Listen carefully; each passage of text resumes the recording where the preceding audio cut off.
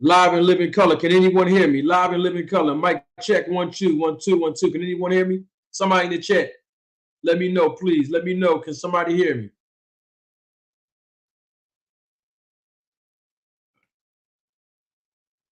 All right, good. They said yes. Hey, ladies and gentlemen, members of the jury, members of the Roll the Tape film crew, you will not believe this. For the last 7.5 to 8 minutes, I have been running my mouth. And guess what? Nobody could hear me. I was doing all this talking and nobody can hear me.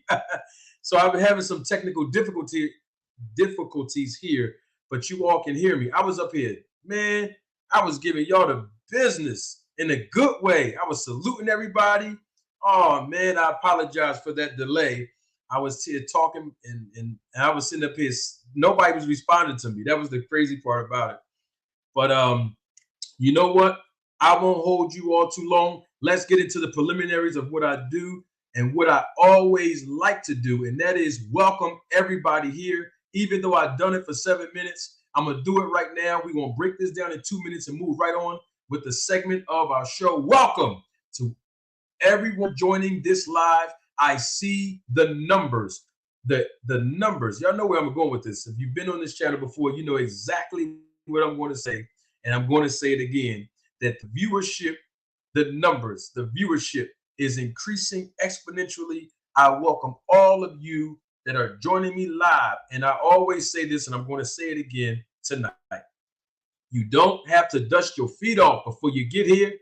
You don't even have to ring the doorbell. You want to know why? Because the door is unlocked and is already open for each and every last one of you, because I welcome you. Come on in and please have a seat. Let's talk about some boxing this evening. I am so excited about the business of boxing. I'm so excited about the sport of boxing.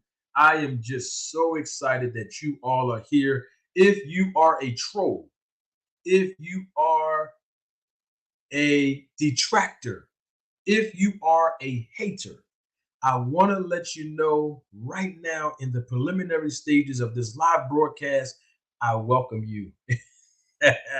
You don't have to go home.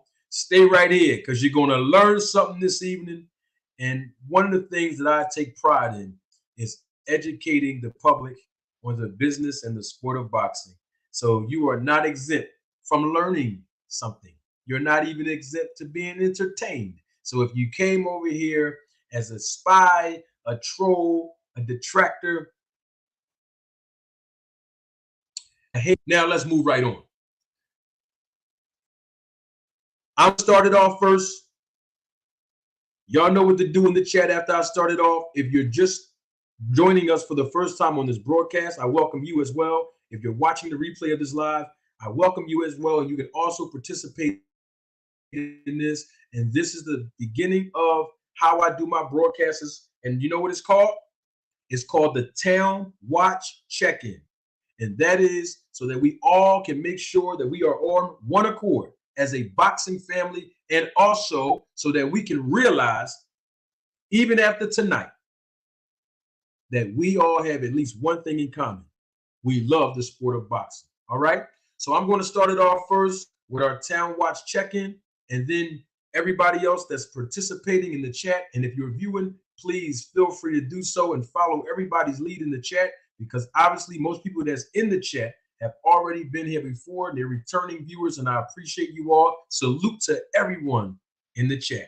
So let's do our Town Watch check-in real quick so we can move on. I'll start it off, and then as you already know, I will announce it. The Town Watch check-in is very simple. You can represent the city, state, country, and or island that you were born and raised in, or where you are located now. So you already know where I'm from, representing the city of Philadelphia, state of Pennsylvania, by way of Arlington, Texas. Okay, so now that y'all know that, we got Knoxville, Tennessee in the building. We got Arkansas in the building. Who else is here? We got Rhode Island in the building this evening. Come on and check on in. Let's do our Town Watch check-in so I can acknowledge and salute where you are from or where you reside. We got ATL in the building. We got Philly in the house. Absolutely. Who else is here? Who else we got here? We got Milwaukee in the building. Virginia Beach, Virginia is here. We got Hollywood, Florida here. North Carolina, Trenton, New Jersey, the Windy City, Chicago. Hey, listen, Tanner boy, I got lost in Chicago my first time at the airport. I think Chicago's the biggest airport in the country, right? If it's not, it's the biggest airport I've been in. I got lost. But anyway, we got Chi-Town in the building. We got Ohio representing. Oh, I just came back from the DFW in the building. We got Baltimore by way of Florida in the house. Come on now, let's do our little town watch check-in. This is a little icebreaker so we all can be on one accord because we got some good boxing to talk about tonight. Newark, New Jersey in the building. The DMV is here. Garland, Texas is in the building. Who else we got in here? Come on and represent. Yes, yes, yes. Oh, yes. Come on and check in. Check in. Indeed. Yes, indeed. We got Dallas in the house. Come on in. Check right on in. Manager Marty got love for y'all. For real. I get a love back. You hear me? Absolutely. I want to welcome every woman that's watching the live right now, whether you're in the chat or not. I want to welcome you. I want to welcome you if you're watching the replay of this live, you are a woman, because we need your unwavering support and we appreciate you and salute you as women being supporters of the sport of boxing because we don't discriminate in the sport of boxing, okay? And so we just want to salute you women. We have Detroit in the house. Rise and Shine from Las Vegas is also. Then who else we got in here?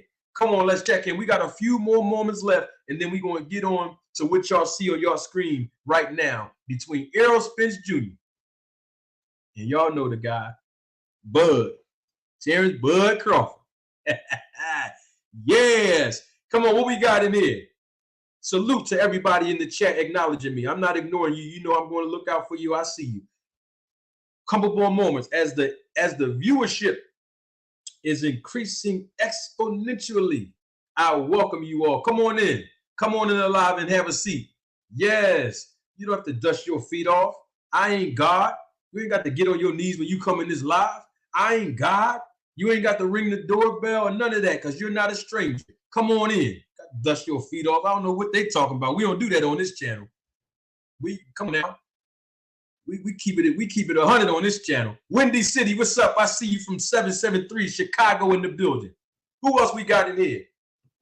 Yes, from all walks of life, from everywhere, from all places on this earth, on this side of the mountain, we all have one thing in common.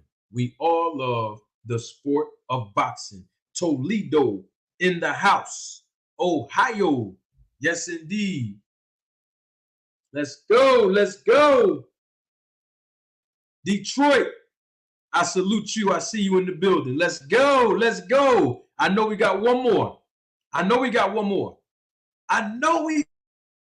somebody else in the background. Don't want to say where they from. You better represent. Come on in. Come on in here real quick so we can move on. We waiting for one more. Florida in the building. Yes, indeed. One more before we move on. We got it. DC. We got the West Coast. We got the Midwest. We got down south, Jacksonville, Florida in the house. We got Delaware in the building. Woo! West Coast, East Coast, Midwest, South. Come on now. Up north. BX. You know what they say. BX or B next. New York in the building. The H is H-Town. Come on, you know I rep H-Town. Houston in the building. Yes, indeed. ATL in the building. Woo! The desert is here. Arizona's in the house. Come on now. Listen, this don't stop at America now. I see you, ATL. This don't stop at America now. Just want to let you know. This is not just city, state in this country. No, we do city, state, island, and we do other countries. And speaking of other countries, I see the UK in the building. UK is in the building.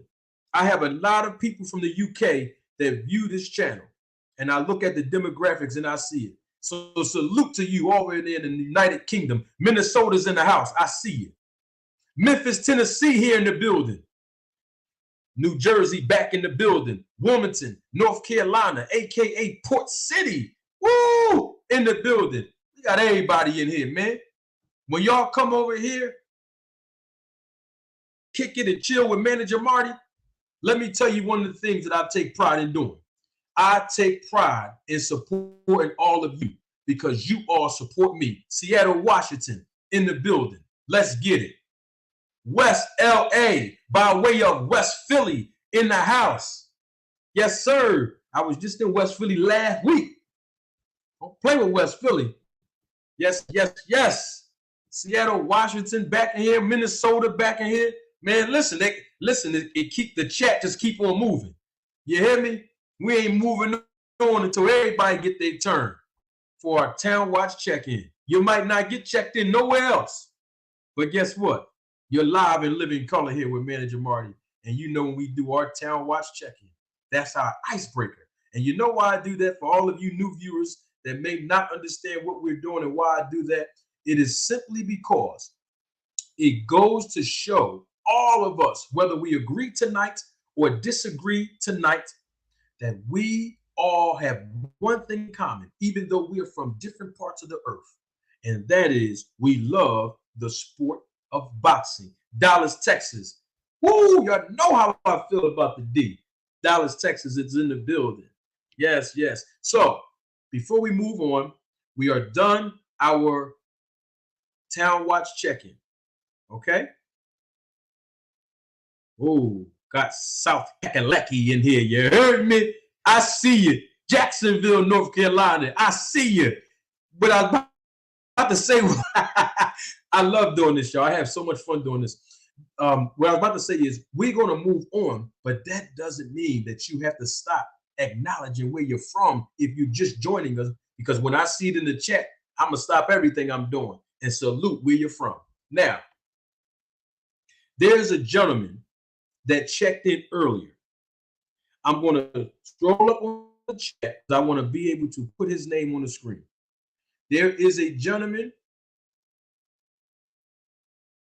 and I always want to acknowledge everybody, right? There you go.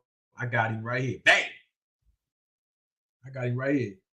Bam. Y'all see that on the screen? Y'all see that at the bottom of your screen? Yeah. There is a gentleman by the name of, and I want to acknowledge him right now.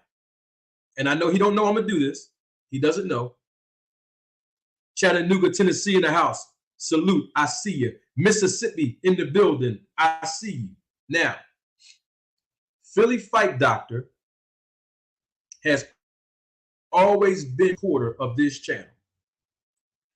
Philly Fight Doctor knows several people that I know mutually here in the city. Philly Fight Doctor has always contributed to this channel, has always supported this channel, even when this channel and myself was under the gun by other content creators and someone's father who's a professional boxer. Most of you that view this channel know the people that I am referring to. But Philly Fight Doctor has always encouraged me. Philly Fight Doctor has always supported me. And Philly Fight Doctor showed me love today. So I want to give Philly Fight Doctor his flowers today while he is here with us tonight and he is able to smell them. I was coming from the airport from the train, and I caught the train from Philly. And as I was in the train station on my way back to get to the vehicle to get home, Tulsa, Oklahoma, I see you in the building. I heard somebody call me. Of course, there's hundreds of people around in the train station. I heard somebody say, Manager Marty. And if you from Philly, you understand what I'm about to say. Somebody call your name, and then you can turn around and stuff like that. But called my name. He said, Manager Marty. And that's not the first time I go certain places in the city and out the city, and people recognize me, I guess, from YouTube. No, I'm not famous, and everybody that knows me that joined this channel multiple times know I was of being famous or trying to put myself above anybody else. I do everything I do humbly as possible, okay? But my point is, though, I heard somebody call my name. I turned around, and there was this guy, very gracious man, and he talked about how he supports the channel. When he said his name, I recognized his name because I know everybody support this channel. And we dapped it up. We showed each other love. We had a good old small encounter, and he has no idea that I was going to do this. But God placed him on my heart today to give him his flowers because I bumped into him today. He acknowledged me. We busted up, and he has always supported this channel. So I want to say publicly to all of the thousands of people that will be watching this live and that's probably watching this live right now, salute to a man who basically really don't need too many introductions, because there's something that I've learned today about Philly Fight Doctor that I also wanted to acknowledge before all of you. Philly Fight Doctor was acknowledged years ago as the fan of the year. Him and his sons has always supported the sport of boxing. They've made contributions to the sport of boxing. They go to boxing events. They order the pay-per-views. They support boxing channels. And we need more fans, subscribers, viewers, and support, just like Philly Fight Doctor, to keep this thing going. And so I just wanted to acknowledge Philly Fight Doctor today, and Philly Fight Doctor from Manager Marty and from all the Road to Take Film crew members. We just want to say thank you for your support and contribution to the channel. And my brother, I salute you. I just wanted to say that while I have him right here before us. Okay. Now, y'all see what's on your screen now. We've been hearing so many things about this fight between Errol Spence Jr. and Terrence Bud Crawford. And we're going to talk about it this evening. You're very welcome, Philly Fight Doctor. Much appreciated from you as well, sir. Thank you so much. Unadulterated truth. Yes, you know that Chicken George is my friend as well. So I salute to you as well, Unadulterated Truth. Absolutely. Now, we've been hearing lately, or as they used to say in the 90s when I was a kid growing up, word on the street. So word on the street is that there will be an announcement made on April the 22nd on the pay-per-view live broadcast between Gervonta Davis and Ryan Garcia of the most anticipated fight of the year between these two men that you see on your screen right now. And Errol Spence Jr. has been wanting the fight so bad with Terrence Bud Crawford. There's another supporter that just walked in the room. And every time I see any member of this channel, I'm going to acknowledge them. So salute to you, Diana. I welcome you. Thank you for your support and contribution. Now, we've seen what happened today on Terrence Bud Crawford's tweet, right? We've seen what happened today, that Ring Magazine said that this fight is going to be announced on the live broadcast, right? We've seen all of this today. And I wanted to talk with my family about it. Yes, I'm referring to you that's doing this right now. Yes, I'm referring to you who's in the chat engaging right now. I wanted to talk to my boxing family about all of this. This is an open panel. I am going to drop the link in the chat so that we can air fry on this evening.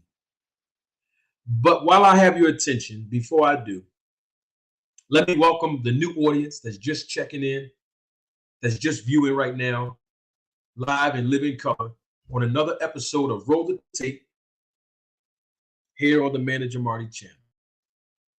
I want to say this first because there was a fight that happened over the weekend. So let's just get this out the way first before we jump on to what's on your screen. Anthony Joshua fought James Franklin in the main event. And I want to know from you all, how does he look in your opinion? How does Anthony Joshua look in your opinion as far as his performance that was on display this Saturday evening?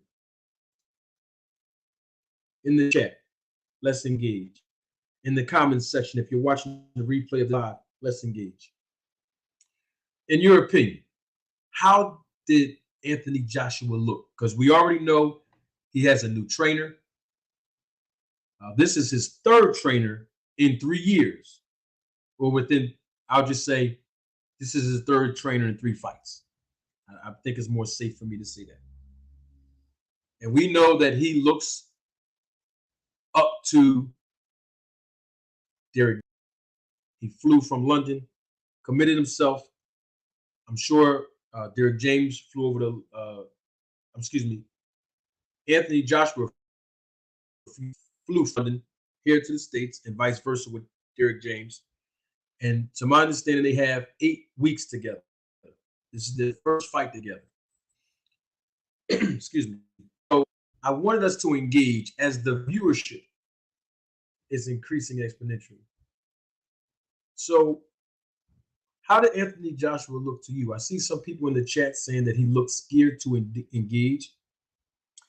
I see some other people saying that he looked like a deer in headlights. I see some other people saying that he looked really good and he looked strong. I'm sure there's more opinions. I would like to hear them because this might be something good with a new trainer, which it does take time to adjust to. Or this might be something where he might have to fall back. Not get another trainer when I say fall back, but I mean like just stop fighting altogether.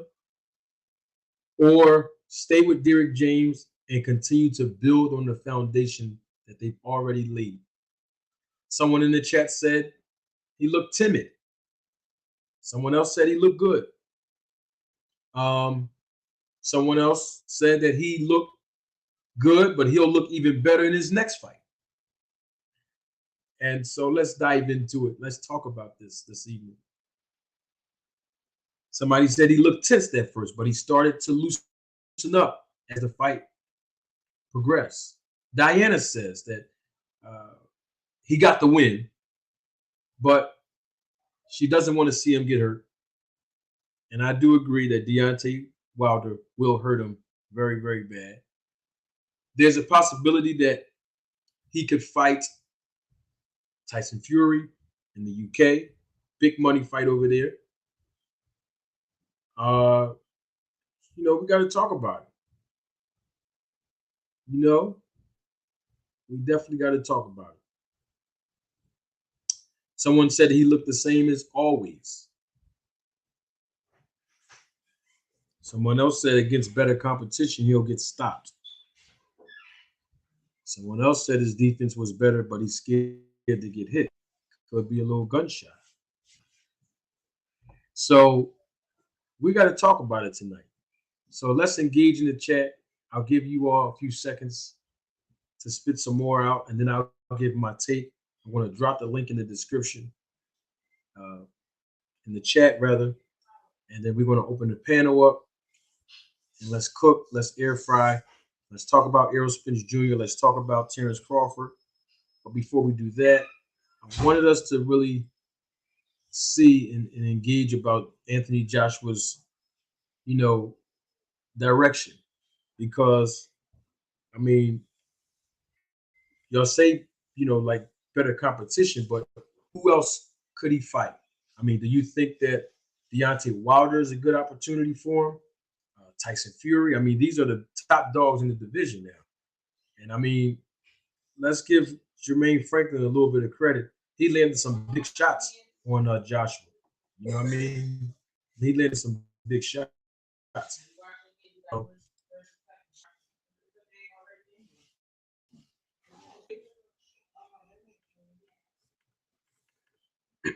Somebody else said that his boxing skills got better.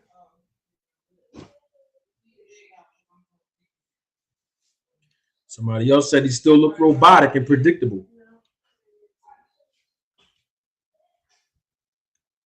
Give me a few seconds. I'm going to drop the link in the chat. Give me a few seconds. I see everybody air fried in the chat, but I want to drop the link so that we can maintain continuity this evening as the viewership is increasing exponentially. Let me drop the link in the chat.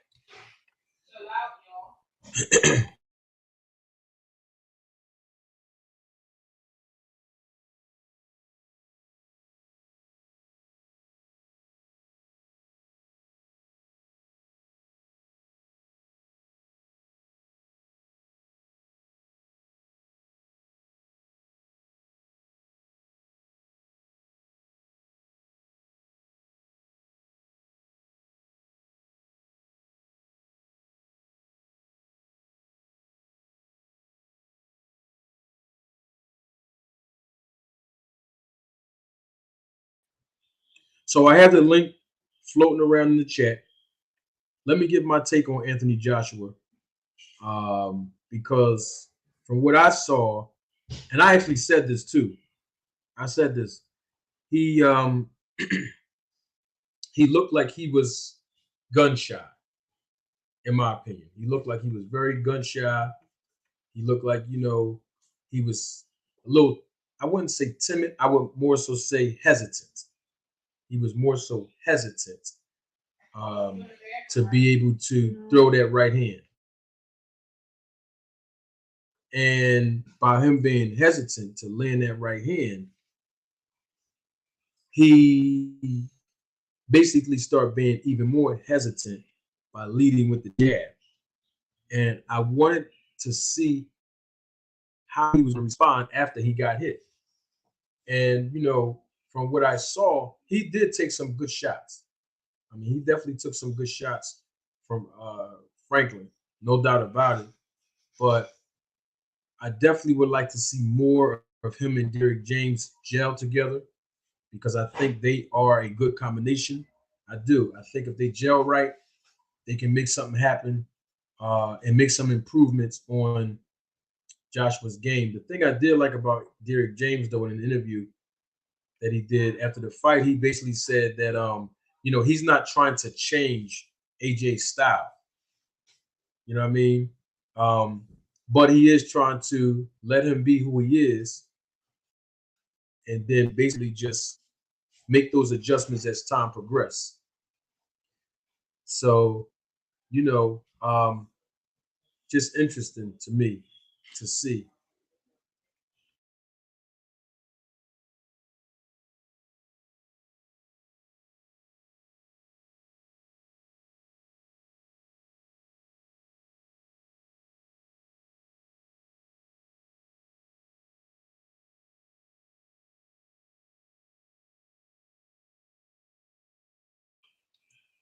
So yeah, I mean,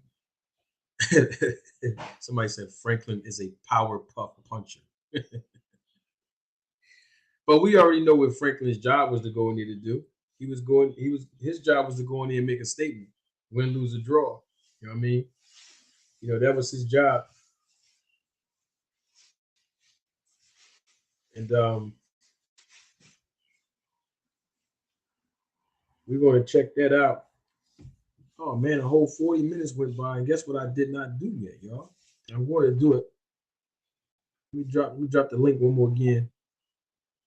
Let me drop that link again. Because we know we about to air fry on. I know we about to air fry on. Yes. Guess what I didn't do? I didn't show my face. You know how important human interaction is. Human interaction is just very, very important. To show my face, put my face in the place.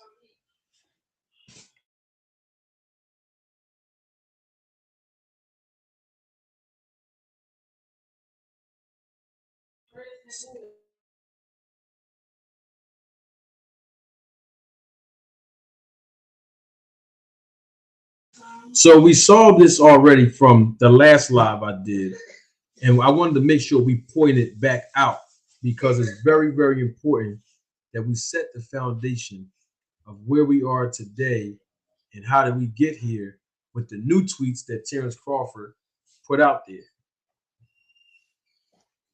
Let's take a listen to. Let's take a look at those tweets.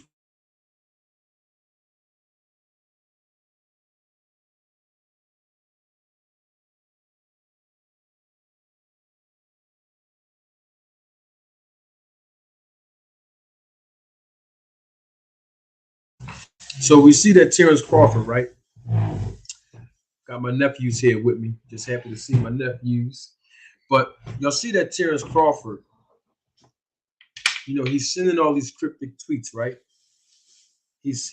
Terrence Crawford is sending all these cryptic tweets out, and we don't know what he means. All we want him to do is fight Errol Spence. That's all we want him to do. But like these tweets that I put up last, I think Friday. It wasn't Friday, it was last Tuesday, but I definitely put these tweets up. I think it was last Tuesday.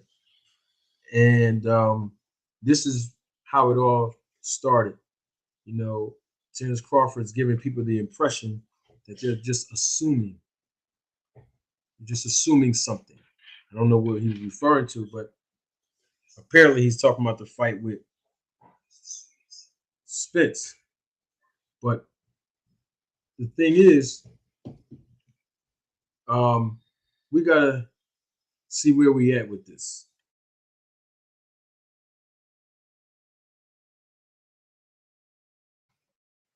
We gotta talk about this because I got my nephews here, by the way. I'm excited to see my nephews. They're here with me. Now, here's the thing. Now we see this tweet. So my question is like, how do we get from that tweet to this tweet right here? How do we get from that last tweet I just posted to this tweet right here? Before I get into that, though, let me pull up this poll that I put up on the community board earlier today. And I basically said Crawford versus Spence is rumored to be officially announced for June 17th on the Davis versus Garcia pay-per-view broadcast. Will the fight finally happen? That was the question. And out of 252 votes, this is what we can observe and discover. These are the results. These are the results. And 42% said yes, 19% says no, 29% says I don't know, and then 10% says I don't care anymore. You may not have been a part of the poll that I posted earlier today, but even if you were, you can still participate in this. What say you? You see the numbers on the screen. Same question applies to you all right now. Will this fight finally happen? Based on the tweet we saw from Crawford last week, the tweet that I just posted again today, these rumors from Ring Magazine, from all the other outlets that reported on this based on what we've been hearing, that this fight is going to be happening and is also going to be announced. So what do you say in the chat? If you're watching the replay of this live, what do you say in the comment section below? I love feedback. This is the results on the screen. So tell me what you think. Do y'all think this fight will finally happen between Terrence Bud Crawford and Errol Spence Jr.? This is the fight that everybody want to see. But we keep having to go down this yellow brick road to deal with this.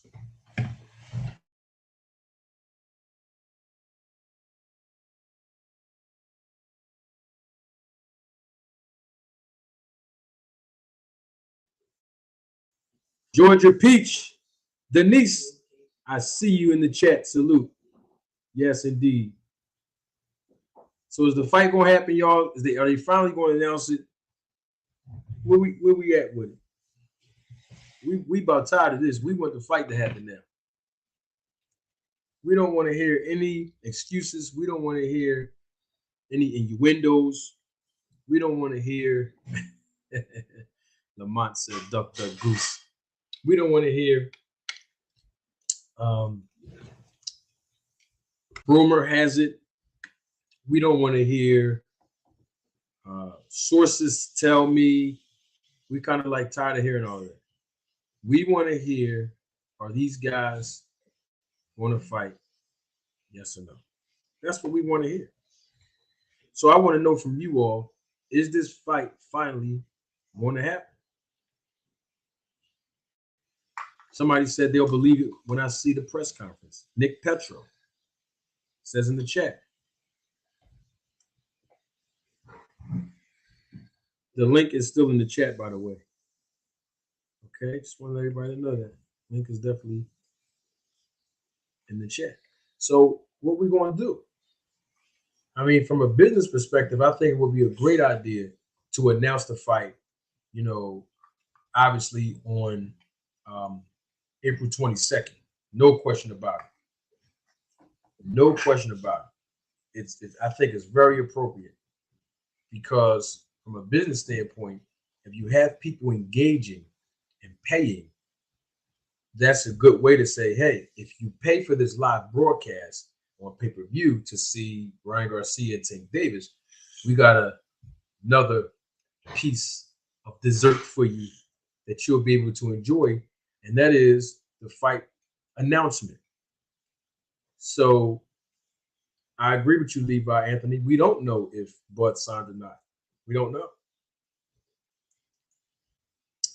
But we're going to talk about that, and we're going to find out because June will be here in no time, as the entire year has been going by very, very fast.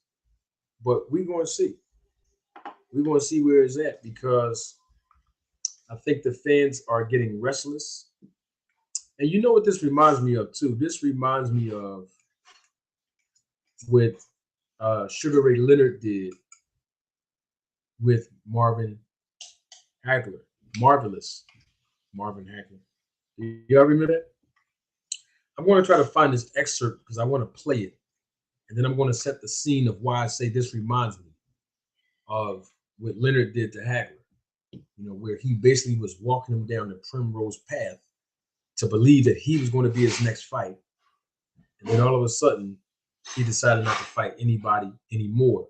And of course, they wound up fighting later on. But I wanted to play that excerpt so you all can hear it.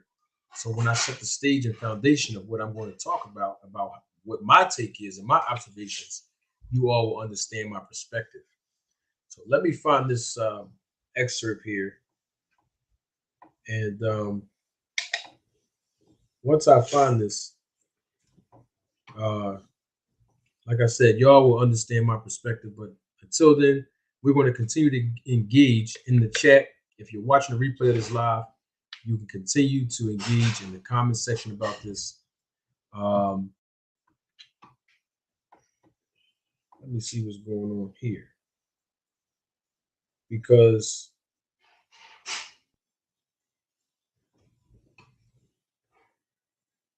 Let me try to find this.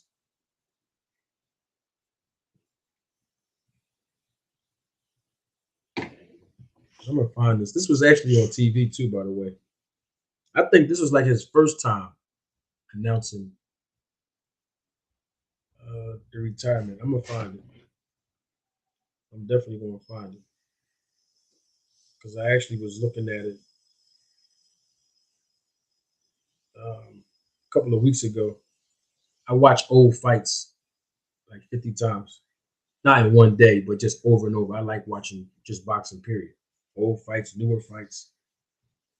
All right. Hold up. I got it. I know what to do. I apologize for the delay. I should have kind of had this queued up already. Watch when y'all hear it. Y'all know what I'm talking about.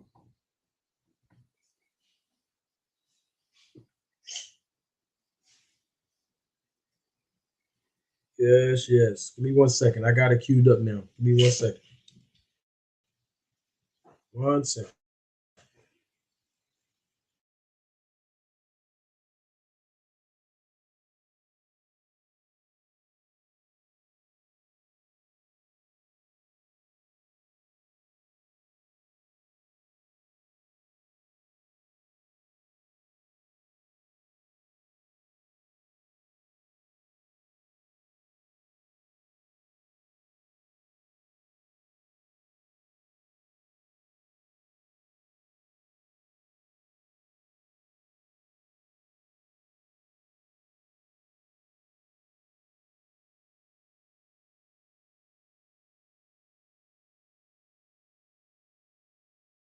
Done, make the official announcement to the world that he was going to challenge novice Marvin Hagler.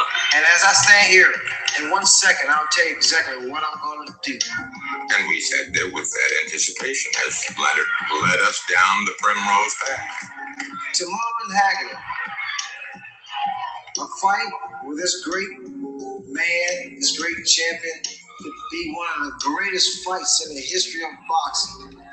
And when we got to the end of the primrose path, he cut off our head.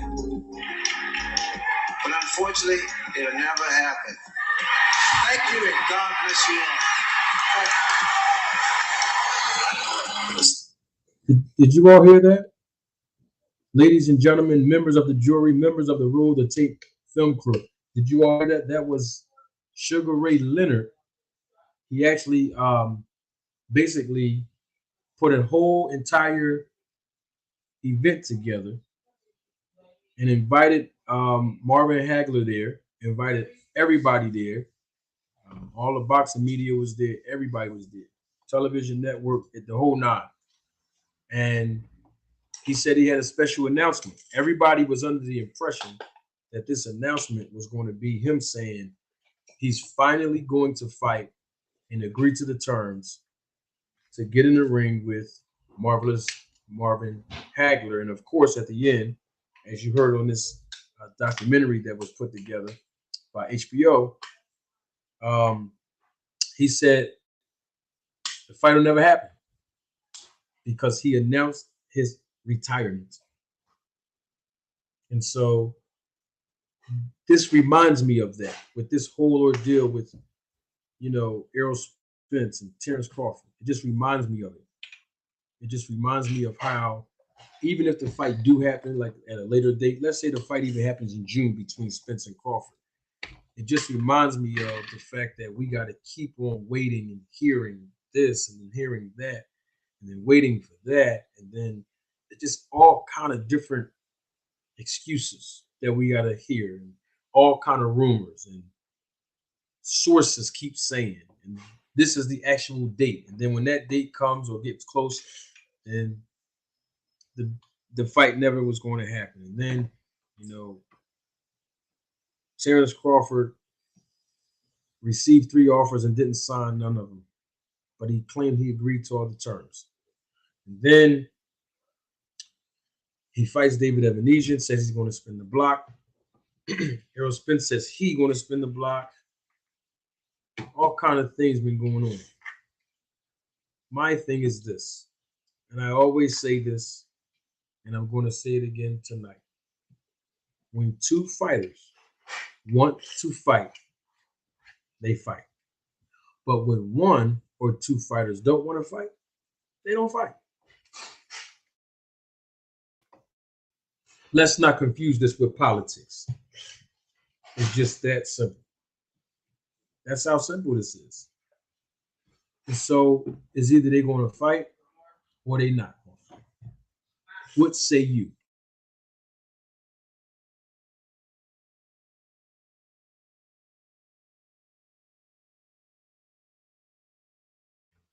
Are these guys going to fight or not? That's the question we want to know.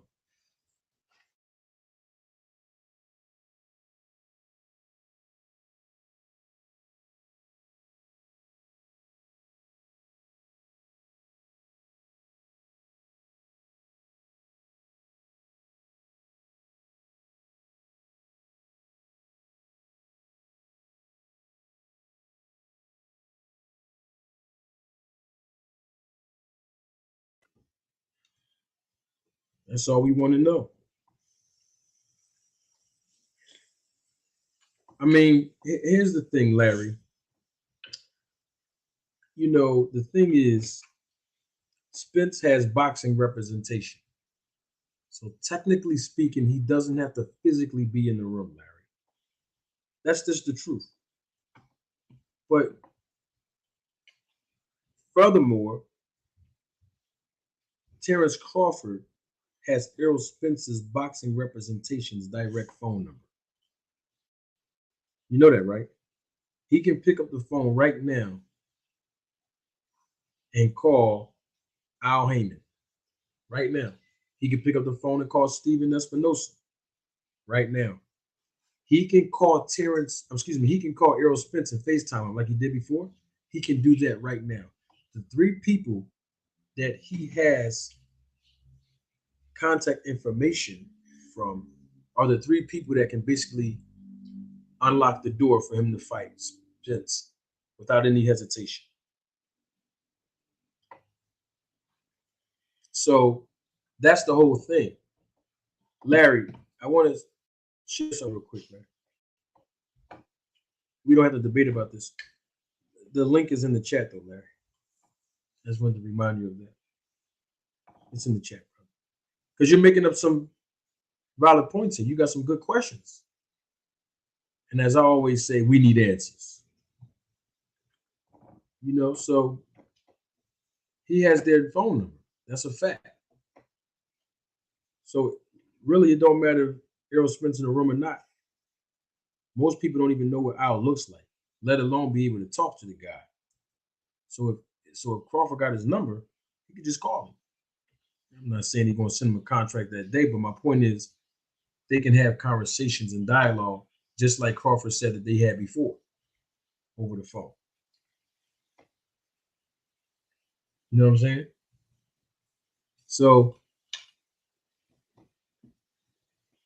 I mean, I don't really want to see him fight Alexis Rocha. Most people don't want to see him fight him. I know y'all saying, somebody said that in the chat. Don't nobody want to see Bud fight that guy. We all know who we want to see him fight.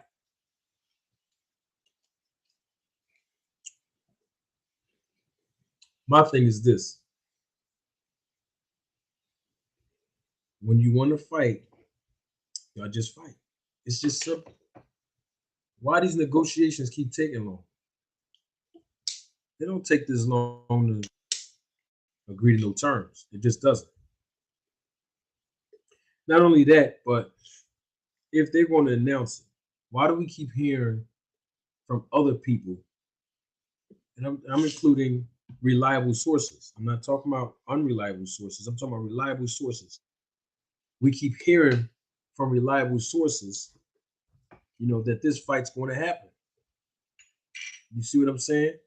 And I think they are reliable. Most of them.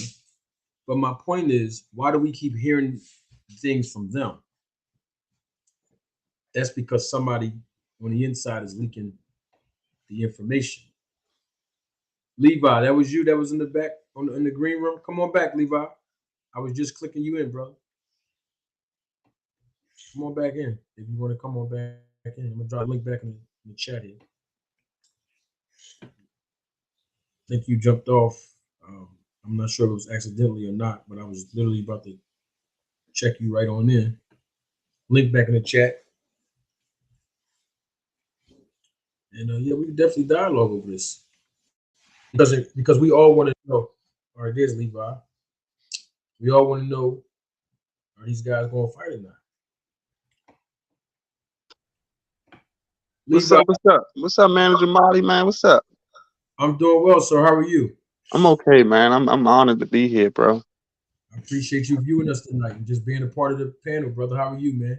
I'm good, bro. I just wanted to touch on I was in the comments and I'm reading J Rock's comments, and he seemed to be under the notion that it's Errol that's ducking. When last year the world saw Bud duck. The world. You see what I'm saying? So it's weird. I'm like I'm like, was he there? Was he there? Was he alive at the time? We can't sit and pretend and act like Bud didn't duck Errol Spence last year when the time came. And as far as to answer your question, you saying, will we get this fight? I don't think so. I think Bud has been leaving ducking seeds this entire time. This whole entire 4 years he been dropping ducking seeds, like saying stuff like, this fight is past me and that fight would never happen. Like, why would a fighter who claims to want a fight tell you those words? You see what I'm saying? So I'm convinced that the dude is a bitch. You see what I'm saying? I've always been convinced that he's a bitch. You see what I'm saying? Like, I get it. He's skilled, but he has no heart to fight the guys, and he never fights the guys we want to see him against. So what do you call that? You see what I'm saying? I can't label it no other way.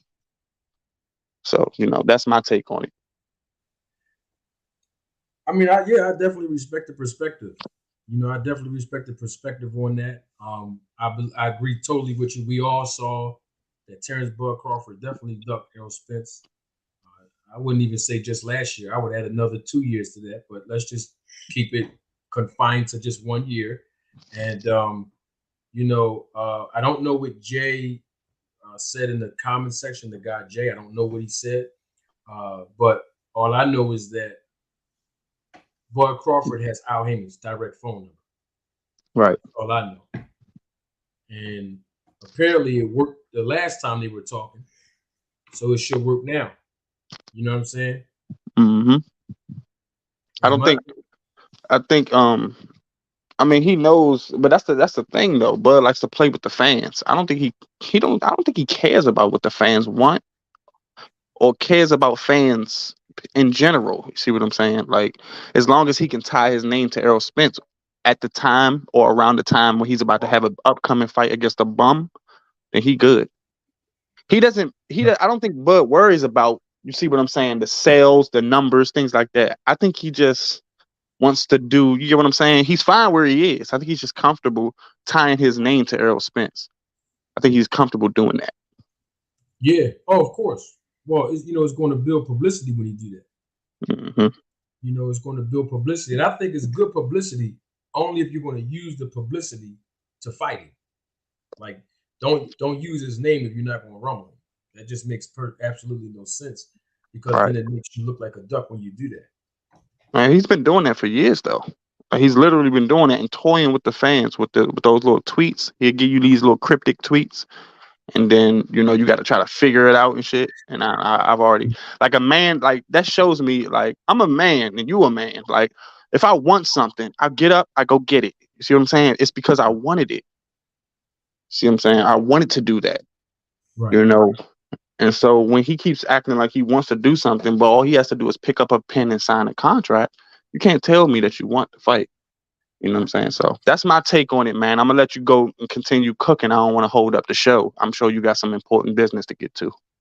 Oh, man, I appreciate you, man. And you are my important business this evening as supporters and viewers of the channel, brother. So I appreciate you coming on and providing your perspective, man. And anytime you want to jump on, you know what to do, in the links in the description, my brother. Thanks, Marty, man. I really appreciate it, man. I'm going to go back in the chat and just finish listening to you, brother. You got it, man. I appreciate you, man. All right. I appreciate you. Yeah, so you know the thing is, I dropped the link in the description. I think the guy Jay, I think his name is Jay Rock in the chat.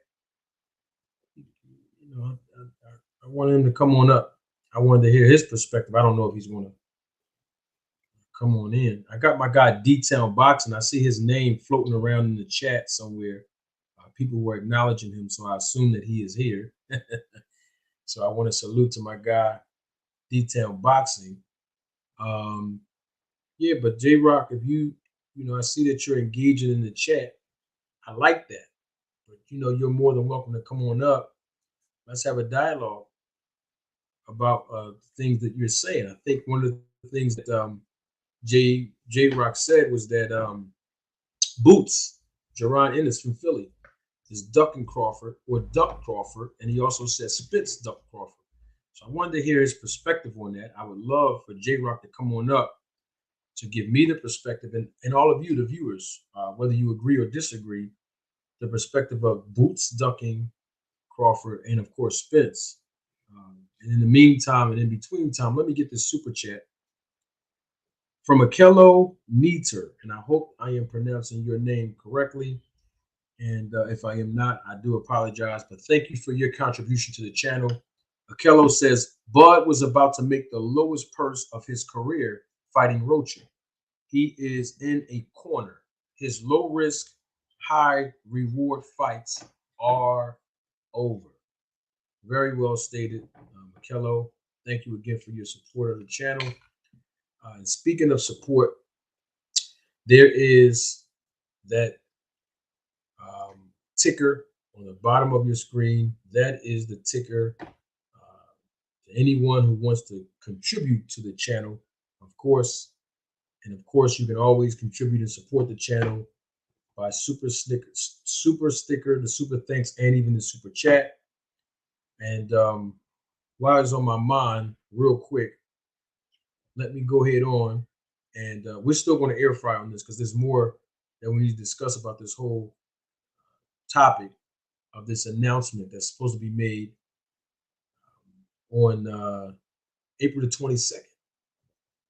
And so we want to take a short, brief moment. This is a very short, brief moment of what happens in the segment. If you're here for the first time joining us live, I have a segment called Ask Manager Marty. This is the segment where you can show your support by making a contribution.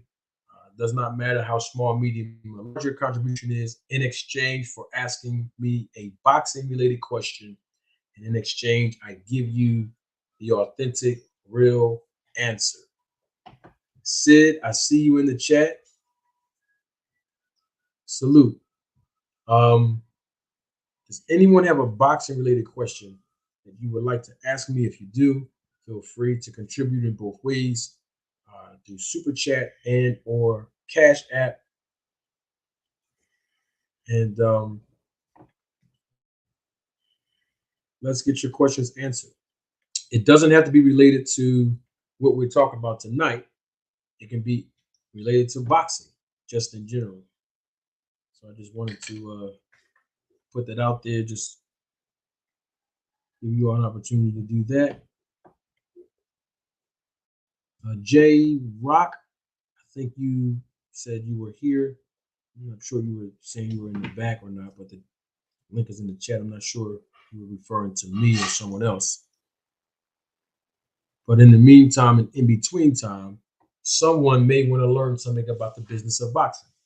So feel free to ask me, and in exchange for your contribution, I will answer.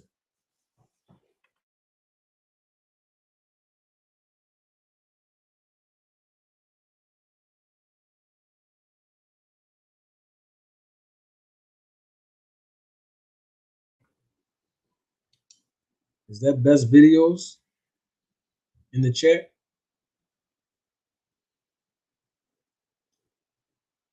Wow. I think that's the guy I debated on Knockout Boxing 86 TV. I think that's him. I'm not exactly sure. Is that you, Terrence? That's you, Terrence, best videos?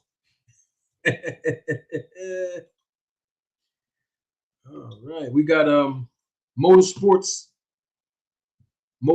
sports. I've seen you in my chat several times before, so I appreciate you coming back again. Thank you for your contribution. And Motorsports says that Bud did not duck. Thank you for your support on Motorsports. And he says Bud did not duck. That's what he said. And that's his story, and he's sticking to it. And speaking of stories and sticking to it, we're going to take this opportunity right now to let J Rock come onto the platform, and feel free, please, to continue to support the channel, contribute to the channel.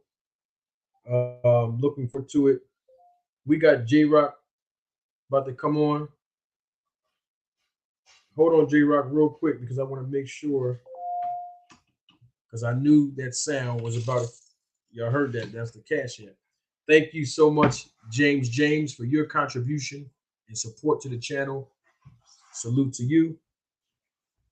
And let me make sure there's no question there so that I can acknowledge James. And it's not a question there. But J Rock is about to come on to the live broadcast, and we welcome J Rock. Appreciate you, J Rock. Thank you for coming on to the channel. How you doing this evening, sir? What's going on, man? How you? Oh, I'm doing wonderful, man. I'm just happy to talk about boxing, man. How about yourself? I'm pretty good, man. I see I'm on a predominantly Earl Spence channel right here, man. So I feel as though I can come on here. Man, everybody in the chat going on my man, brother. Yeah. I'm just here to, share my thoughts, you know what I'm saying, with y'all right quick. And let y'all know why I say. Well, basically, man, everybody know what happened for real when they was negotiating for the first fight, right? Al Heyman, Floyd Mayweather, whoever in the Spence camp, they offered my man $0, man. You know what I'm saying? You can't do that. They offered him what? How much? They offered him $0 guarantee. No guarantee, right? Right? Is that facts, or Earl Spence even admitted no that, guarantee. Correct? Right. You said they offered Bud. You said they offered Bud zero guarantee. Right. But that's what he accepted the fight with, right? It was $0. He accepted it. You know what I'm saying? Basically like that. They offered him no money. I just want to get your thoughts on that. Is that correct? Or even Earl Smith said that? Well, I wanted to make sure we have a proper context of the timeline, though, Jay. That, let me first say this. No fighter competes and get in the ring and don't get any money.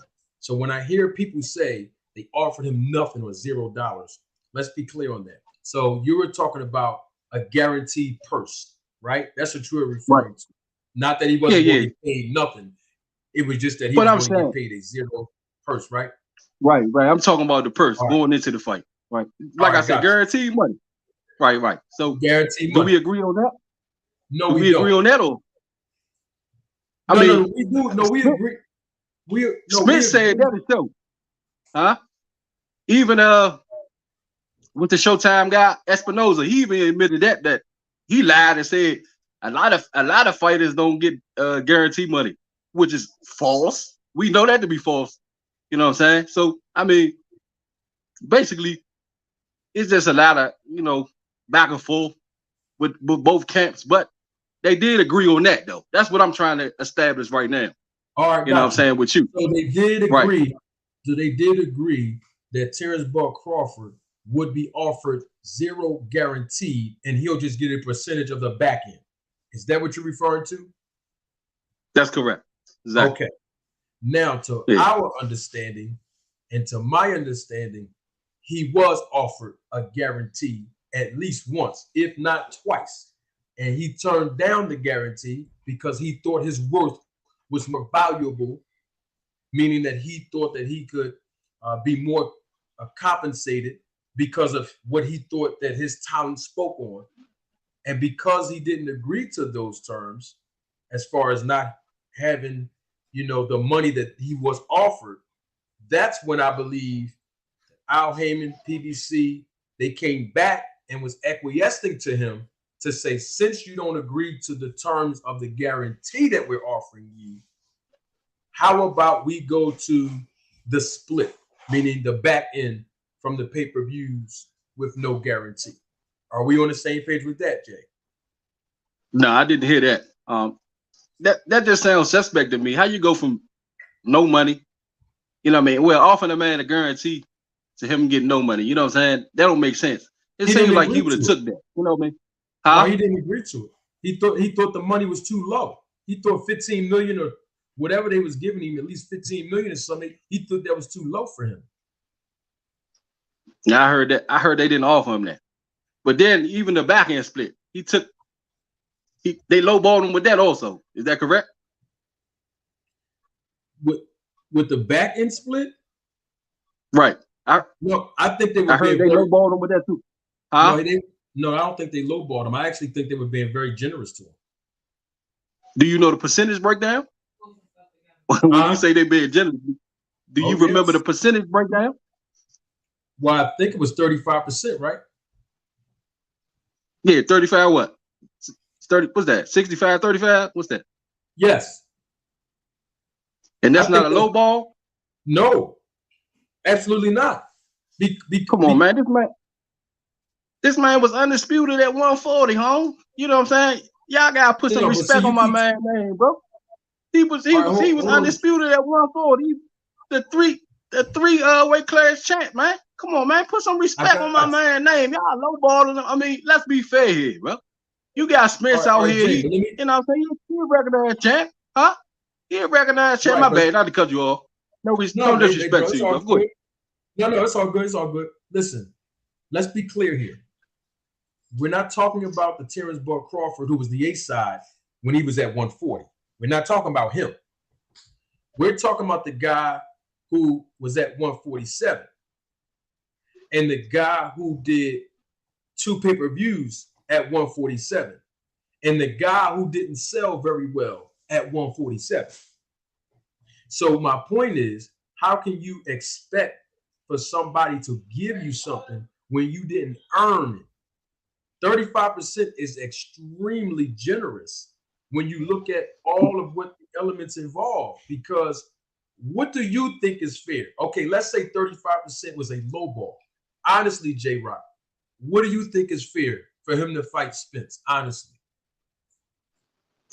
I think they should go 50-50, man. Like I said, man, this guy is a 3-division champion, bro. You can't take that away. You talking about 147. We just can't focus on that one weight class, man. But that's what we do in business, though. But J-Rock, you trying to change the rules. Huh? You trying to change the rules in business. You try to change the rules in business, J-Rock. That's not how it works in business when it comes to boxing. But arguably, how y'all gonna do that, man? This guy is way more accomplished than Errol Spence. Come on, baby. Let's be honest here. He's way more accomplished than Errol. I got you. Huh? Let me ask you a question. If anybody, my bad, go ahead. I'm sorry, my bad. It's all right. Let me ask you a question. If I told you that I wanted to be a business partner with you, right? And I know the boxing game, right? As far as business is concerned, as far as my experience level. And I say, hey, J-Rock, let's go in business together. But only thing I need you to do is pick up the phone and call the fighters to let them know what dates we have available for them to fight. I'm going to do everything else. Do you think it's fair that we should be 50-50 partners when we're not doing the equal amount of work and you don't have the equal amount of skill set as me? Do you think that's fair? I'm just asking you. It's just a yes or no, because you're looking around, brother. I don't know who behind you, but I'm just asking you yes or no. Is that fair, J-Rock? Nah, because y'all keep running with this narrative that Spence put this work in, bro. J-Rock, but I see where you. But I'm saying I see where you're going at. It's not about where I'm going. I just want to know yes or no. Can you just start with the yes or no? Is that fair? Yes or no? Nah. I say no. So it wouldn't be fair for Errol Spence to carry the entire promotion based on the amount of tickets he sell, based on the amount of pay-per-views he had, because that's what business we're talking about. We're not talking about the belts that he had. We don't talk about what he did at 135, 140. They're looking at the numbers, because the numbers represent that Terrence Bud Crawford, he cannot sell as much as an Errol Spence. So it's not fair that the A side have to invest all of this money into building a promotion in a fight, and all of this guy got to do is sit there with his hand out. Let me show you on the camera. All he got to do is his hand out and say, just gimme, gimme, gimme. Let me also tell you this, J-Rock, because a lot of people don't know this, and I want to educate you on this part. People say, and I just heard you say, that it's not fair. He didn't offer him a guarantee. Well, let me share this with you. They don't have to offer him a guarantee. Let me tell you why. Because he's not signed in a promotional agreement with nobody over there. Like when he was with Bob Arum, right? He was signed to a promotional company with Bob Arum. So that's why he's accustomed to getting a guarantee, because his contract and the language in the contract says, standard boxing procedure now, that you have to be paid a minimum and a maximum of a guaranteed purse. When you are an independent contractor, when you are your own boss, like he said, when you're not signed to a promoter, don't nobody have to give you anything. You understand what I'm saying, J-Rock? I hear you, but you know what I'm saying? I hear you. You hear me, That's all I can you understand what I'm saying. I hear you. You understand? I hear you. Yeah, I understand what you're saying, but all right, good. Because he's not signed to him. He's not signed to him, so they don't have to give him a excuses, though. Man. That's a bunch of excuses, man. You know what I'm saying? Spence said it himself, bro. You know what I'm saying? Nobody's going to accept no deal like that, man. Nobody in their right mind going to accept no deal like that, especially a guy that's as accomplished as Terrence Crawford, man. He said it himself. That guy on your, huh? There's a guy on your screen. He keep raising his hand. I think he got a question. Detail. You want to ask him something, brother? He keeps saying that people got a lot of excuses, but y'all the one coming up with excuses. Yeah. I'm not understanding it. Y'all are the one coming up with excuses, but you see, that's what Terrence Crawford do. He keeps saying that everybody else is doing this, but the whole time it's him. So just like he said, wait. He told Keith Thurman, if you're sure of your skills and your abilities, don't fight a tune-up. And Terrence Crawford went off and fought a tune-up instead of fighting Earl Spence. See, he's the man in the mirror. And that's his fans, and I got a new word for his fans, politician fans, because politicians don't mean well for the people, and Terrence Crawford fans don't mean well for the sport of boxing. Because if they did, if Earl Spence would have did exactly what Terrence Crawford would have did, this man would have been on the cross with Jesus Christ, already decapitated everything. If Earl Spence would have did at least half the things that Terrence Crawford would have done. And y'all saying the man duck him when Al Heyman told Earl Spence, I want you to fight Keith Thurman because Keith Thurman is in-house. Earl Spence said, no, I want to fight Terrence Crawford, but y'all keep saying that Al Heyman is the one who blocking the fight. Earl Spence went against Al Heyman to make a fight with Terrence Crawford. Terrence Crawford's whole plan was to fight David Avenisia and not Errol Spence Jr. What he did was he led the fans to believe that he was in negotiation with Errol Spence, and the whole time it was a lie. And if these people was a hardcore fan, they'll see right through the stuff that Terrence Crawford said, because he said he was the puppet master. Remember that? I'm the puppet master. And if you think about a puppet master is a puppet master to his own puppets, not to nobody else's puppets. So his own puppets is his own fans, and them the only ones that's being fooled. No, sir. No, sir. The numbers don't lie. J-Rock, the numbers don't lie, bro. You know Terrence Crawford. You know Terrence Crawford don't sell well, J-Rock. You would agree with that, right? That's what they say, but he just got $10 million to fight Avenisia, correct? He looked like he sold that fight. Who got paid It looks $10 like million? that fight sold. Did sell. So what we talking about here? You know? Who got paid He $10 got million? $10 million for that. He ain't get $10 million for Ebenezer. He got $10 million for that. Yes, sir. Okay, hold on. Yes, sir. Let me ask you a question. How do you know that? How do you know that? What you mean? I know the same way you know everything you talking about. The same way you know they offered my man $15 million to fight Earl Spence. That's how I know. No. You know what I'm saying? All right, hold J-Rock. It's documented. J-Rock, you said the same way I'm not talking about me. I'm asking you. How do you know that Terrence Crawford got paid $10 million? How do you know that? It's documented, man. You know what I'm saying? Who documented? It's well documented. Give me the source. I'm gonna look them up. I'm gonna look the source up. Who's the same sources? Fight Hype, Ring Magazine, all of them. It's documented, huh? You know, look it up. All right, you know what I'm saying? I'm gonna look it up. I'm gonna look it up right now. Well, answer this question for me, Manager Marty. How do you know PBC offered my man $15 million to fight Spence? Well, how do y'all know that?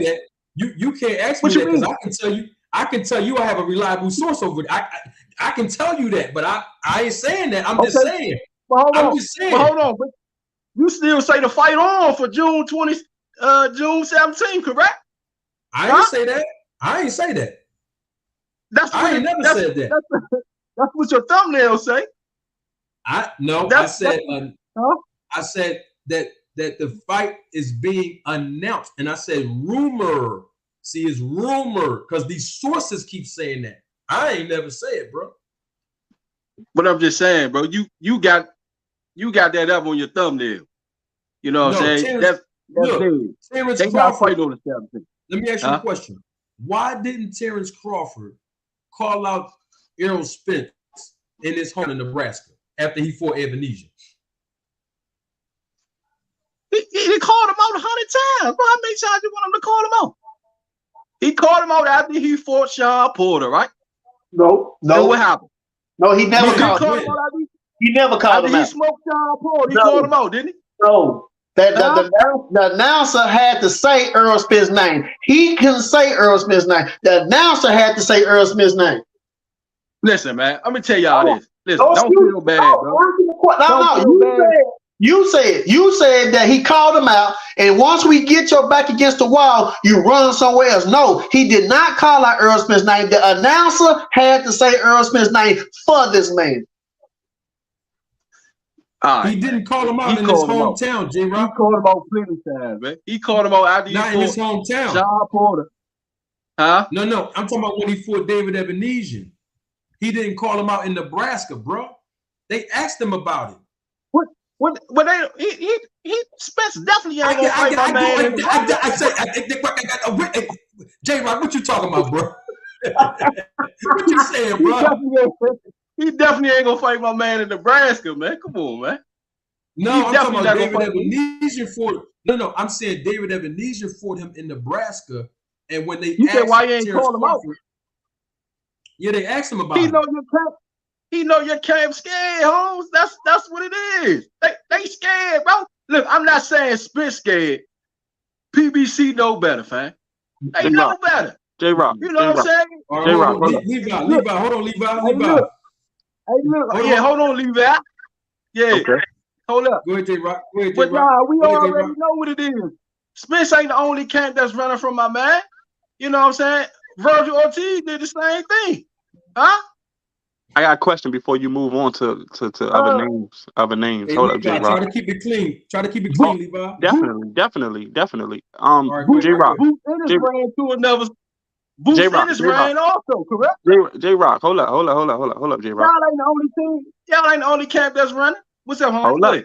1 second. Do you understand the difference between purses and generated numbers after a fight? Man, all that's excuses, man. No. I'm asking you. Hold up, J-Rock. Hold up, J-Rock. Yeah, I know the difference. You know the difference. Okay. That's excuses. Okay. Hold up. Wait. You keep talking about excuses, but this is the business. Boxing is a business. Remember that. You can't keep hearing that, huh? Hold on. Look, Wait. if they want to fight, bro, they want to fight, can bro. you wait?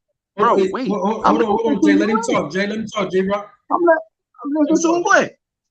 Look, you keep talking about it's excuses, but fighters don't fight for free. You understand that? So therefore, if I put in all this work, right? You think I'm going to offer you half my work and you haven't put in? You keep saying Bud was undisputed. This is all of this stuff was at 140, not even in the same division as Errol Spence.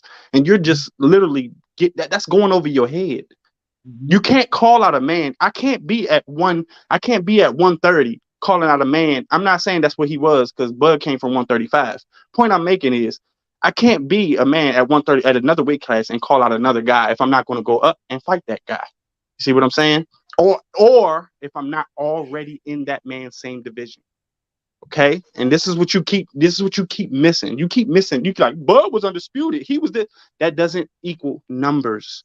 This is a business. It doesn't. I can be the king ding-a-ling. It doesn't matter if I'm not pulling in the numbers. None of that king ding-a-ling shit matters if I'm not pulling in the numbers. We got this, man.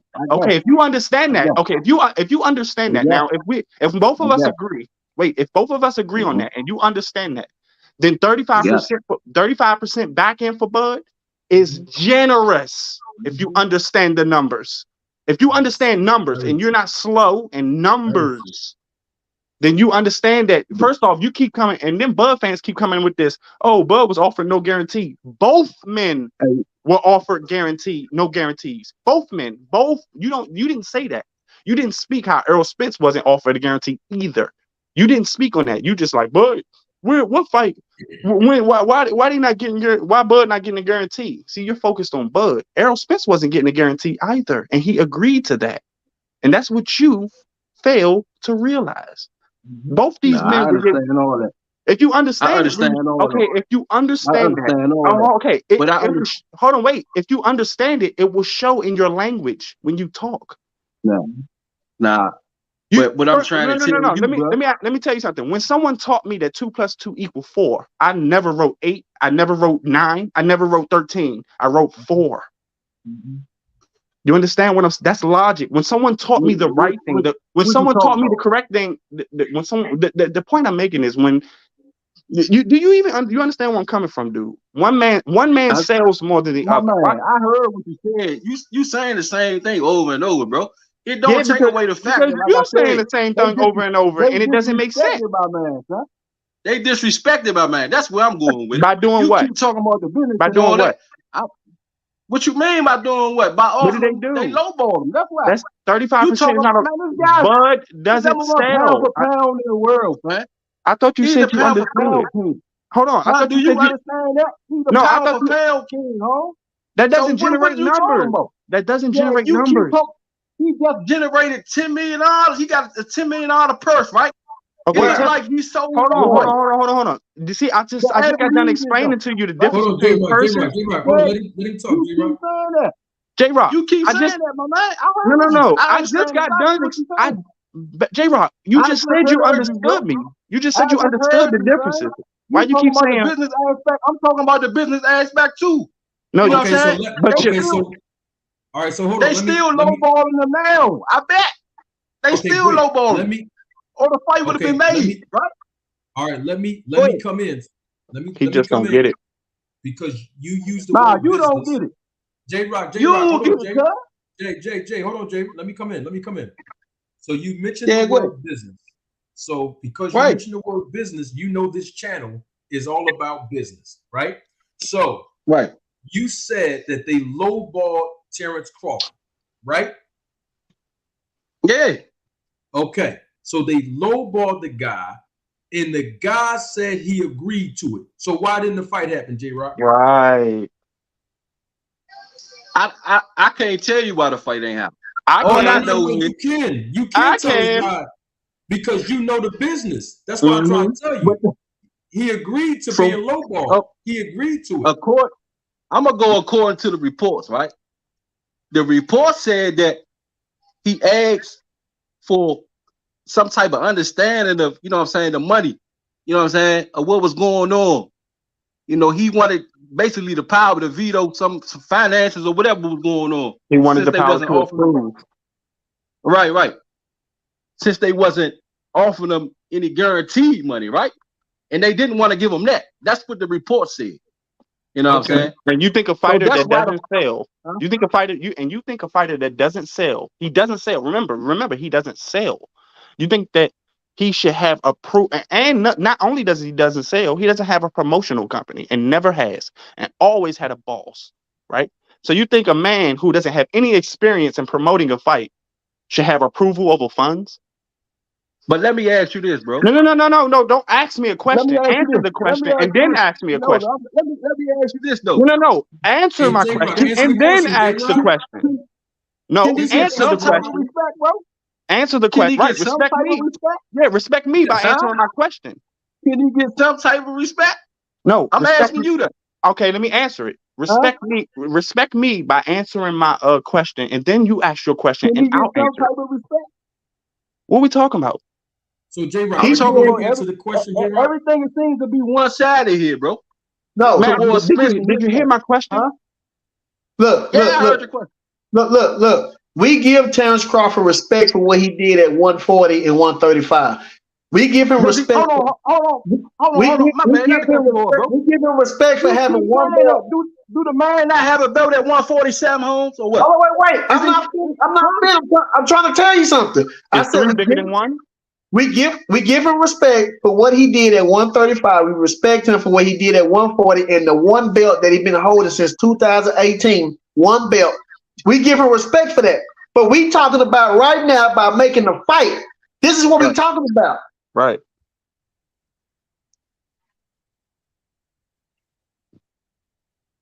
He muted. Right now, right? Say it again, J-Rock. Oh, there you go. Does he not hold? He got a WBO belt right now, 147, correct? Fact. I just said that. I said we respect for what the one. Okay.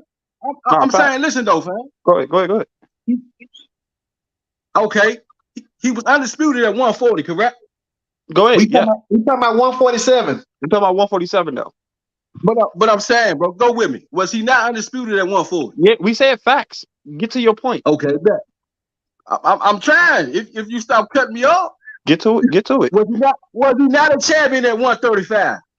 Huh? Facts. We just said we give him respect for all those things. We just said that. You're not listening. Giving him respect. You keep talking about he ain't there. You said he ain't do nothing at 147. J-Rock. Huh? Does respect equal numbers? Y'all keep saying that, but I just told you. J-Rock, yes or no? Yes or no? Made more money than Earl Spence have ever made. J-Rock. What? Does respect equal numbers? How can a dude? J-Rock, listen, J-Rock. Hold up. Before you do that, just listen to me. Listen to the question, because I see what you're trying to do, and I'm not gonna let you do it. So I'm asking you a yes or no question, and you want to go all over the place, right? That's what y'all do. Y'all want to go all over the place, and I'm asking you a direct yes or no. If I asked you what color is the sun, you'd be able to tell me that, and you wouldn't go all over the. You wouldn't go all over the place when you did it. I see where you going with it. No, listen, I'm asking. I'm not going anywhere. I'm just asking you. Man. Listen, you speak so much about respect. You speak so much about accolades, right? You're talking accolades, right? Are you not talking Bud's accolades at 135, 140? Yes or no? I just said he more accomplished than your man would ever be right now. And where did he get those accomplishments? And where did he get those? And where did he get those accomplishments? What you mean? What do you mean? Well, I mean, what weight class did he get those accomplishments in? I just said he. Just say the number, bro. Is he not a champion at this very moment? What are you talking about, man? No. That's not an accomplishment. He got the belt right. He got the belt right now. Okay, so now we at 147. So now we at 147. Can we stay there? We at 147, right? Go ahead, man. Make your point. Yeah. Okay, I'll make my point. Does respect generate numbers? Is respect the same as numbers? No, because you're not answering it. But you're not answering the question. Are you listening to yourself? Hold on. Are you listening to yourself not answering my question? Bro, You looking you around. keep factoring in. That's You all looking you around. factoring in is numbers. You You got looking to look around. at everything, man. No, You listen. got to look at everything. I'm I'm looking on at your. everything. Hold up, J-Rock. I'm on your train. We on your train right now. I'm on your train. You're talking about respecting, giving him all this respect for all the accolades he did at 135, 140. Cool. And I'm with you, right? And I said facts. When you said this shit, I was answering your question. You was like, "Is he not a champion at one? Was he not a champion at 135?" I said facts. And you said, "Was he not undisputed at 140?" I said facts. So I'm answering your questions. Why aren't you giving me the same respect? What's your question, man?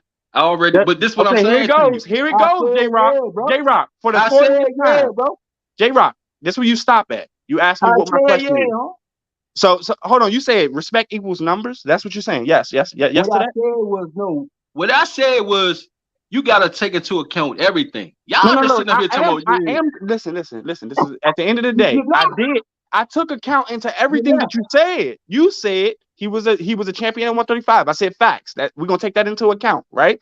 Then you said he was undisputed at 140. Facts. So we're gonna put that in account. I'm taking everything you're saying. What are you not listening to, dude? But no, I said he's a champion now at 147. You have to say all right, that. bam. And he's a champion at 147. The WBO champion at 147. Boom, facts. Now let's get to the numbers. You keep saying that, bro. No, we got to get to hold on. Dude, hold on, wait. We have to get to the numbers because boxing is what again? A business. Now, fighters don't get paid for free. I mean, they don't fight for free now, do they? Go ahead, man. Okay. So all I'm asking you, I'm gonna get back to that. I'm never gonna let you off the hook. I don't let Bud fans off the hook. I don't. Some niggas do, but I don't. Does respect equal numbers? And the thing, your answer should have been no. It doesn't. We already. I said no like 100 times, man. No, you did not. No, you did not. I said no like 100 times. Man. No, you. Okay, when you play this back, okay, this is live. Take into account everything else, man. I said no. I took into account everything that you said. Then I get to my part, and you want back with that. You can't be, and you keep coming back with 35% is generous, man. What are you talking about? You think can't half? Be taking all right, let me take you. All right, now let me take you down the road. Let me take you down. I'm gonna briefly take you down the road, right? What's bigger, 1 or 3? We'll give you that. No, don't give me don't give me nothing. Just answer the questions like a grown man. We both grown men in here, right? Bro, what's we already bigger? That, what's bigger, the number 1 or the number 3? He got 3 belts, but what's bigger? No. I'm not asking you to give me all that. Yeah, you want to gloss over my points. You know what I'm saying? You can't gloss over my points, bro. What point? You know what I'm saying? What point? Earl Smith's been in the welterweight division his whole career. Was that your point? He should have had 3 belts. Huh? So that's what we've been talking about this whole time. That was your point, Earl Spence being in the same weight class. Bro, you just said he got 3 belts, right? Right. He got 3 belts. That's right. Both. Okay, wait. What weight class? What weight class is both men in? What weight class is both men in? Okay, I'm gonna shut you down right there because you just made a mistake right there. Go ahead. What weight class is they in? Earl Spence has been at 147 his whole career. Oh, and is that correct? Is that right? That's actually not. That's actually not correct. Not true. Okay, not true. Okay, he went to 154 and fought what? One time? Well, then there you go. Okay, well, for the majority of his career, then, fam. He's been at 147. Then say that, because words matter. You can't say that. I'm gonna tell you that, bro. You can't tell me nothing about boxing, man. Let's get that understood. Okay. I'm not trying to tell you nothing about boxing, but I know I know what I'm talking about here. Yes, you are. You can't. You don't know what you're talking about. That's the whole thing. You don't. All right, so hold on. You can't tell me nothing about boxing. J-Rock. What's up? J-Rock. Hold on for a minute. What's up? Let me do this. I got 2 super chats that I got to get, and I got 2 other guys who need to come on because I know that these guys are huge Bud fans, and I don't want this whole segment to be about Bud. However, I do want to give the 2 guys the opportunity to come on.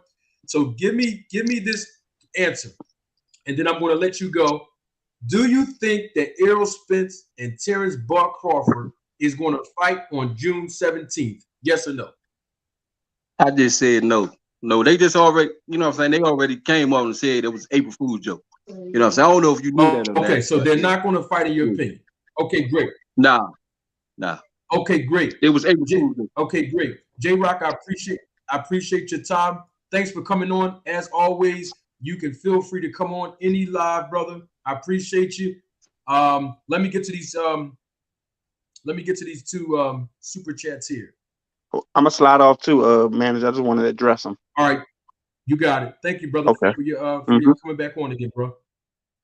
All right, Sid Jappy. Sid has been on this panel, and he's always contributed to this channel, and he always support this channel. Thank you so much for your contribution. Sid says, Manager M, after Tank and Ryan, then Terrence Crawford and EJ, where does boxing go from here? Good question. I think boxing goes up from here. If these two fights materialize, which one of them is guaranteed to happen, as we know right now, Tank and Ryan, and Terrence Crawford and EJ fight, boxing goes up from here. Can't go down after those two big fights, especially in the same year, a few months apart. It don't get no better than that in the business and sport of boxing. Jay Miller, thank you for your contribution. Jay Miller says, respect. Don't pay for venues, training camps, airfares, and sanctioning fees. Money does. Thank you, Jay Miller. You are absolutely correct.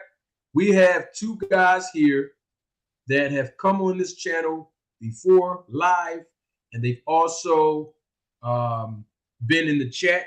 And I've actually debated one of the guys, and everybody that knows me know that I defeated the guy, but we're not going to do that tonight because I've already buried him. He came back to life, but I want to say this, even though I'm joking around, that Terrence Best Videos, I respect him because he stands on his square and he's not ashamed or embarrassed to learn something that he doesn't know. Where some people, they're just so prideful that they don't want to admit when they're wrong or when they don't know something. So the guy that I'm bringing on, he's not like that. Even though we may not have similar views, I respect him because he doesn't back down from a challenge and he's not afraid to admit when he's wrong. I want to introduce you all again to Terrence Best Videos. What's going on, T? Yeah, what up, Marty? All right, hold on, T. Hold on 1 second. Let me bring Motorsport Sports in. He just contributed to the channel not too long ago, so let me bring him in as well. And then Terrence Best Videos, it's on you, brother.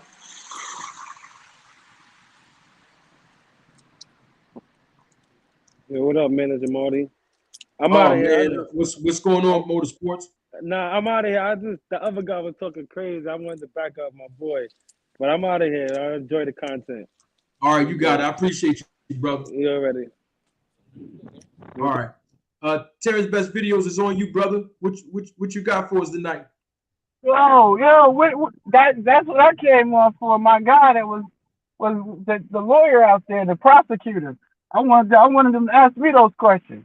I answer all the questions. What it do that? He's in the chat. That guy.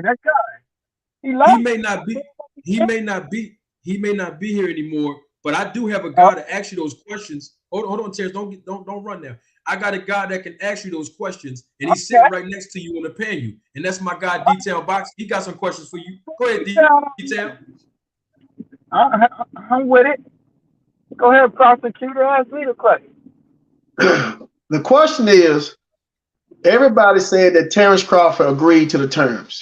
Terrence Crawford and his team said that he agreed to the terms.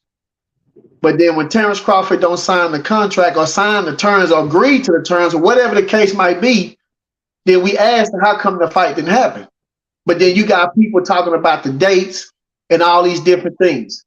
But then Crawford came out and said that he was dealing with who was that, David Ebenezer Trainer, and all those things since June or July. So if Terrence Crawford really was in negotiations with Earl Spence, why would he be in negotiations with another fighter? Okay. I asked you. Okay. I have to ask this question. I'm gonna answer your question, but you gotta answer my question as well. when did Errol Spence and last fight? It was in April, right? That's when he fought Uga, right? Mm-hmm. That fight was over in August. I mean, in April. They said that there's reports that they said that he had been planning on fighting Terrence. Well, right after that Ugas fight, right? So you're telling me that it was June passed. I mean, sorry, all April went by, May went by, June went by, July went by, August went by. It went to September before he got not even a contract, but some sort of offer sheet. Why did it take him so long to send that to Bud? If they Who said the fight? Who said it took that long? He already. Go ahead. Breaking up. Oh, you finished? I said you breaking up, but I didn't hear you. Now, I said, are you still asking the question, or you finished? I said, go ahead. So now, go ahead. What I'm saying is, who said that it took so long? He had 3 different term sheets. So who said that the first one came at the time that you said, around September? Who said that the first term sheet came around September? Bud Crawford said that. And then Errol Spence never said anything different. You have any receipts to say that they sent a term sheet before that? They say he had 3 different term sheets. So you telling me they sent all 3 of them in September? Is that what you telling me? I'm asking you, do you have knowledge? This is what Bud said. I'm going to repeat what Bud said. Bud said, I didn't get anything until August or September. I forgot it. But one of those dates, I didn't get anything. And what I got was something that just said Errol Spence and some sort of terms. But there was no date on there of when the fight was going to be on. Or nothing. So he could, even if he signs it, what is he signing? He don't even know the date. How are you going to sign something without a date on it? They never had a date. And then, yeah. You do realize that they said that they were trying to get hold of Terrence Crawford, and he wasn't answering the phone. Stephen Espinosa said that. He said they've been trying to get hold of Terrence Crawford, and he ain't answered the phone in weeks. So the reason why everything delayed is because of Terrence Crawford out here chilling with 50 Cent and chilling out here with Jay-Z and all these different things, and out here kicking it and chilling. So the deal is, if he could deal with David Avenesian in June, who said that the first term sheet came in September? Now, remember, Terrence Crawford agreed to everything. The reason why the time moved back is because Terrence Crawford was the one who was holding up everything by not answering. So he didn't get his first term sheet in September because Earl Spence said that they've been dealing with him. He said that. So you said what Terrence Crawford said, but then Earl Spence and them said things also. But you want to go by Terrence Crawford, who is known for lying. Okay, so if you're saying that they said something different, when was the first term sheet sent? What date? It wasn't in September. No. I've said an exact date. When did Aaron Spence and the PPV say they sent the first term sheet? I got a person that's directly there who's telling us when he got a term sheet. You're saying the man's lying. Let's get this right, detail. You're calling the man a liar, right? Now, Crawford been a liar. Everybody knows that. What do you mean? I'm calling him a liar. He's been a liar. Okay, what is he? Okay, prove that he's lying about this statement. Well, prove it. What is he lying? How do you? What facts do you got to back up that he's lying about when he received the first term sheet? Terrence, let me answer that. Yeah. Remember, Terrence Crawford went on his IG Live, right? Yeah. He said the first time he received any offer through a term sheet was in May of 2022. You remember that? I absolutely do not. Yes, he did say that. If I remember that, then obviously I would be making this point. I don't remember anything in May. No, I do not remember. Nope. If anybody got the audio and they can show me that, I'll agree to it. But I swear I didn't listen to that interview at least 3 or 4 times. I don't remember nothing about him saying he got a term offer in May. I don't. I'll be honest with you, Mark. Okay. Hold on, Terrence. I got a question for you then. Yeah. Since you don't know when, do you remember when Terrence Crawford started negotiating with BLK Prime?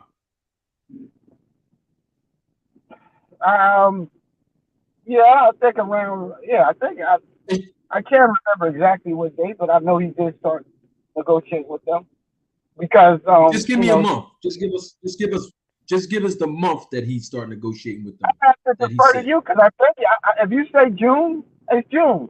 If you was you, I don't know this 100%, but if you say June, July, whatever, I didn't say, but Terrence, I didn't say anything, but I think you do remember. That's why you said June. I didn't say anything, bro.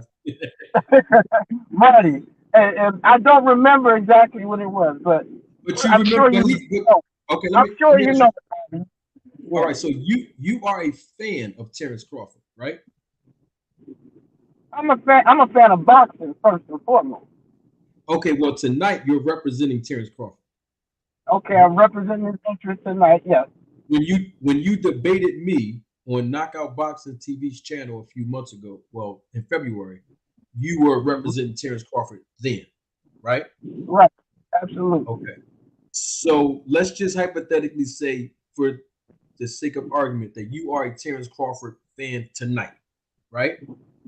I don't really like that conversation, but okay, go ahead. Okay, no. Listen, I won't put a jacket on you if you don't want to wear it. So let's just say that you think that Terrence Crawford is going to beat Spence. You would say that, right? Oh yeah, he's going to win, of course. Yeah. Huh? Yeah, of course he's going to win. Okay, so you should know when he said that he got the first term sheet, and then when he agreed that he was negotiating with BLK Prime while he was negotiating with Al Heyman. You do agree that he was negotiating with both of them at the same time. You do agree with that part, though, Terrence, right? Absolutely, 100%, yes.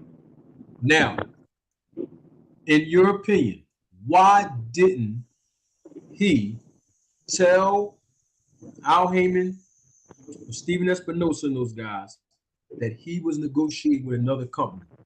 Why did he mislead them? He didn't tell them. Why do you think he didn't do that? Okay. First of all, Bud answered the question, but I'll reiterate, and this is what I was answering the same way Bud had answered before Bud answered the question. You know, it's a double-edged sword, my guy. It's a double-edged sword. If you go to Al Heyman and say, "Bro, I'm dealing with these other people," what's to say that Al Heyman gonna say, "Oh, okay, he's dealing with those other people. Go fly a kite. Go deal with them." You know what I'm saying? That's a double-edged sword. You're assuming. Marty, manager, let me just finish. Right, your assumption is that Earl Spence and PBC wants to fight. But I don't have that assumption.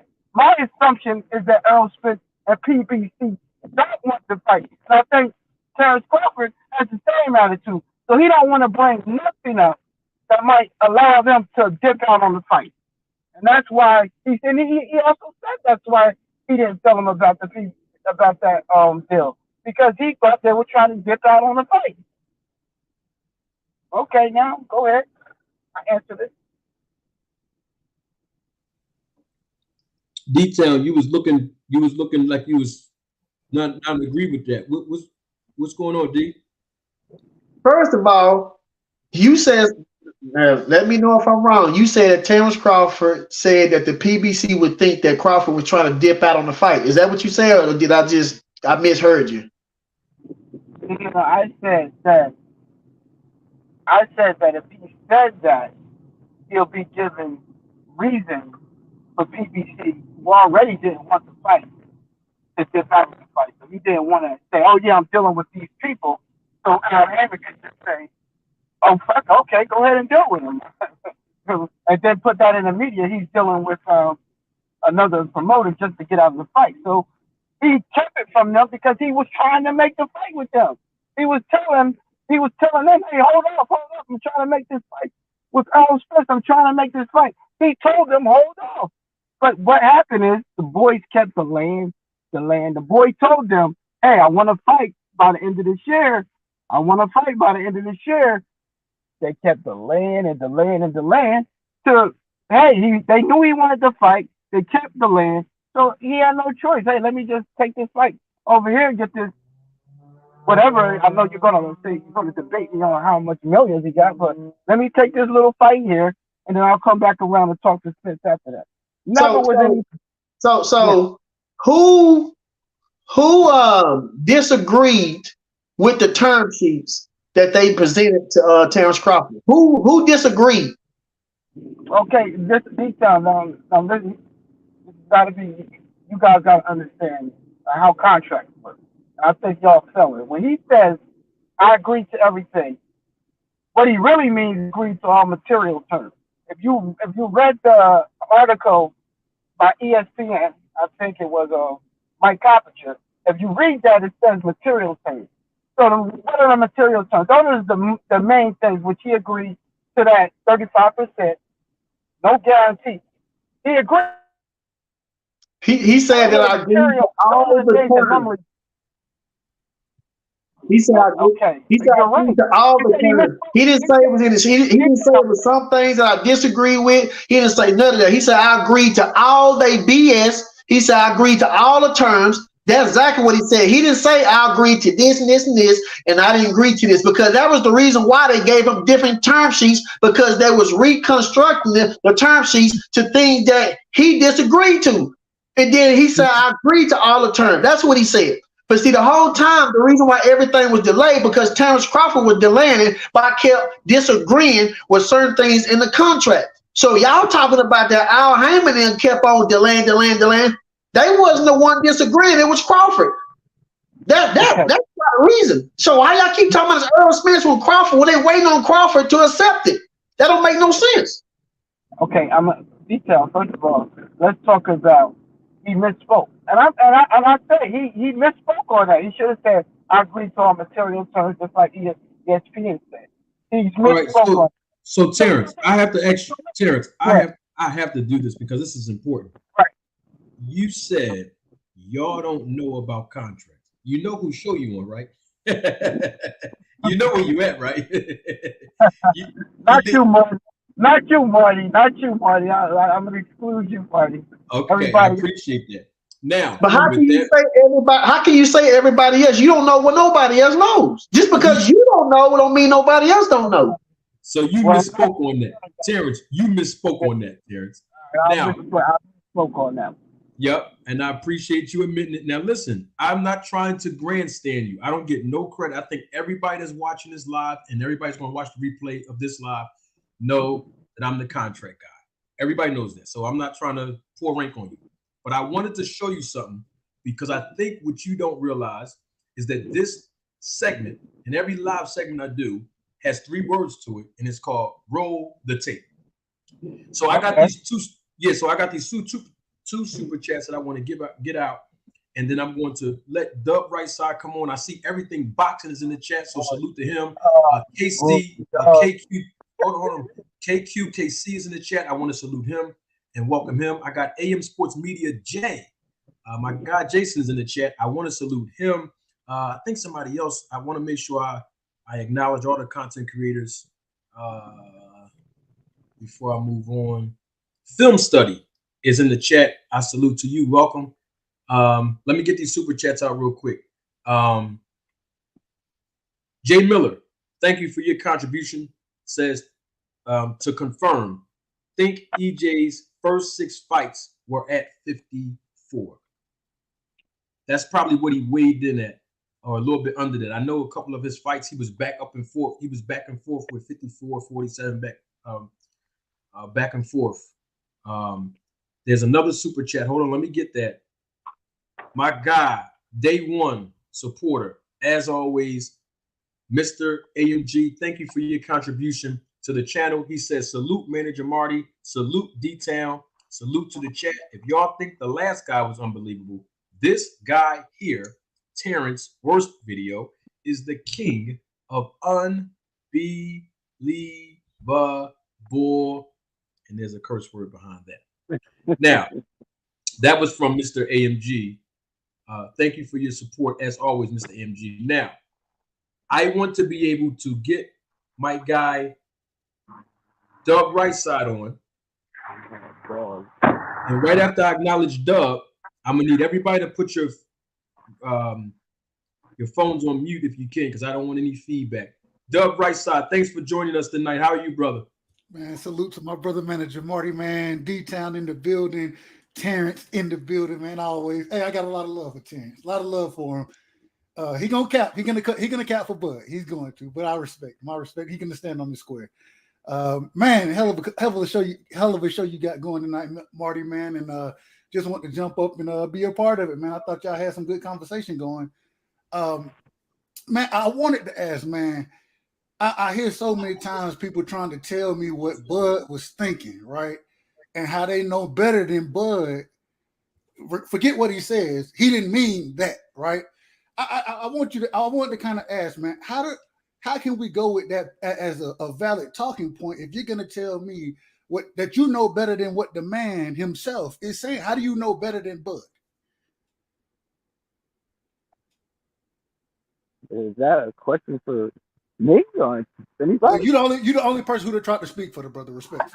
Listen, Doug. Listen, we know that Bud couldn't have been correct on both terms, on both statements. He said he agreed to everything, right? And then he said that they didn't put a date in there. So how could you agree to something without a date in it? So obviously he couldn't agree to everything because he don't know the date. The date could have been 10 years later. So there's no way he would agree to that. So I think and I'm going to say that the only thing I can say he meant was material. Now y'all material items, but if y'all say he straight up lied, that's not true because he did agree to the 30%. He agreed to the main things. Dub, do you disagree with that? That he agreed to the 30%, 35%. Do you agree with that? Yes or no? That he agreed to that? He can tell me that that's what he said, but if he agreed to it, he didn't sign anything, and so I can't. I mean, he could say that he agreed, but there was nothing. There was no action behind the words that were given, and so because there were no actions, I can't say that even with him saying it. I can say he said it, but I can't also say that even though he said it, I can't say that that's factual from him because there were no actions behind the words. And then the next, but Dub, don't you admit that Espinosa said that they didn't respond to Crawford? That's not what he said. He said that Bud didn't. He said Bud didn't respond to them for about 2 weeks. Matter of fact, I believe the first contract that was given somewhere, or the first term sheet that was given was in the late May, early June time frame. Then Bud he sent back revisions. Okay, they sent another one over. Bud didn't agree to everything there. Sent back revisions, and then there became a point when we started getting close to that point of no return because this is when we thought the fight was going to be in November, and so we were getting close to that point of no return. And that's when they were saying that we can't get in contact with Bud. Wait. So, Dub, you're telling me that this is roller tape. So, can we roll the tape on that because Espinosa said that they never got back that a lot of his issues weren't addressed. That's what Espinosa said. I can't let that go. Wait a minute. Now there's a difference between issues when Espinosa said there were issues not addressed, and then you asked me. Hold on, brother. You asked me, did they not get back with Bud? Well, if they're trying to get in touch with the man to send revisions over to him, right? They're trying to address the issues. That's what's going on there. And so when you're not responding, you're not negotiating in good faith, and you also have you're working in conjunction. You're working with BLK Prime to make another fight, right? It seems like that instead of pushing and negotiating in good faith, that you were leading the people on, and that you already had something in mind that you were going to do. That's what it seems like. But Doug, I can't just let you off the hook like that because he said there was issues not addressed. Well, why didn't he address? He didn't say what you're saying. You're making revisionist history right now. You're saying that he sent these things and Bud never respond. But why didn't he say that? Wait a minute. See, this is where all the biggest issue comes, because even before Espinosa said that Bud had agreed to everything according to you, You can't have it. You can't have it both ways. Doug, and the problem is, it ain't even both ways. Y'all done took this thing to 17 different directions, and instead of just having an honest conversation about it and talking about it in good faith, the way we expect Bud to negotiate, y'all want to be y'all want to figure out a way to make it right and make Bud correct in the situation. At the end of the day, you can be a fan of the fighter. I ain't got no problem with it. I'm a fan of Bud. I just don't like some of his actions outside of the ring as far as business goes. But at the same time, I can be honest about that. If Devin Haney was doing the same shit, excuse my language, I apologize, Marty. If Devin was doing the same thing and there was a negotiation with Tank Davis right now, I'm going to be sitting here saying, Devin, what are you doing? That's cap, bro. You've been talking all this. Now that there's you're being presented an offer, you're telling me you agree. Why haven't you signed it? That's what I'm going to be saying. And what's the point of defending the nonsense? Now, Terrence, I wanted to make sure we don't go too far off the path. I asked you about when did Crawford say that he received the first term sheet, the first negotiation, in what month? You said you did not know, correct? I thought it was in August. I thought he said August, September. That's what you said August or September. That was the first time, right? Right. Mm-hmm. I'm going to need everybody.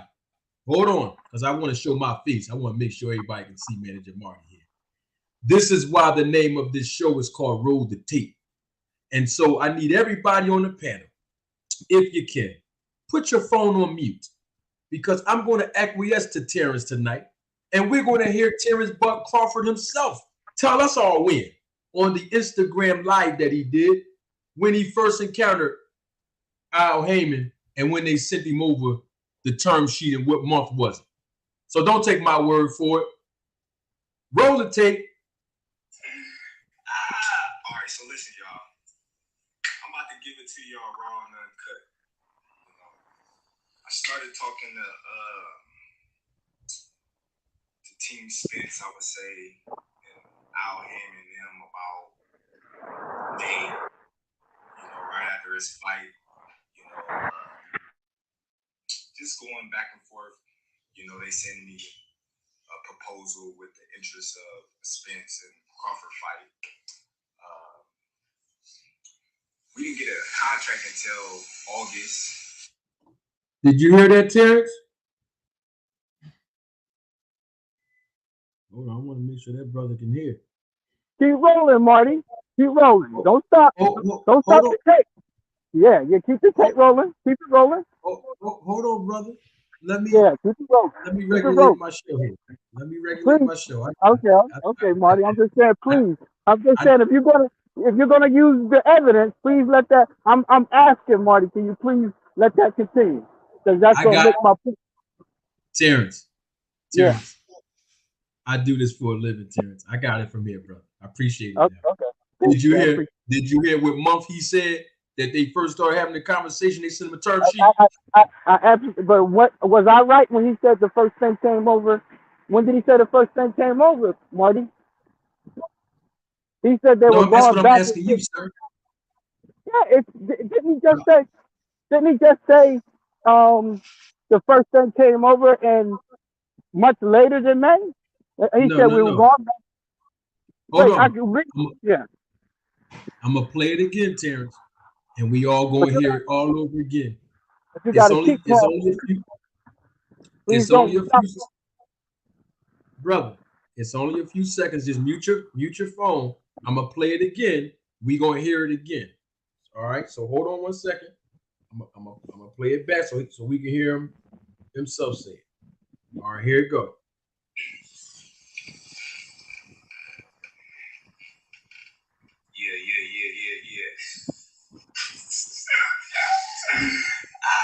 All right, so listen, y'all.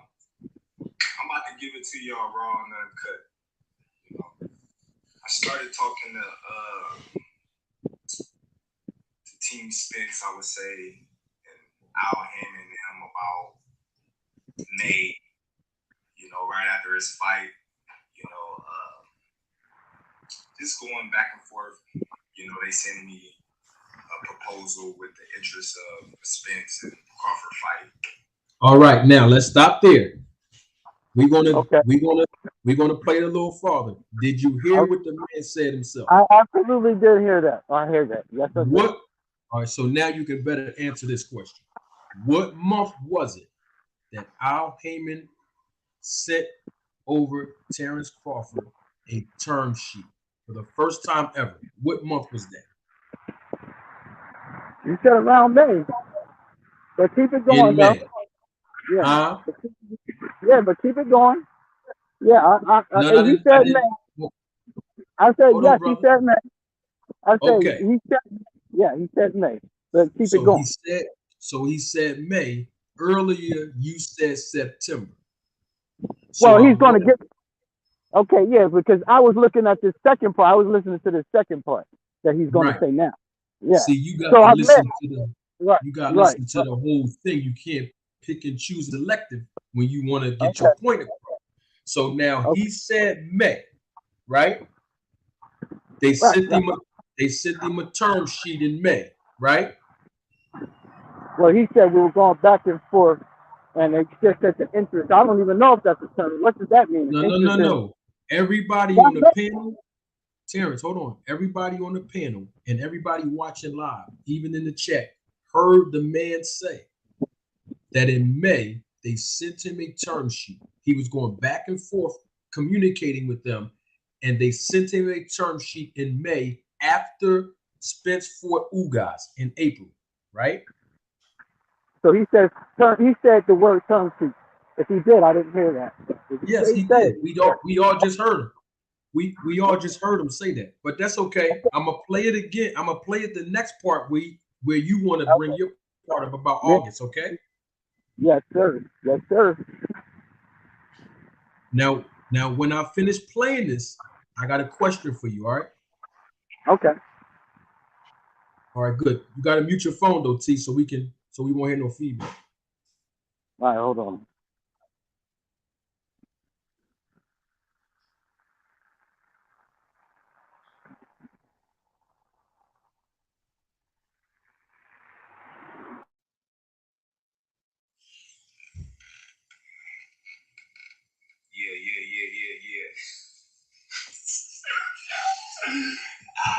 All right, so listen, y'all.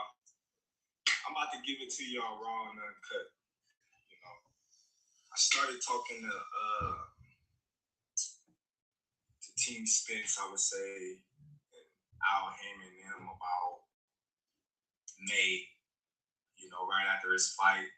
You know, just going back and forth.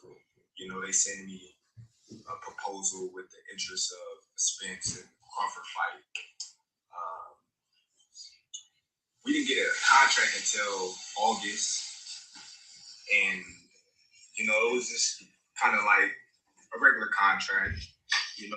All right, now I'm gonna stop it right there. So the term sheet is referring to is the proposal, right? Terrence, you hear? I listened to it again. I still didn't hear a term sheet, but if you're going to say term, no, he didn't say. Okay, but he said proposal, right? Well, what's that? Is that definitely a term sheet? I'm just asking you. You're the boss. Yes. You, okay, all right. Yes. So he sends him. Yes, sir. So he sends him a proposal, a term sheet. He sends him that in May. Al Heyman does, right? Right. He didn't get a contract. He said the word contract. He didn't get a contract until August, right? Okay, but right after that, Marty, I don't know. Hold on, brother. You didn't answer my question, brother. It's just yes or no. Terrence Crawford said he didn't receive an actual contract until August. Did he say that right there? Yes, he did say that right there. Okay. I have a question for you. If they send the man a proposal in May, June, July, and then August, 90 days after, they send a proposal or term sheet. If they didn't believe that the man agreed to the proposal, or the terms on the proposal, why would they send him an actual contract 90 days later? Okay, if you keep rolling, he says it wasn't a contract. No. I just want you to answer that first, brother. We're gonna give it, bro. I want to answer that first. Okay, you're right. If there was a contract and he had treated it with a contract, yes. But if you keep rolling, you want to say it really wasn't a contract. Let me reframe the question for you, Terrence. They sent him a proposal in May. Right. 30 days later, they sent him an actual contract with the language from the proposal in the contract. Why would they send? Huh? You said 30 days later? He meant 90 days. He meant 90. 90 days. Come on, Terrence. Let's not play like that. Come on, Terrence. I'm just trying to keep the facts to facts, okay? Okay. I thought I said 90, but okay. 90 days. They send him a term sheet in May, a proposal. Right. 90 days later, June, July, and then August, 3 months, 90 days later, they send Terrence Crawford a contract that had the language that was on the term sheet or proposal in it that's in the actual contract. My question to you, why would the businessman send Terrence Crawford an actual contract with the terms and conditions that's drafted from the proposal if they believed Crawford would not sign it? Why would they do that? Well, you got to roll the tape because he's going to state it really wasn't a contract. He says it. He says it. If you keep rolling the tape, Terrence explains it. I don't even have to. But I want you are the Bud Crawford expert on this panel tonight. So I'm asking you, why would it wasn't a contract, Marty. So tell me what it was. So, what was it? He said he explains it. If you just listen to him, I forgot exactly what. No. You're the expert. You're the expert. I want you to answer for us tonight. What was it? If it wasn't a contract, even though we just all heard him say contract. Okay, so it wasn't that. So what was it? He said something about it was just an interest or something. I don't know. You got a written. Okay, great. We're going to give you that. No problem. So listen. But just keep playing the Terrence, no problem. Let's just say it was what you just said it was. Right? Yeah. Not a contract. It wasn't a contract, even though we heard him say it was, but it wasn't, right? What name can we give it to substitute contract? I forgot your terminology. If you play the tape, he shows you. No, I'm just saying because I have a question. So, all right, so this is what we're going to do. We're going to call it papers. So we're not going to say it's a contract. We're just going to say it was papers. Okay? So the proposal was sent to him in May. And then 90 days later, in August, they sent him some papers with some words on it. Right? Right. Okay, we could go there. Yeah. So my question to you still remains. If they didn't believe the man was going to sign the papers, why would they send him the papers in the first place 90 days later after the proposal? Okay, because the whole contention, and I've said this on a number of shows, it was a sham. Of course, they want, it's a thing about public perception. Errol Spence doesn't want to look like a duck. That whole thing was a show. At the end of that fight, and when he fought Danis, and he has all these T-shirts printed up, that was all a hoax.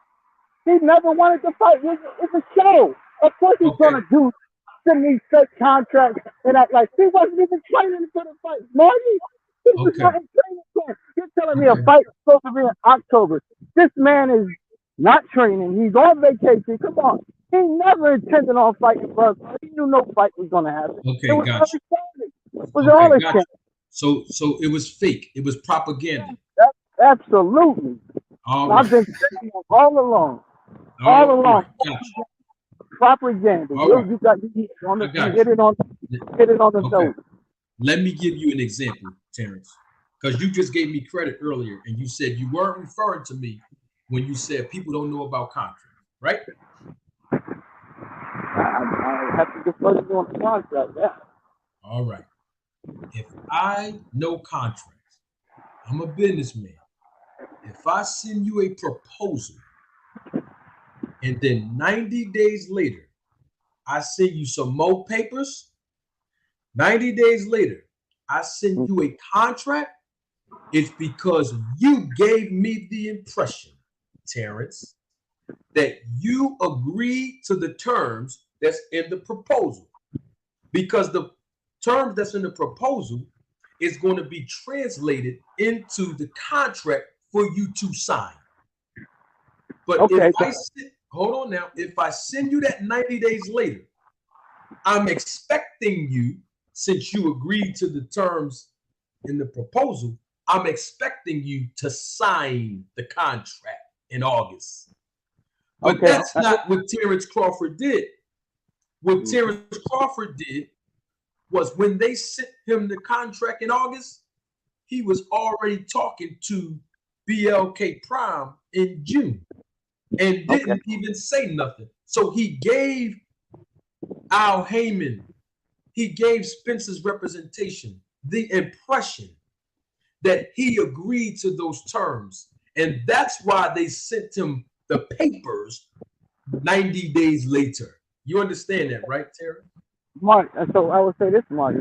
So if they sent these before you say anything, I asked you a question and you running all across the street. Okay. You understand what I said, right, Terrence? No. Yes, Marty, I do. Okay. So answer, why did they send him more papers if he didn't agree to nothing in the proposal in May? Obviously, the man agreed to fight for 35%, right? We know he agreed to that.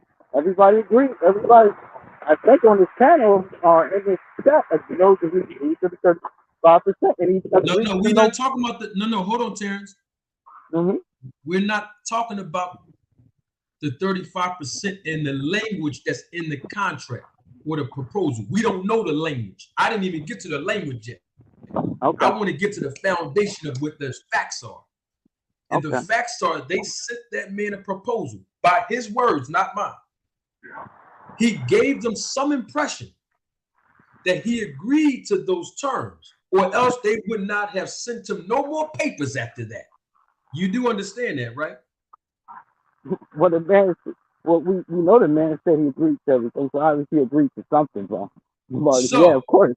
So right. he misrepresented the truth, and he misled the Spence's representation. You would agree with that, then, right, Terrence? Here's the thing, Marty. He agreed to that.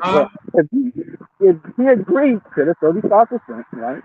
No, I'm not talking about. See, you keep trying to go on 35. We're gonna get there in a minute because I want to let the other panel guests to speak too. But hold on. Okay. I'm talking about the actual facts of what occurred. If the man agreed to the terms in the proposal, and then they send him a contract with the expectation of signing it, and he don't sign it, that means that he misrepresented the truth and he misled them. You would agree with that, right, Terrence? What if that was the case, I keep hearing you say everything except for yes or no, Terrence. It's just a yes or no question. I say yes if that happened, yes. If that happened. Oh, no, it's no if. We all just established that is what happened. No, let me tell you what happened, and then because I'm not agreeing to that, you're saying that, but all right, go ahead. So he gets this proposal, right? And this is how I look at it. You don't know what was in the proposal, right? I don't know what was in the proposal. Nobody knows, but obviously he agreed to something in the proposal, right? He agreed to something. Now what we do know is that it was unrefuted by any party that he agreed to the 30%. But his issue with the 30%, 35% was that he wanted to have some say so in the books. This is where they didn't want to come back and talk about. This is why it's stalled, because you're going to get a man 35%. Guess what? I agree to that. I agree to it. Material terms. But guess what? I want some say so in the book because I don't trust PBC. And I don't have no reason.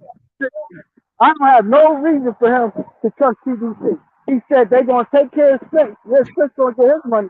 But how I know what they're gonna do with me? Okay. So that was the whole issue.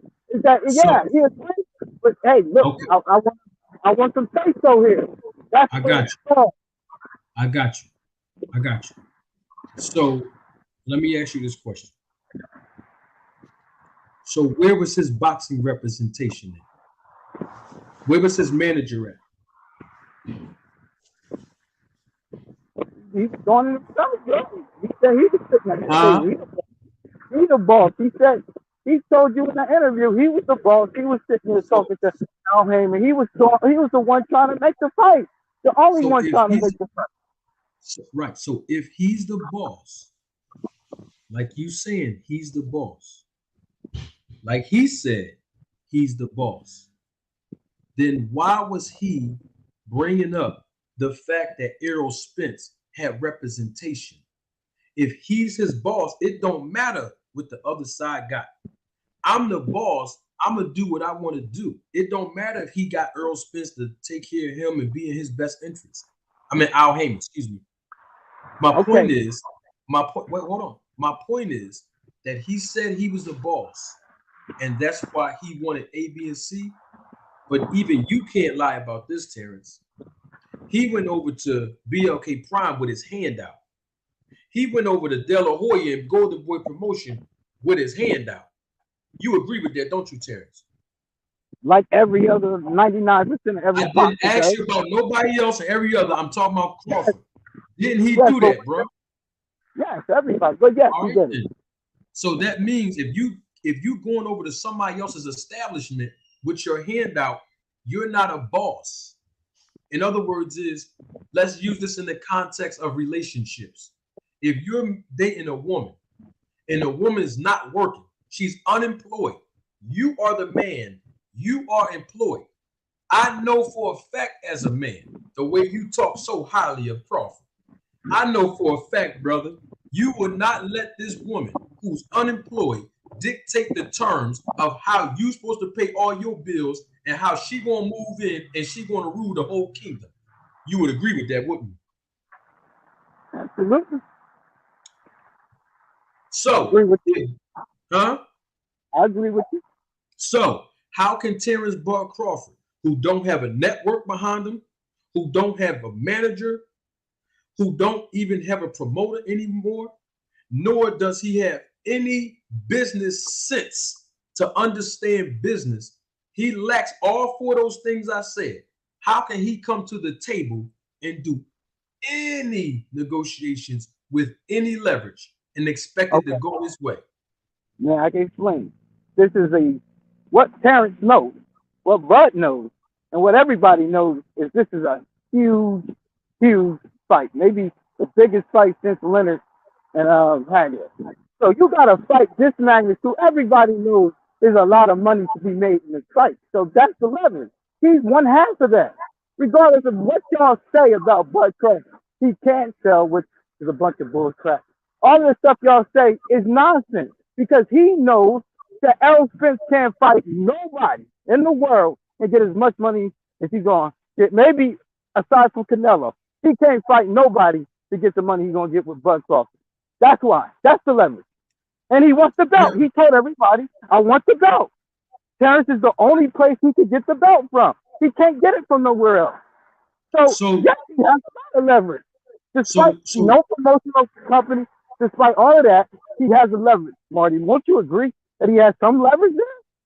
I do not agree because you're basically undermining what I do, Terrence. You're saying he don't need representation because this is the biggest fight in the world. It don't matter. He can go to the big wigs and he can make everything happen. And basically what you're telling everybody is that boxing management is not important. I wouldn't be on YouTube. Hold on, Terrence. I wouldn't be on YouTube if it wasn't important. I wouldn't advise fires if it wasn't important, right? I've never said that. I said Terrence in this unique situation, and it's very unique. It's just like Lamar Jackson when he says he's trying to. There's players in the NFL or the NBA on Major League Baseball who can negotiate their own contract. That doesn't say that. And guess what? And guess what? Hold on, Terrence. And guess what? Lamar and guess what? Lamar Jackson ain't got no representation. He got a contract with them yet? Don't mean he's not going to get a big one. Let's see. I didn't ask he's going to get in the future. Hold on. Not yet. Does he? Hold on. Does Terrence? Hold on, bro. Yeah. Does he have a contract yet? Yes or no? Not yet. No, not yet. Thank you. Terrence Bud Crawford, no representation. When he was talking to Spence, representation. Did he get a contract signed? Yes or no? No. So he in the same situation as Lamar Jackson. June 17th, baby. It might be signed already. June 17th. You might already be signed. But that's great. We're glad to hear that. But what we are saying is, look how long we had to wait for the guy playing all of these games, Terrence, and you know it. But Marty, when he was with ESPN, what did they say? Blame Bob, blame Bob. Come on, man. He told everybody, all of the Spence people were saying blame Bob. Even Spence was saying that. You don't remember that? Blame Bob? Crawford blamed Bob. Remember? No. Spence said you're on the wrong side of the street, and he said blame Bob. This is why the man don't have representation. Because Jays wouldn't fight him. They kept saying, oh, as long as he's with Bob, the fight's never going to happen. So this man left his representation. Yeah. Great. Did he have representation when he was with Bob Arum? Yes. He did. Huh? Yes, Marty, he did. Huh? He had. Yeah. Okay. Hold on. I'm glad you said yes, Terrence, because he did have representation with Bob Arum. And guess what happened? All of a sudden, with the representation with Bob Arum, he still fought an Al Heyman managed guy in Sean Porter with no problem. He did. You still there, Terrence? I know you ain't quiet, bro. I said he did, but what's your point? Remember, that was a Mando. Yeah, make A. Spence the Mando. He went and tried to do that. If you recall, that's what he tried to do. He tried to make A. Spence the Mando. They said no. Listen, whether it was a mandatory or not, they still got the deal done with the other side of the street, even though Terrence Bud Crawford had representation. So that means if he can get it done with representation, and he claimed it was Bob Arum's fault, as soon as he leaves Bob Arum, that means he should be able to sign any contract he wants and get everything he wants done. And bro, he went over to the PBC, and they tried to sign him for $5 million for 3 fight deal. $5 million. That's ridiculous. You got evidence of that? Do you got evidence of that, Terrence? That's what they said. Okay, I withdraw it. Because that's what the Spence people were saying. So I just withdraw. I withdraw. No, I withdraw. Okay. So you have no evidence of that. Great. I withdraw that. Now, great. Now I have another question since we're talking evidence. I asked you this when I debated you on Knockout Boxing TV. What are the numbers for Terrence Crawford and David Ebenezer? What's the pay-per-view buy numbers yet? I have no idea, Marty. I don't know. So why don't you go hold the people accountable that should know that, bro? Well, okay, but do we do this with every fight? Because when Tank fought my guy, no, we ain't talking about Tank, brother. See, you go with all these people. No, I'm just saying it's like it's Terrence Crawford rules. It's the Terrence Crawford rules. That's what I'm saying. It only applies to Crawford. This doesn't apply across the board. Listen, this is why I'm applying it to Crawford, because you told me he's his own boss. Because you told me they're lowballing the guy. So if they lowball the guy, he should use those numbers that he did in his last fight, like every other fighter do.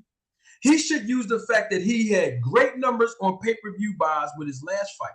He should use the fact that he got paid $10 million in his last fight. He should use that as leverage, since he is his own boss, to go take that into new negotiations. You understand what I'm saying? Listen, he can't. I don't know if he knows what the numbers are, bro. He got his money. He's not a part of that company. He can't release any numbers. I don't know what the numbers was. He don't know what the numbers was. But we know he almost sold the stadium out. How do you know what he know or not, bro? You talking for that man?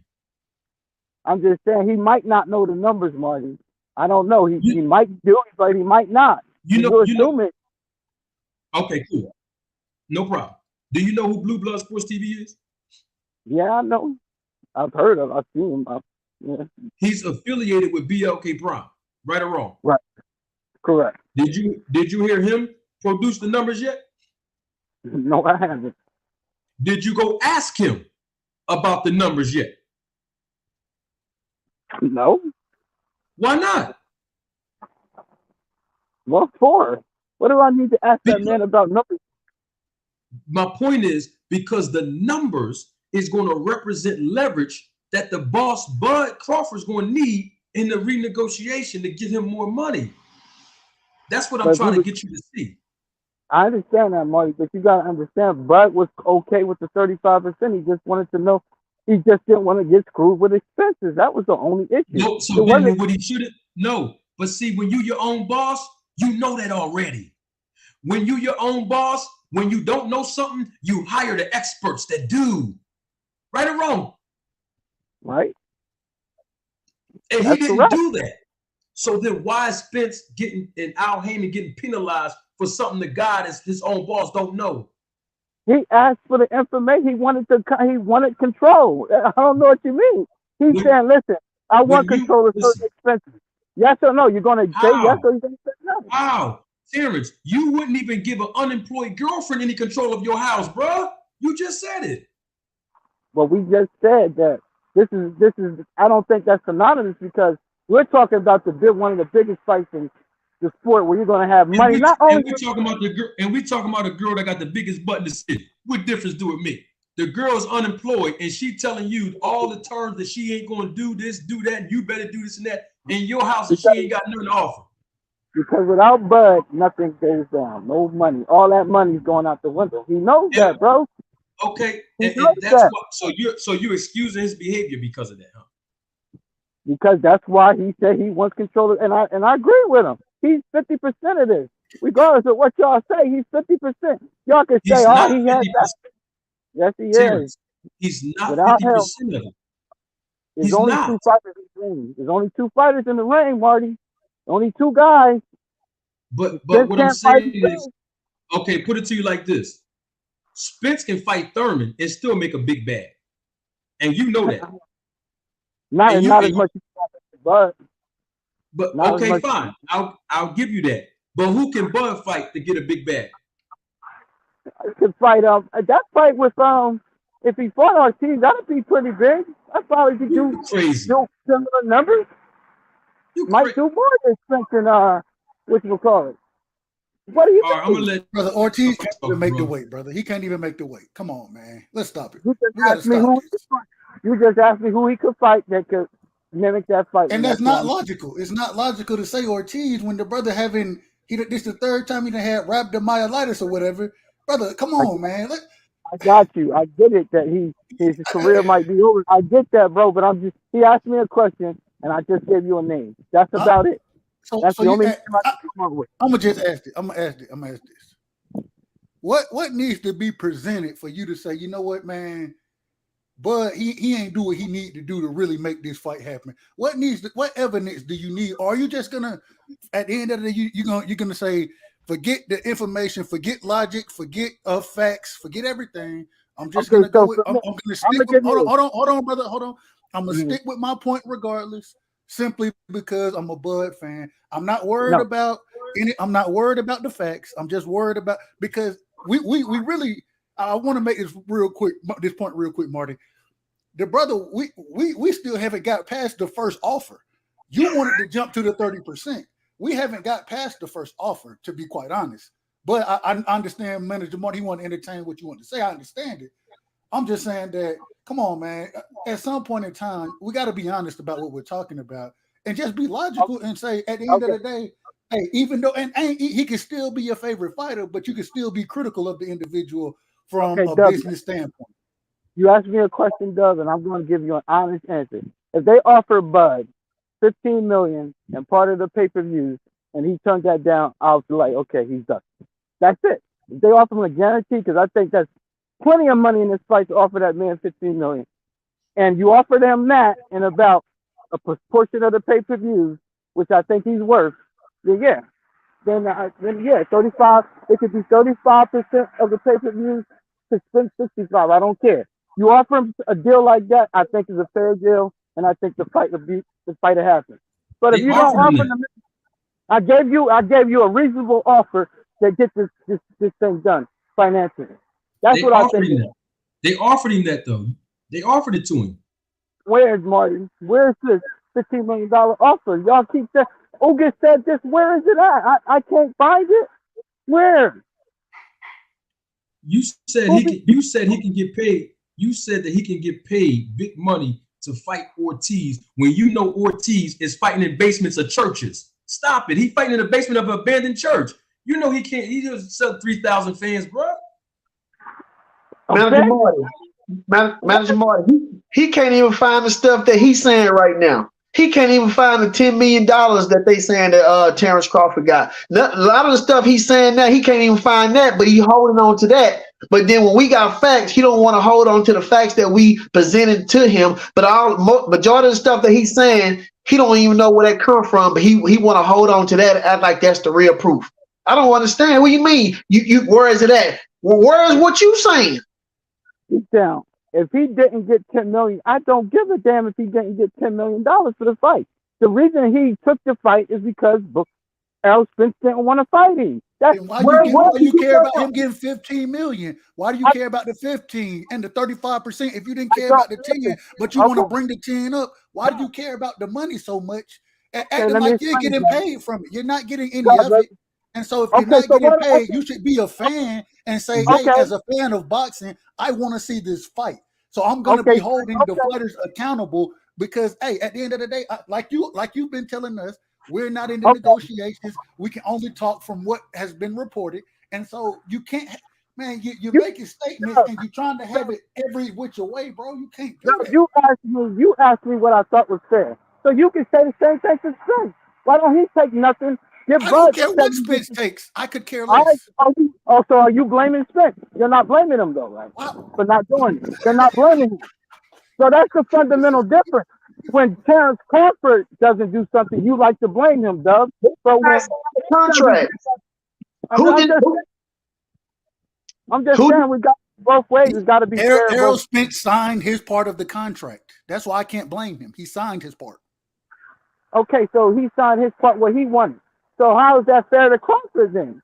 Crawford oh my God! What if Crawford sends a counter? What if Crawford sends a counter and says he wants 75% and Errol wants to get 25%?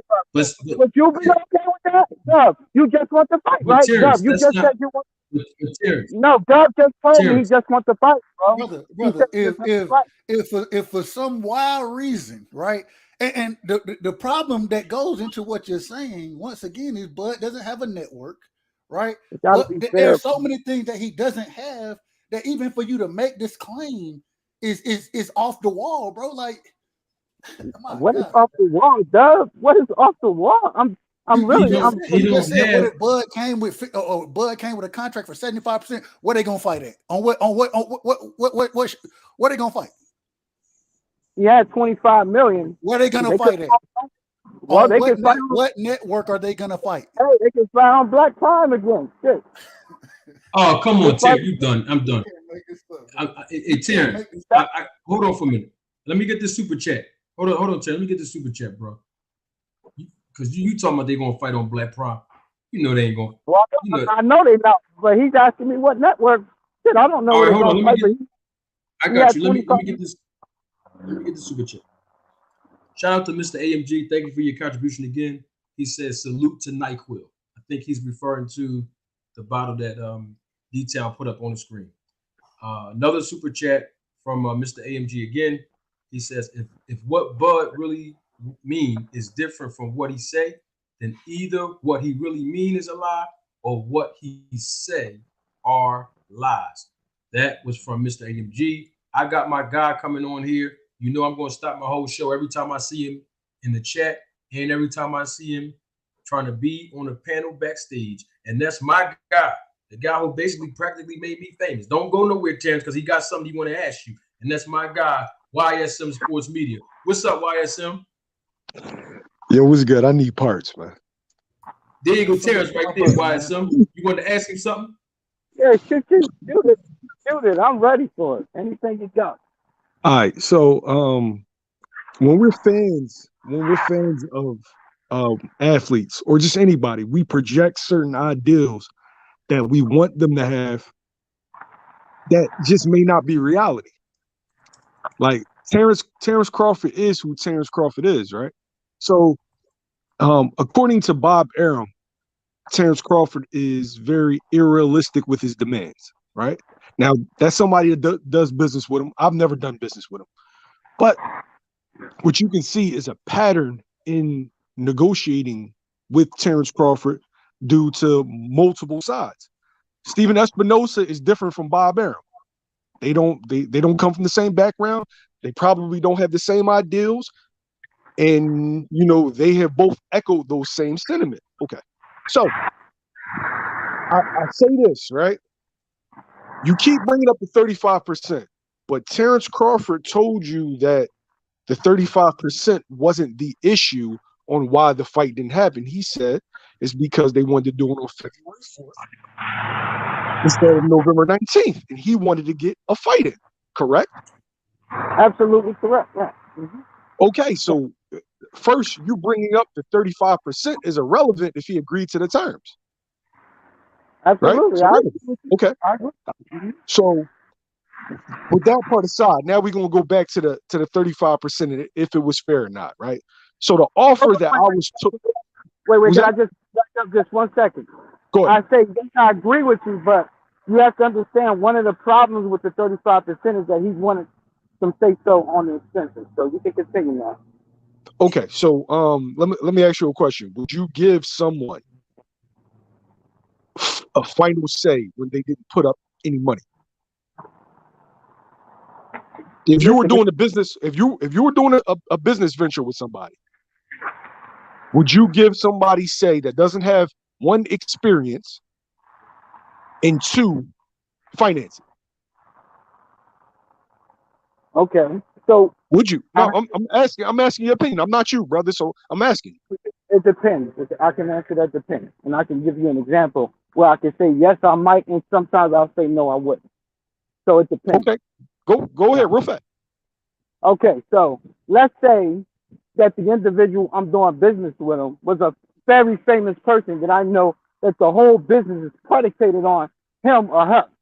Well, yeah, I might do that because if the whole business is predicated on that individual, and I say, okay, you want me to finance it and take half for what the profits is going to be, and I know I need that person or the business don't succeed, yes, I might do it. But if it's somebody just generally speaking, and we're doing a business that I don't really need them, and I can find a different partner that I don't need, then no, hell no. So okay, so and that's what. And let me just say, this is okay. Go ahead. Wait, what I'm going to ask you is this. Okay, so as I'm a numbers guy, right? In business, numbers matter. It's not it's not conjecture. It's not rhetoric that matters. It's not your opinion. They look at hard numbers. In regards to Terrence Crawford and Earl Spence, based off of the numbers, who is the draw in this particular situation? Okay, let me answer that, brother. So, yes. First of all, we have had an influx of news coming out with these numbers in false states. There's different numbers. You got Rick Glazer's coming out with his numbers. So who is your source that says that Spence did what? Who's your source? First, Rick Glazer. Rick Glazer. Wait. Rick Glazer. Just listen to me real fast. Rick Glazer is not a journalist first. It has no ties to Premier Boxing Champions, Showtime, etc. So how can you trust his numbers? That's all I want to say. Go ahead. Okay, and that's why I'm asking you. The same way you're saying that, I'm asking you, when you're quoting these numbers, let's go all the way back. to Danny. Let's go back to Porter. Give me the source. I got an answer for you. I got an answer.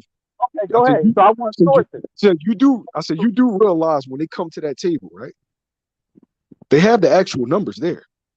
Whether or not, whoever reported them on your end, right? If you want to just talk about the reports, even the fake numbers are higher than Crawford's fake numbers. Because we can't just assume that Crawford's numbers is real and Spence numbers is fake. So if the numbers that's coming out, if they fluffed up on Spence side, then they probably fluffed up on Crawford's side. Either or, Spence fluffed up numbers are higher than Crawford's fluffed up numbers. And for Crawford, just real fast. And for Crawford to take a 35% percentage of all proceeds, lets you know that Spence's numbers is higher. Marty, do you agree? Marty, you in business? Do you agree, Marty? Why you bringing Marty in? We were talking, bro. No. I'm asking you. Mark, sir, I've never negotiated a fight. I'm saying I know I know the parties involved have the real numbers. And based on how do you know that, brother? So you're telling me, right, that the network doesn't have the real number when they're negotiating at the table? I'm asking you, how do you know that? And then why wouldn't that be inside information? That's business, bro. I'm asking you a question. If they're giving Terrence, wait, hold on a second. If they're giving Terrence Crawford and Errol Spence and the promoters the real numbers, and they're not giving that to the general public, how is that not insider trading? So that's not insider. No. Everybody. They're a private company, my nigga. They don't insider trading. They don't have to report those numbers, bro. They don't have to report those numbers. They don't have to report the numbers to us. But in negotiations, because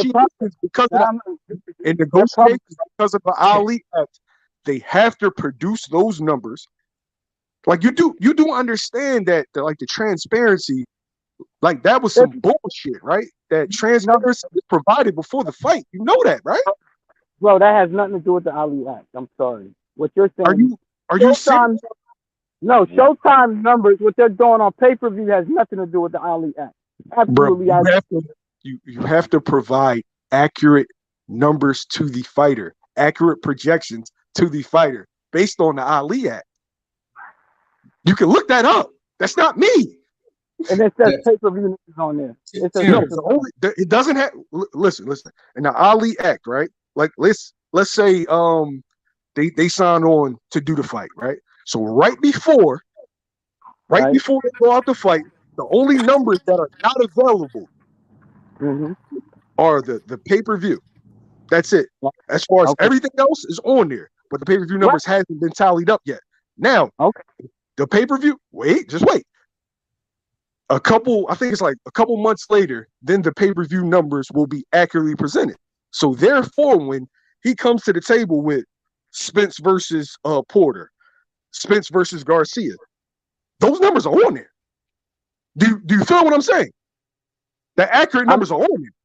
My bro, I have to take your word for it, but I don't know. I'll have to research that.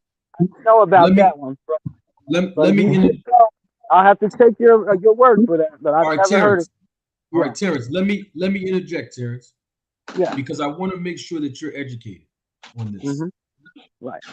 They have to disclose the numbers throughout the entire duration of the negotiations. And I'm going to tell you why. Because there's monies that have to be put up. Let me give you an example. If I have a fighter that I'm managing, and let's say I go to Steven Espinoza and say, Steven Espinoza, you have a fighter that's under contract, and I want my fighter that I manage to fight him. Steven Espinoza is going to say, okay, which fighter are you referring to? And I say to him, Terrence Crawford. And he says, well, who do you want to fight? Well, the person that you have in some kind of agreement that doesn't have any issues with fighting us is, let's say, Gervonta Davis. So, right? All right. So now he says, oh, okay, cool. We can talk numbers on that. If I say I think we should get paid $10 million. And Steven Espinosa is going to say, I don't mind putting the money up. I don't mind signing documentation for Showtime to put the money up for these two athletes to fight. And then, of course, there's other fighters that's going to be on the card because they have to be included into the budget as an expense as well. He's going to want to be justified. Okay? I have to justify to him that $10 million is, first of all, enough for them to lose first up front. And then also it's lucrative enough for them to gain a profit. Nobody's in business to lose money. Facts. So my thing is, if I can't prove that my fighter can be justified by receiving that pay based on his former numbers, they're going to say, okay, let me see what he's done in his last two fights. Show me what he's done in his live gate in his last two fights. And if I show them any BS or show them anything that's contrary to what their budget says, they're not going to cut the check, bro. So they're not going to go off of my word. There's documentation that's going to generate those numbers. It's no different from back in the day when you used to go to the store and buy a CD from a rap artist or a singer or a cassette tape. Those numbers are digitally calculated so that it won't be your word against mine. So trust and believe the numbers are there. If they offered Terrence Bud Crawford, let's just say 35%, they were being very generous to him. I can assure you of that.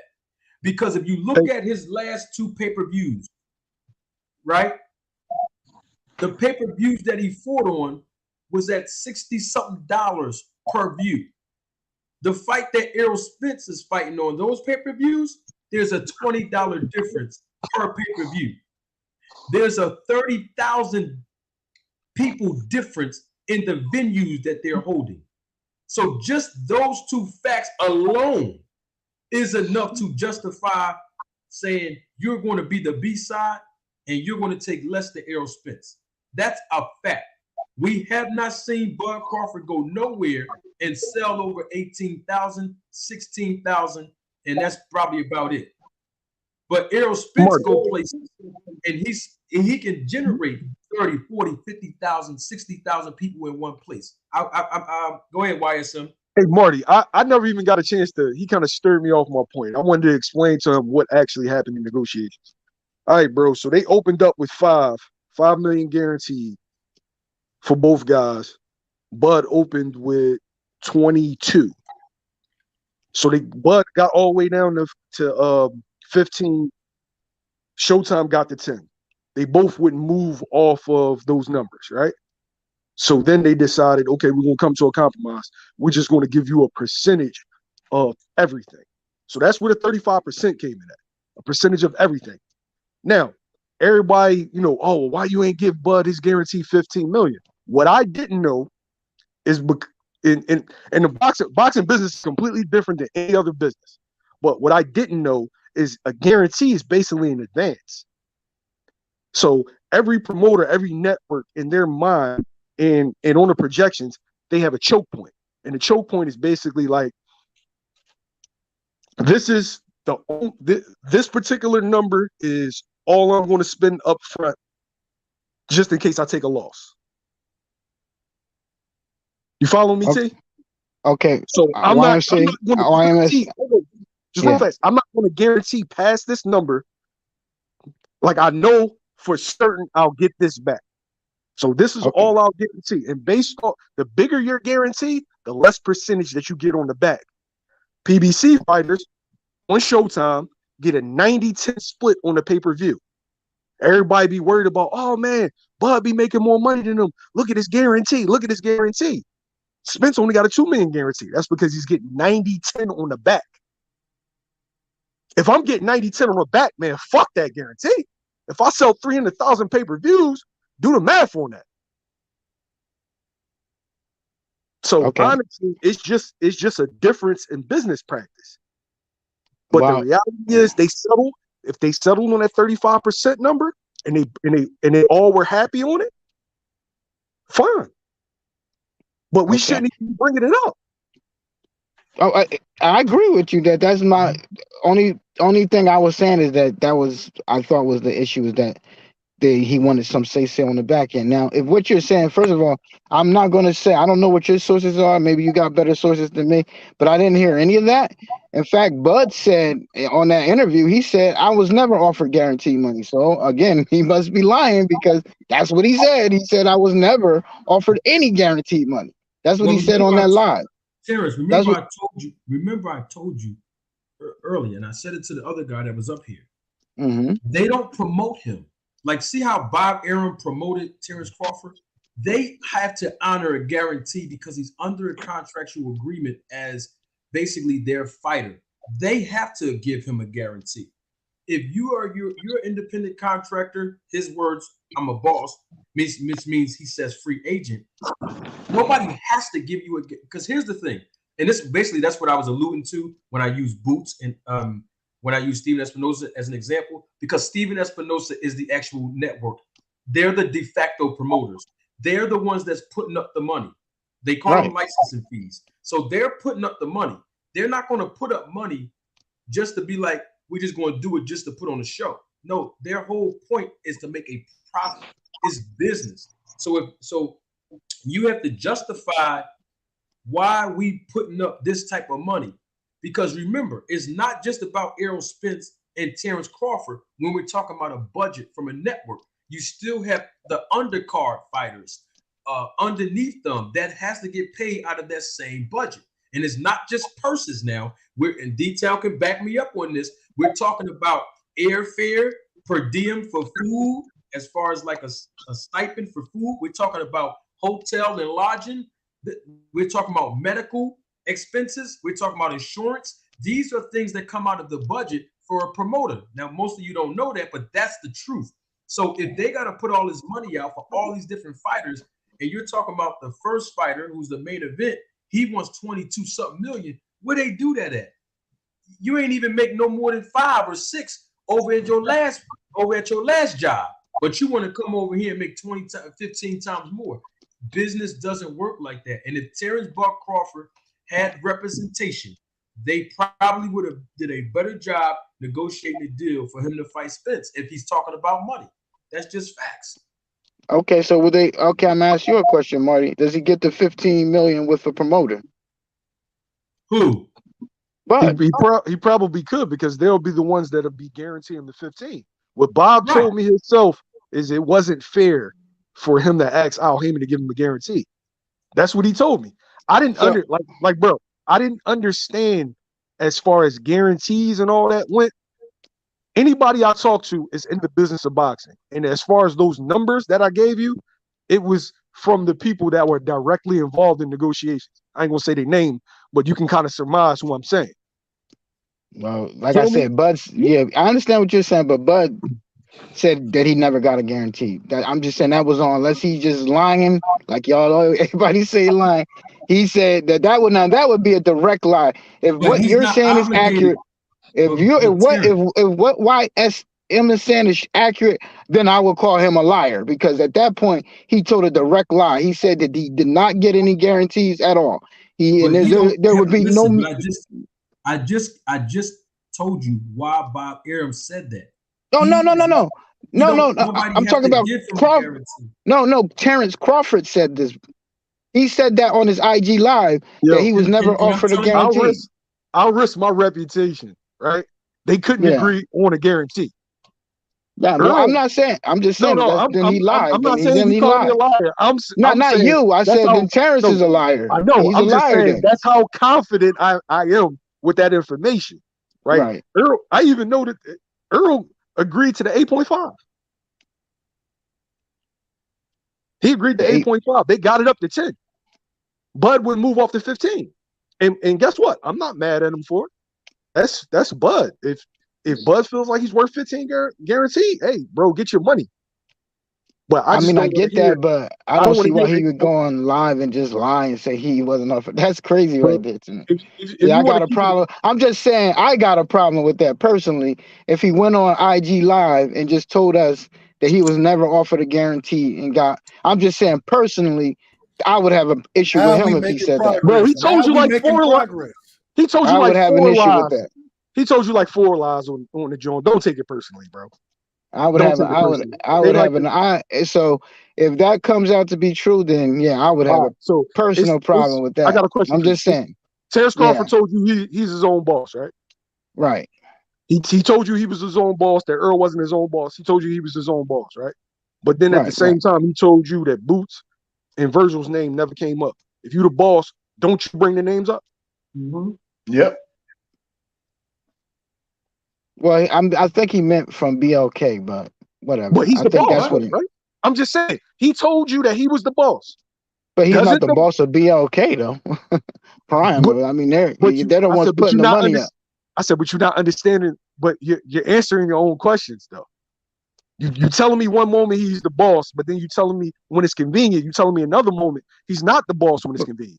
But you're making the same argument as Marty. I get it, but every fighter comes out with their hands out. I get it. So, but no, what he means, but what I mean by boss, he doesn't have to answer. He does. What? The boxing guys said they didn't enjoy it. They didn't agree. So, yeah, Terrence. See, that's that Boost Mobile, bro. That get rid of Yo, and Marty, I don't want people to think I'm that we hating enough, and we just trying to explain how this shit really how it works. I didn't know how it worked. I get information from you. I get information from other people who are actually in it. But the reality is, fans have this unrealistic view of that they just supposed to just give him whatever they feel like he should get. That's not reality, bro. I got a budget. I don't want to lose $30 million on this fucking fight. You're right. And look, I told D-Town this, and I'll tell everybody this, and I want everybody to understand the context that I'm going to use. People always say, I know my worth. We've heard women say that a lot, right? I know my worth, I know my worth, I know my worth. We've heard some men say, I know my worth, I know my worth, I know my worth. But in business, we got to understand something. Your worth is not based on what you feel. Yes. Your worth is based on how much the people that are investing are willing to pay. The market. Very simple. And it's based on your performance, whether it be pay-per-view performance with the numbers, whether it be your live gate as far as the tickets you sell. That's business. Your worth is based on how well you are able to generate money in every sports all across America. So we can't sit up here and make it seem as if Terrence Crawford was right by telling the people that are used to doing the numbers that they do that he's worth a certain amount when they have documentation proven that this guy's numbers, his performance on a pay-per-view level to a pay-per-view audience. Because how will a pay-per-view audience feel justified to pay $100 to a guy who is only basically on ESPN Plus paying, like in other words, is if he fought David Evanesian, people would pay $40 to see that because of who he's fighting. So he can bring up, I know my worth, because he's knocking out a C-level opponent. But Marty, I can't agree with that. And let me tell you why. He can tell them that he knows his worth, and he can tell them his worth is X, but they don't got to listen. Well, that's my point. But they're not going. But Mill, they're not going to listen because they don't listen to words. They listen to numbers. That's what they listen to. I got no issue with him trying to get it. I got no issue with him kicking that. But just don't say. No, just wait, Marty. I don't got an issue with it, but just don't say that it was the other side reason why the fight didn't happen. Yeah, you're right. The market is X, right? You want Y. Okay, it's cool. Like the number in your head, you're your own man. You're entitled to want what you want.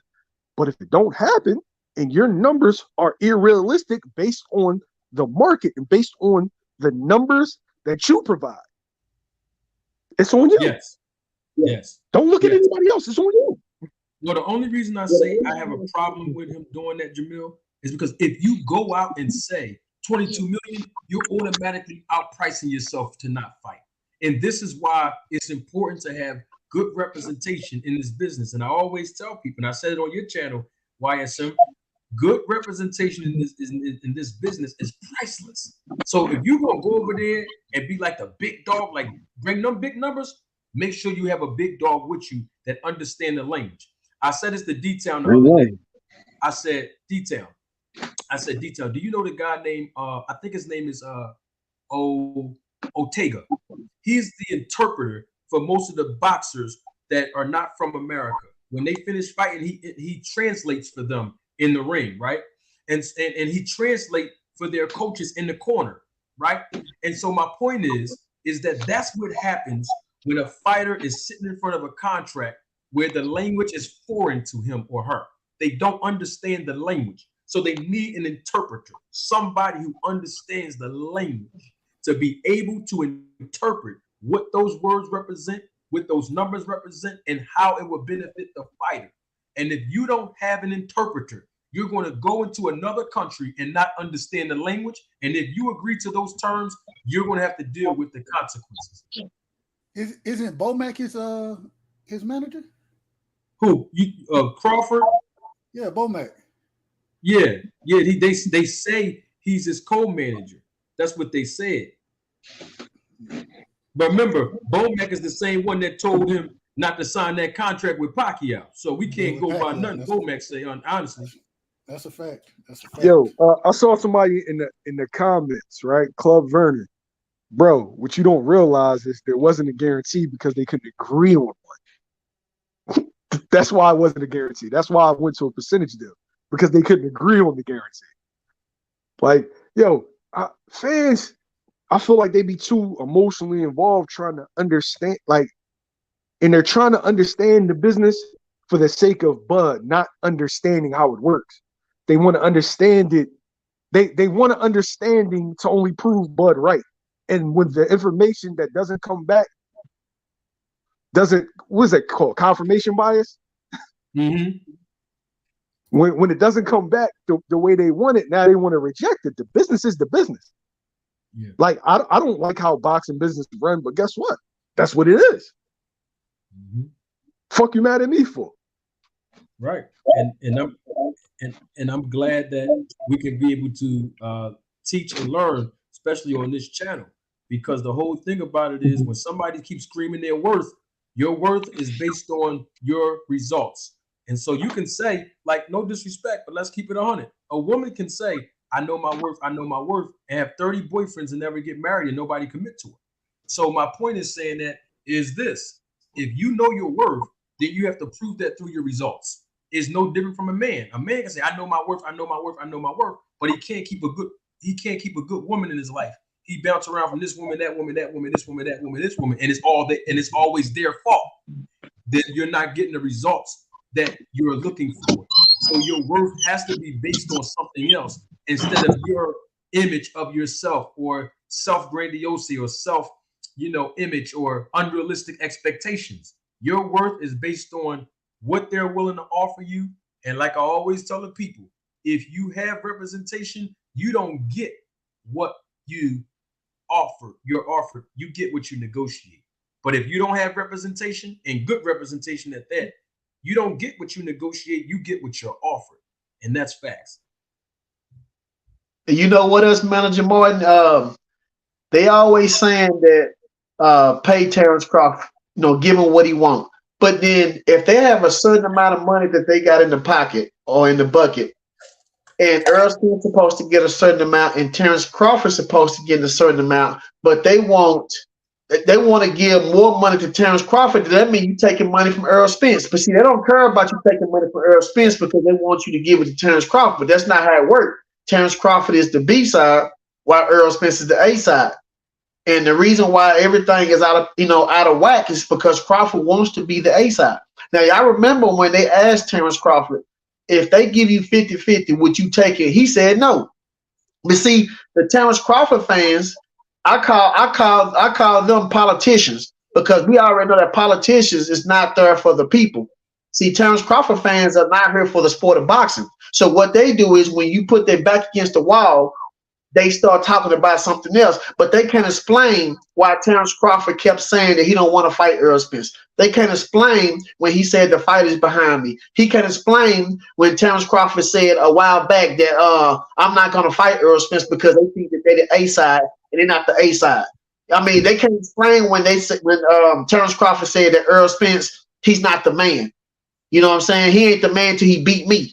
But he never said Errol Spence is a man. He said Keith Thurman was the man. So if you never thought that Errol Spence was a man, then when did you call out Errol Spence to fight him if you don't consider him as the man? I agree. And we can't keep moving the goalposts all because it's for a fighter that we like or we think we're going to win. We got to look at business, look at facts, and deal with them accordingly. And like I always say, it's all about you as an individual. It's not about what somebody did at 140. It's about you and what you did as an individual at 147. We're not here talking about what happened because the other guy who first came on said that he should get paid an equal amount of money that Errol Spence should get paid, all because he had the title at 135, all because he had the title at 140, all because of this and that. It's like that has nothing really to do with what he did in the lighter weights. We're talking about right now, what are your numbers? What can you produce? What are we going to offer? What are we going to lose up front? Because we got to get a promoter to guarantee money up front. What are we going to be able to profit besides the 10% on the back end? This has to make business sense all around the board. And it shouldn't really take us this long to talk about no negotiation. I mean, y'all started if they gave this guy a term sheet last May of 2022, which is what Crawford just said, we heard him say, it's like we're now in April. This is almost 1 year, almost a year. Now, hopefully they do announce it on April 22nd, which is what we keep hearing nowadays. The same thing that we've heard before, ladies and gentlemen, members of the jury, members of the Roll the Tape film crew, that they were supposed to announce Crawford versus Spence when Louis Ortiz fought Andy Ruiz on pay-per-view. Some of y'all remember that? I remember that. I remember. That was a rumor. And I'm not saying this time this is not true. I'm just saying we got to go all around the merry-go-round, the sliding board. We got to go in the playground just to find out these guys going to fight. It's almost a year now. Manager Marty, do you believe it? I'm going to keep it 100 with you. I'm not going to believe this fight happens until they both step on the scale on Friday evening. Yeah, it still might not happen. They got to be in the ring for me. I got to see them they got to both be in the ring for me to believe that it's going to happen at this point. You know what? You know what, Manager Marty? I see a guy in the chat. I always be on my chat talking noise. Dude named Ton Loke. He always saying things, but he be on here too. He never give you any answers. But I keep telling them, Errol Spence, you could tell a boss from a person that's not a boss. Terrence Crawford was all giggling and happy like he was in Toys R Us for $25 million. But he said that he called Errol Spence and told Errol Spence about the $25 million. When he told Errol Spence about the $25 million, Errol Spence, he sat back in his seat. He say, what about the back end? See, Errol Spence understand the back end from the front end. Errol Spence understand that the fight is worth more than $50 million. Terrence Crawford don't understand that. Terrence Crawford is not a boss. Errol Spence is. Errol Spence went against Al Heyman and said, no, I don't want to fight Keith Thurman. I want to fight Terrence Crawford. That's what Errol Spence did. Terrence Crawford can't do that. And when he had the chance to do it over there in Black Prime, he went and fought David Avenesian with those Hot Pocket gloves. His gloves burst open on a C-level opponent, but his fans, they can't explain why the man was cheating against David Avenesian. Let me get this super chat real quick before you get in, Doug. Many Face Publishing, thank you for your contribution. Thank you for your support to the channel. Many Face Publishing says, Bud should have took the risk. It's a big fight. Mayweather took the risk with De La Hoya. Haney took the risk, went to a new network. Take the risk. I totally agree with everything he said. That's facts. Thank you so much, Many Face Publishing. I appreciate that. Marty, I don't got an issue with him going off the Black Prime and getting whatever he got from him, being that the new date was going to be February 4th. It's just that for Crawford fans to want transparency, he didn't provide transparency to the people that he was negotiating with. I would have told them, like, look, we got to push it back because y'all want a multi-city tour. All right, cool. Well, I'm going to go fight this turkey real fast, right?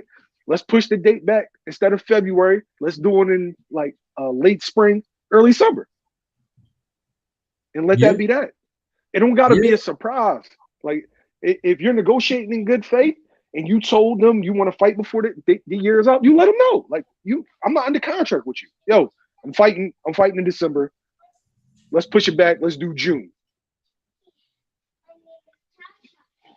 Yeah. But this is my thing, though. Go ahead. My fault, Doug.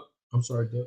I was gonna say I agree, man. Open negotiations, man. Like you say, Wyatt, it ain't gotta be no damn surprise, man. Matter of fact, with the way that it's been this entire time, trying to make it a surprise, that was not really. I don't think that's what's going on, but just with everything that's how it's kind of played out, man. Get the people something to look forward to. You know what I'm saying? Let us know.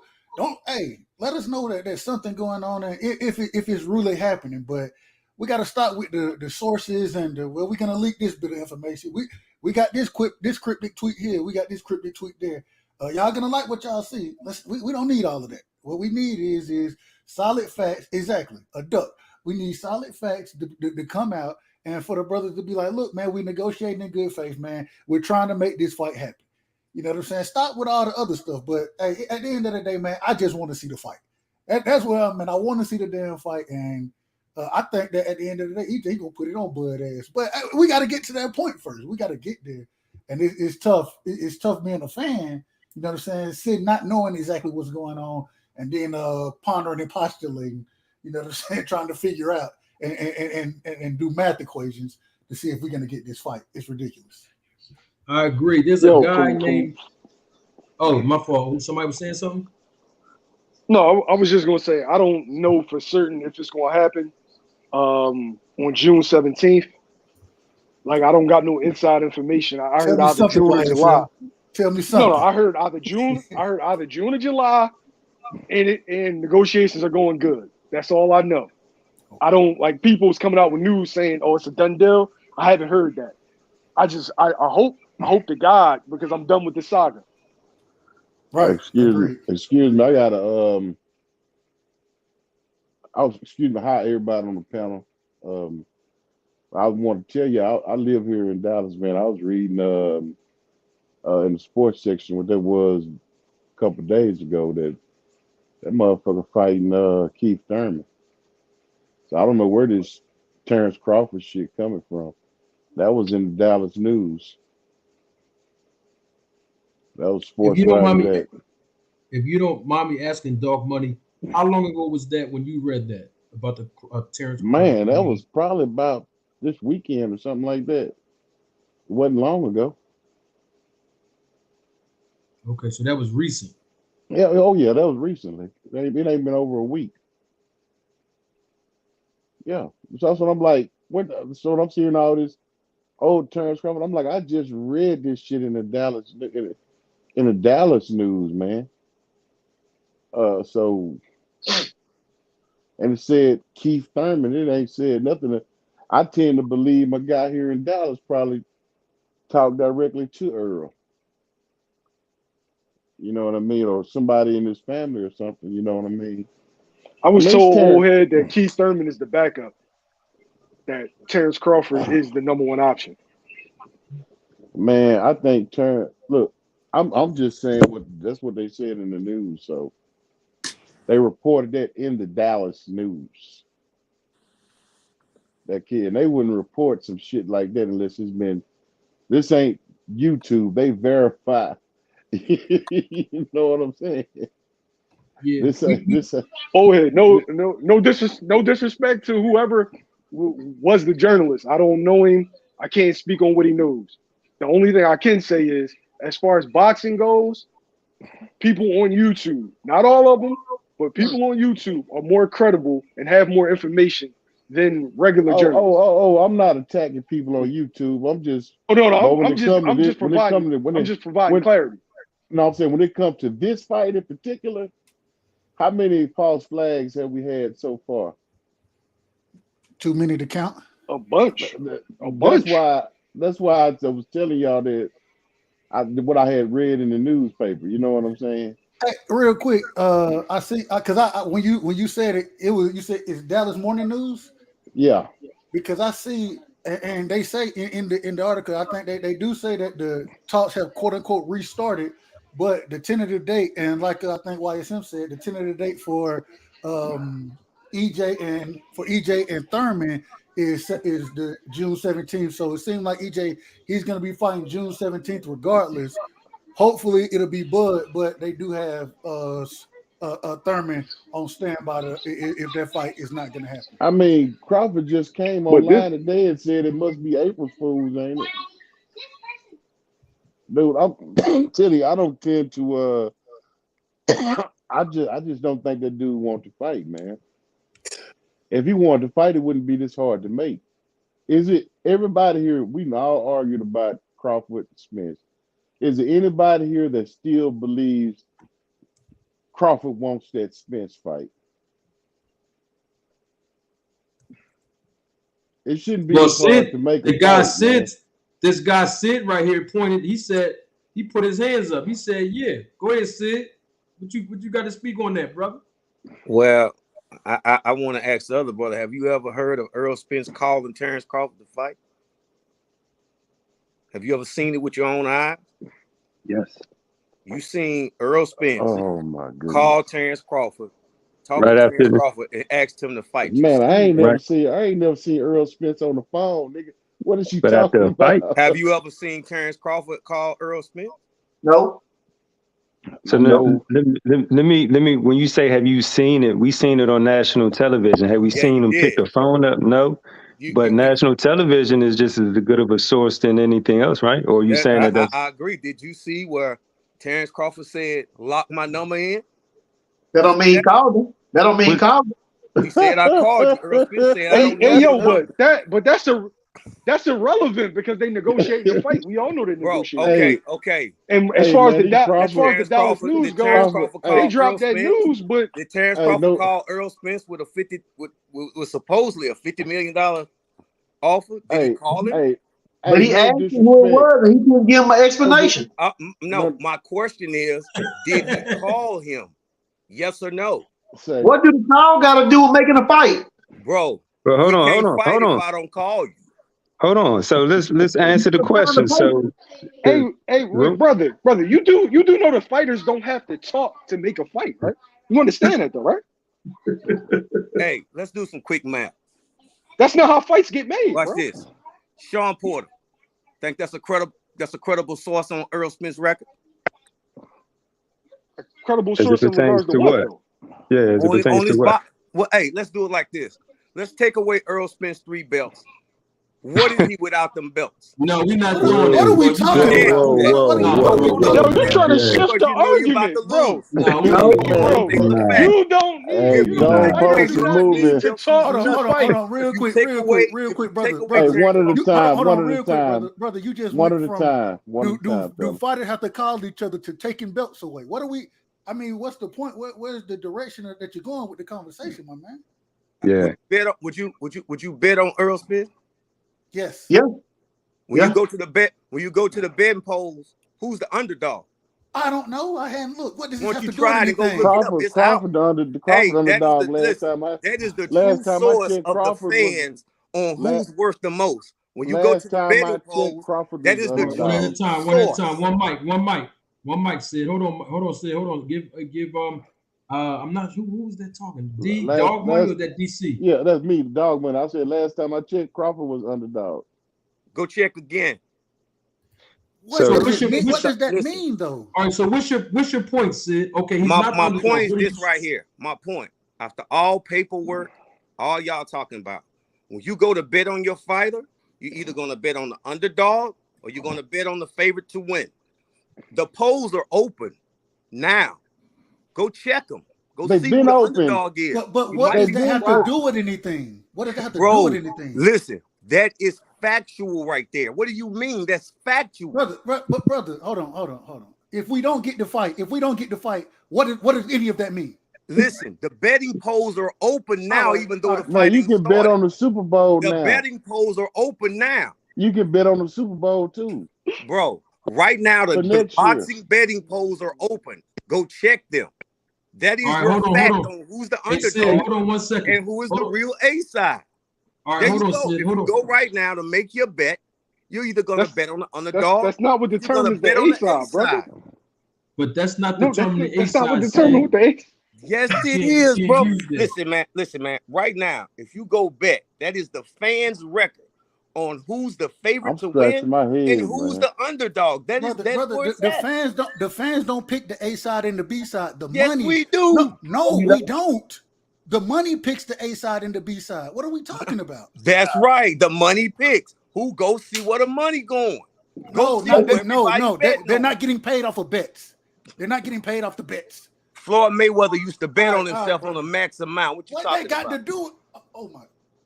Come on, man. Make sense. Hold up. Brother Marty. My brother just came in. What's your thoughts on the situation? One mic. Brother Marty. One mic. Hold on, Sid. Brother Marty. So listen, I'm trying to go back to. I know we've derailed all the way off. We've come all the way off the tracks. You started off by asking, had anybody seen if Spence had called out Terrence Crawford? Now somehow, some way, we've derailed and crashed into this brick wall about the fans betting and the A side. For me, I would like to ask, can we jump back to whatever the point is? Because right now we're just swerving all over the road. Where were you trying to go when you asked the question about if we've seen Spence call out Bud? Can we go back to there? Because the other part, I think we already have an idea of how that plays out. But where were you trying to go with that, brother? I was answering the question on someone had asked the question, did they think Terrence Crawford really wanted to fight? And I asked, it's obvious who wants to fight because that person is making the phone call. That's obvious. Okay, so that's the point that you're trying to make. Fight. Okay. It's obvious. Okay. That's EJ, right? That's EJ, right? Wait a minute. What say that again? I said that's EJ, right? That's the one that wants to fight, right? Did you see EJ make a call? You see EJ chasing Terrence every day? I see EJ send a contract 3 times. Can you show a copy of that? Man, man, look here, dude. Don't put up straws. Hold on. You know what? That ain't no way. Hey, dude, you might be married. Guess what? You might be married, right? I ain't never seen your wife titty, but if you tell me she got one, I believe you. You understand what I'm saying? See, some shit, it's not necessary to prove. You know what I mean? Everybody know it's been reported he sent the contract. Why do I have to see the contracts when they've already reported? I believe the reports. Terrence Crawford said he got a contract. Are you the one who said he got a contract? Terrence Crawford, who wanted to fight? Hold on, Sid. Are you the one that asked that question? Sid, hold on. Let me regulate this. Hold on for 1 second. Let me get these super chats. And before I get them, I want to say something real quick. You asked, did anyone see the contract? You might not have been here on the chat or on a live broadcast, but I literally played 2 minutes of Terrence Crawford on IG Live that we at this point already saw, where he himself said he was sent term sheets, proposals, contracts. He used that language and they sent it to him 3 times he said it twice, but we know October 6th was the last revised contract. So Crawford himself said they sent it. Let me get these super chats, and I want to hand it over to Ricky because he's been waiting for a while. Aaron Muhammad, I see you in the back. I got you, brother. Hold on 1 second. Let me get my guy right here, Many Face Publishing, who donated to the channel again. Hey, Marty, I'm going to get off so other people can get on. All right, you got it. Thank you, YSM. Appreciate your presence, brother, as always. Appreciate everybody, yo. Good talk. Much love, YSM. All right, so Many Face Publishing says, Bud. Oh, I think I read that one. Okay, I'm sorry. I read that one. So let me read the other one that Many Face Publishing put up. He says, Pac-Man is a bigger draw. He would have been the A side and been the underdog against Crawford. Very true. My guy DC, DC Jeroy, who's on the panel with us right now, He actually made a contribution. Thank you again, DC, for being on the panel. Thank you for your contribution. Always, bro. Always. Supporting the channel, my brother. He says, "What's up, brother Marty?" In the panel, salute. It is time to stop having rational discussions about a non-rational issue. And I think that's one of the things that you wanted to redirect us about. So thank you, DC Jeroy. We got my guy Ricky Williams up here. Ricky, I see you. You were being very patient.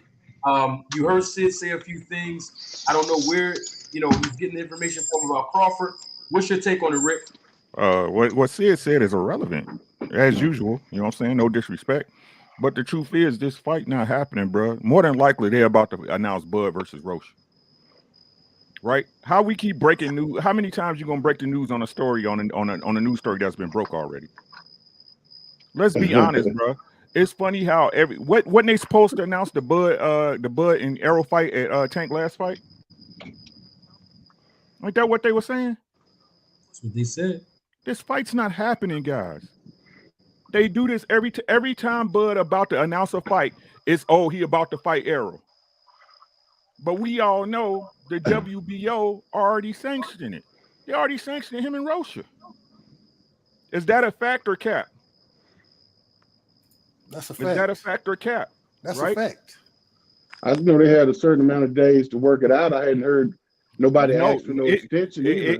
It goes to exactly. Hold on. Can I ask you a question? No, you cannot. No, you cannot. Hold on, let him finish. No, you cannot, because every time you ask a question, you take it on some old shit that ain't got nothing to do with what's going on with today, right?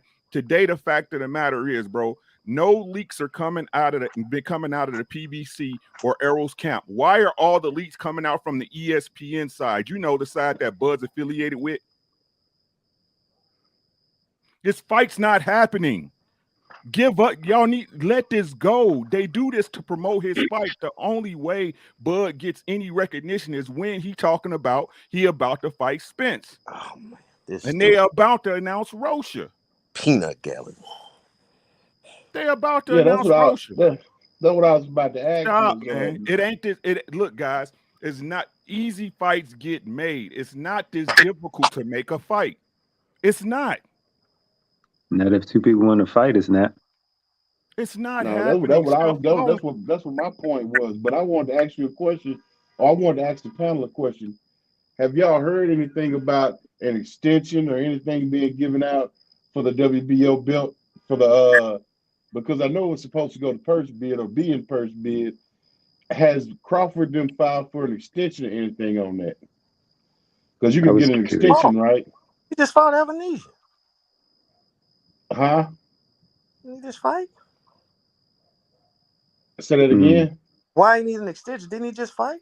That was a voluntary, not a mandatory. That was a voluntary. No, he got a it's a mandatory. It's mandatory, and they're supposed to be in purse bid right now. That purse bid date ended like a week or two ago, though. To your point, it ended like last Sunday or something. Yeah. Exactly. And now, to your point, I haven't heard anything. Yeah, I hadn't heard anything about an extension because you got to ask.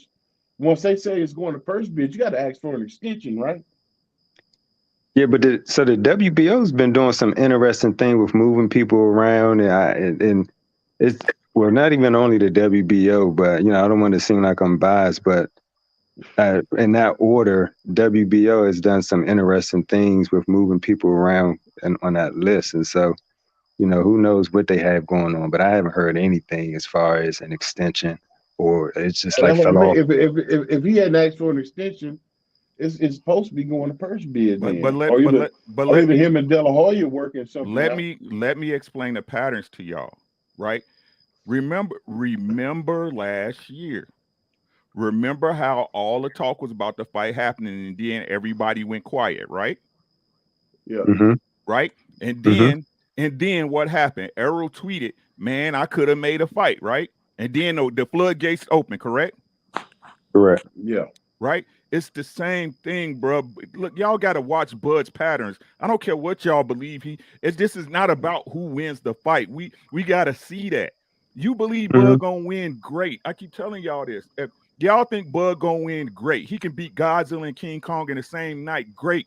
If y'all think Errol gonna win, that's fine too. Great. Errol, the truth, yes. The body snatcher, the eye taker, yes. But it doesn't matter till they get in the ring. They not getting in the ring. Which ain't gonna happen. Yeah. Which That's ain't what gonna happen.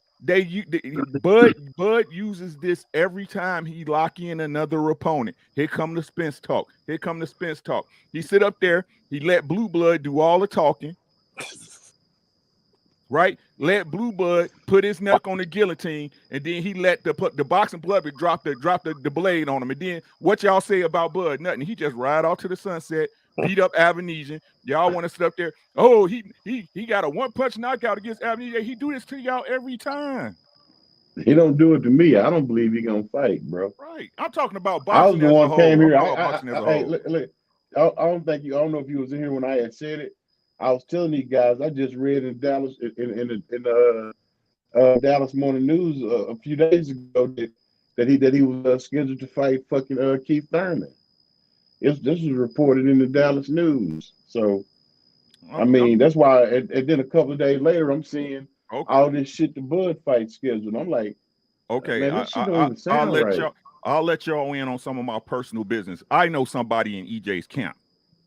Oh, here we go. You ain't gotta believe me. I can prove it to you. I ain't gonna prove it to him. Nah, but I can prove it to you, right? I know somebody's in EJ's camp. I know you. Hold on. And the charter story was false because I know personally the VP of customer service at Spectrum Communications. I can prove that too. What's his name? It's not a he, it's a she. What's her name? None of your business, nigga. Right? I know these people for facts. If you want to know everybody but see it, hit me up. Hit me up on my channel. Hit me up on my DMs on Instagram. So all this Crawford talk is a bunch of bullshit. Bullshit, yeah. It's bullshit. I'll prove it to you with pictures. That's how crazy it is. I believe. Show the pictures. I ain't showing you shit. I don't like you. Man, let me tell you something. Driving that food truck that drove you crazy. If that's what you think, again, Marty, I ain't like you niggas. I ain't got a lot. Get off that, man. Get off that joke, man. I ain't like you niggas. Listen, I ain't got a lot. When you said Porter was a bigger draw than Crawford, man, everything after that. It doesn't matter. It doesn't matter. Like I told you before, it doesn't matter. Gotta say, make America great again. It doesn't matter. Again, the point is that this fight isn't happening. You might be right. You know what? You might be right on that. Again, this fight isn't happening. Plain and simple. You might be right. For all we know, if we want to be honest about the situation, Manager Marty, Bud been talking to Earl bullshitting all this damn time like he was before, correct? Say that again. Bud could be talking to their camp bullshitting like he was before, correct? I like them words you use. Right? It's not. Yeah, you're right. Listen to what I'm saying though. It's not like the president hasn't been set, correct, Manager Marty? Yeah. It's not like the precedent hasn't been set.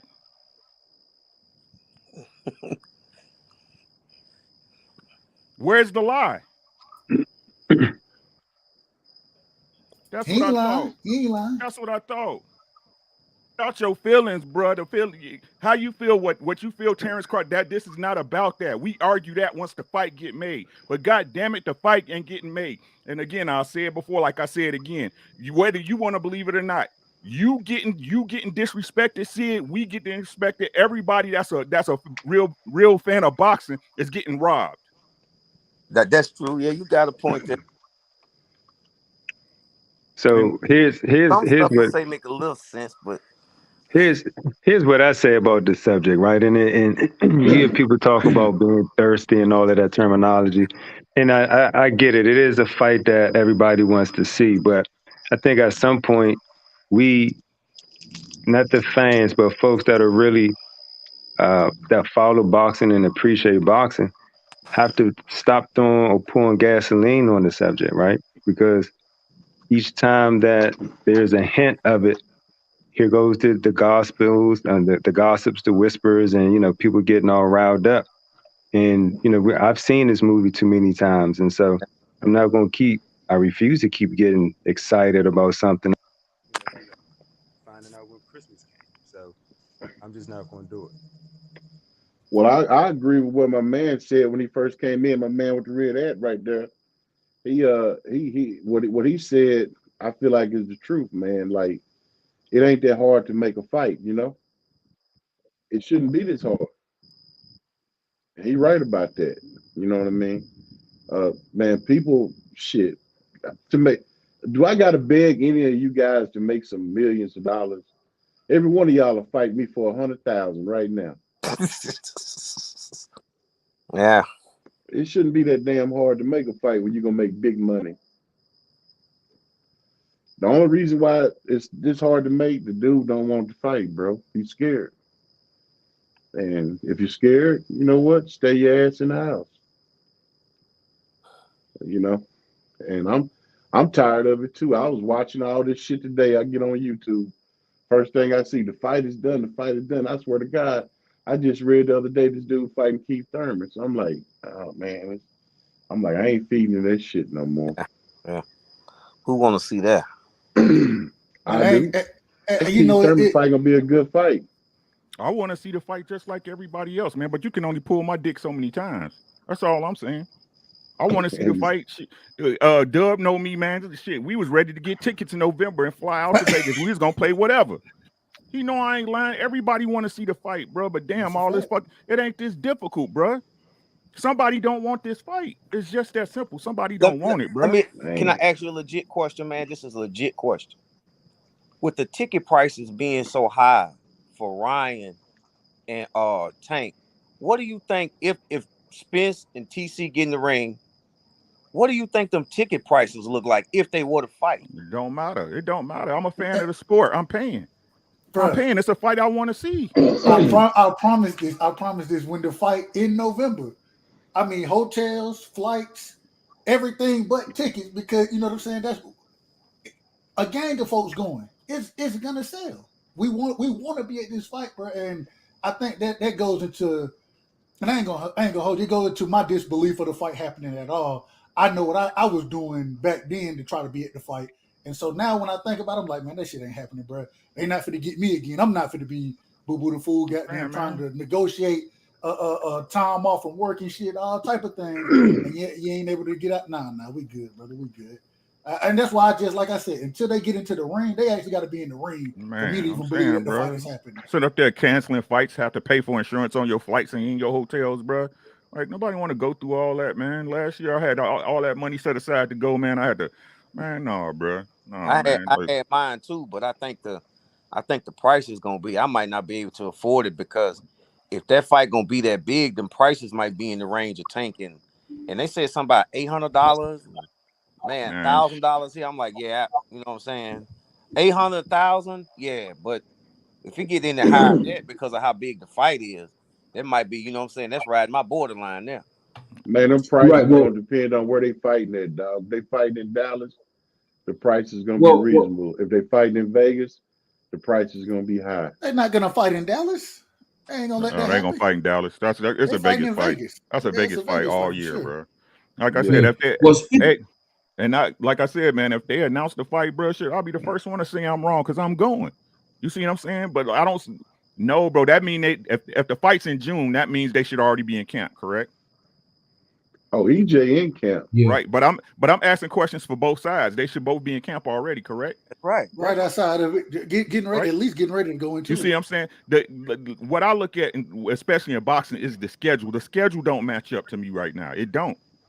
They gonna want time to promote this. Like I said, everybody said promote itself, but everybody know that's like, unless they gonna do some cheap shit like they did with Ryan and Tank. The 2-show special. But we all know this fight too big for that. Let's be honest. Yeah, it's definitely a big fight, and there's a guy that this is the first time he's on the panel.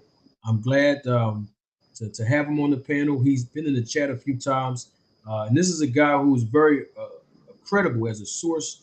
We've heard AM Sports Media bring his name up several times.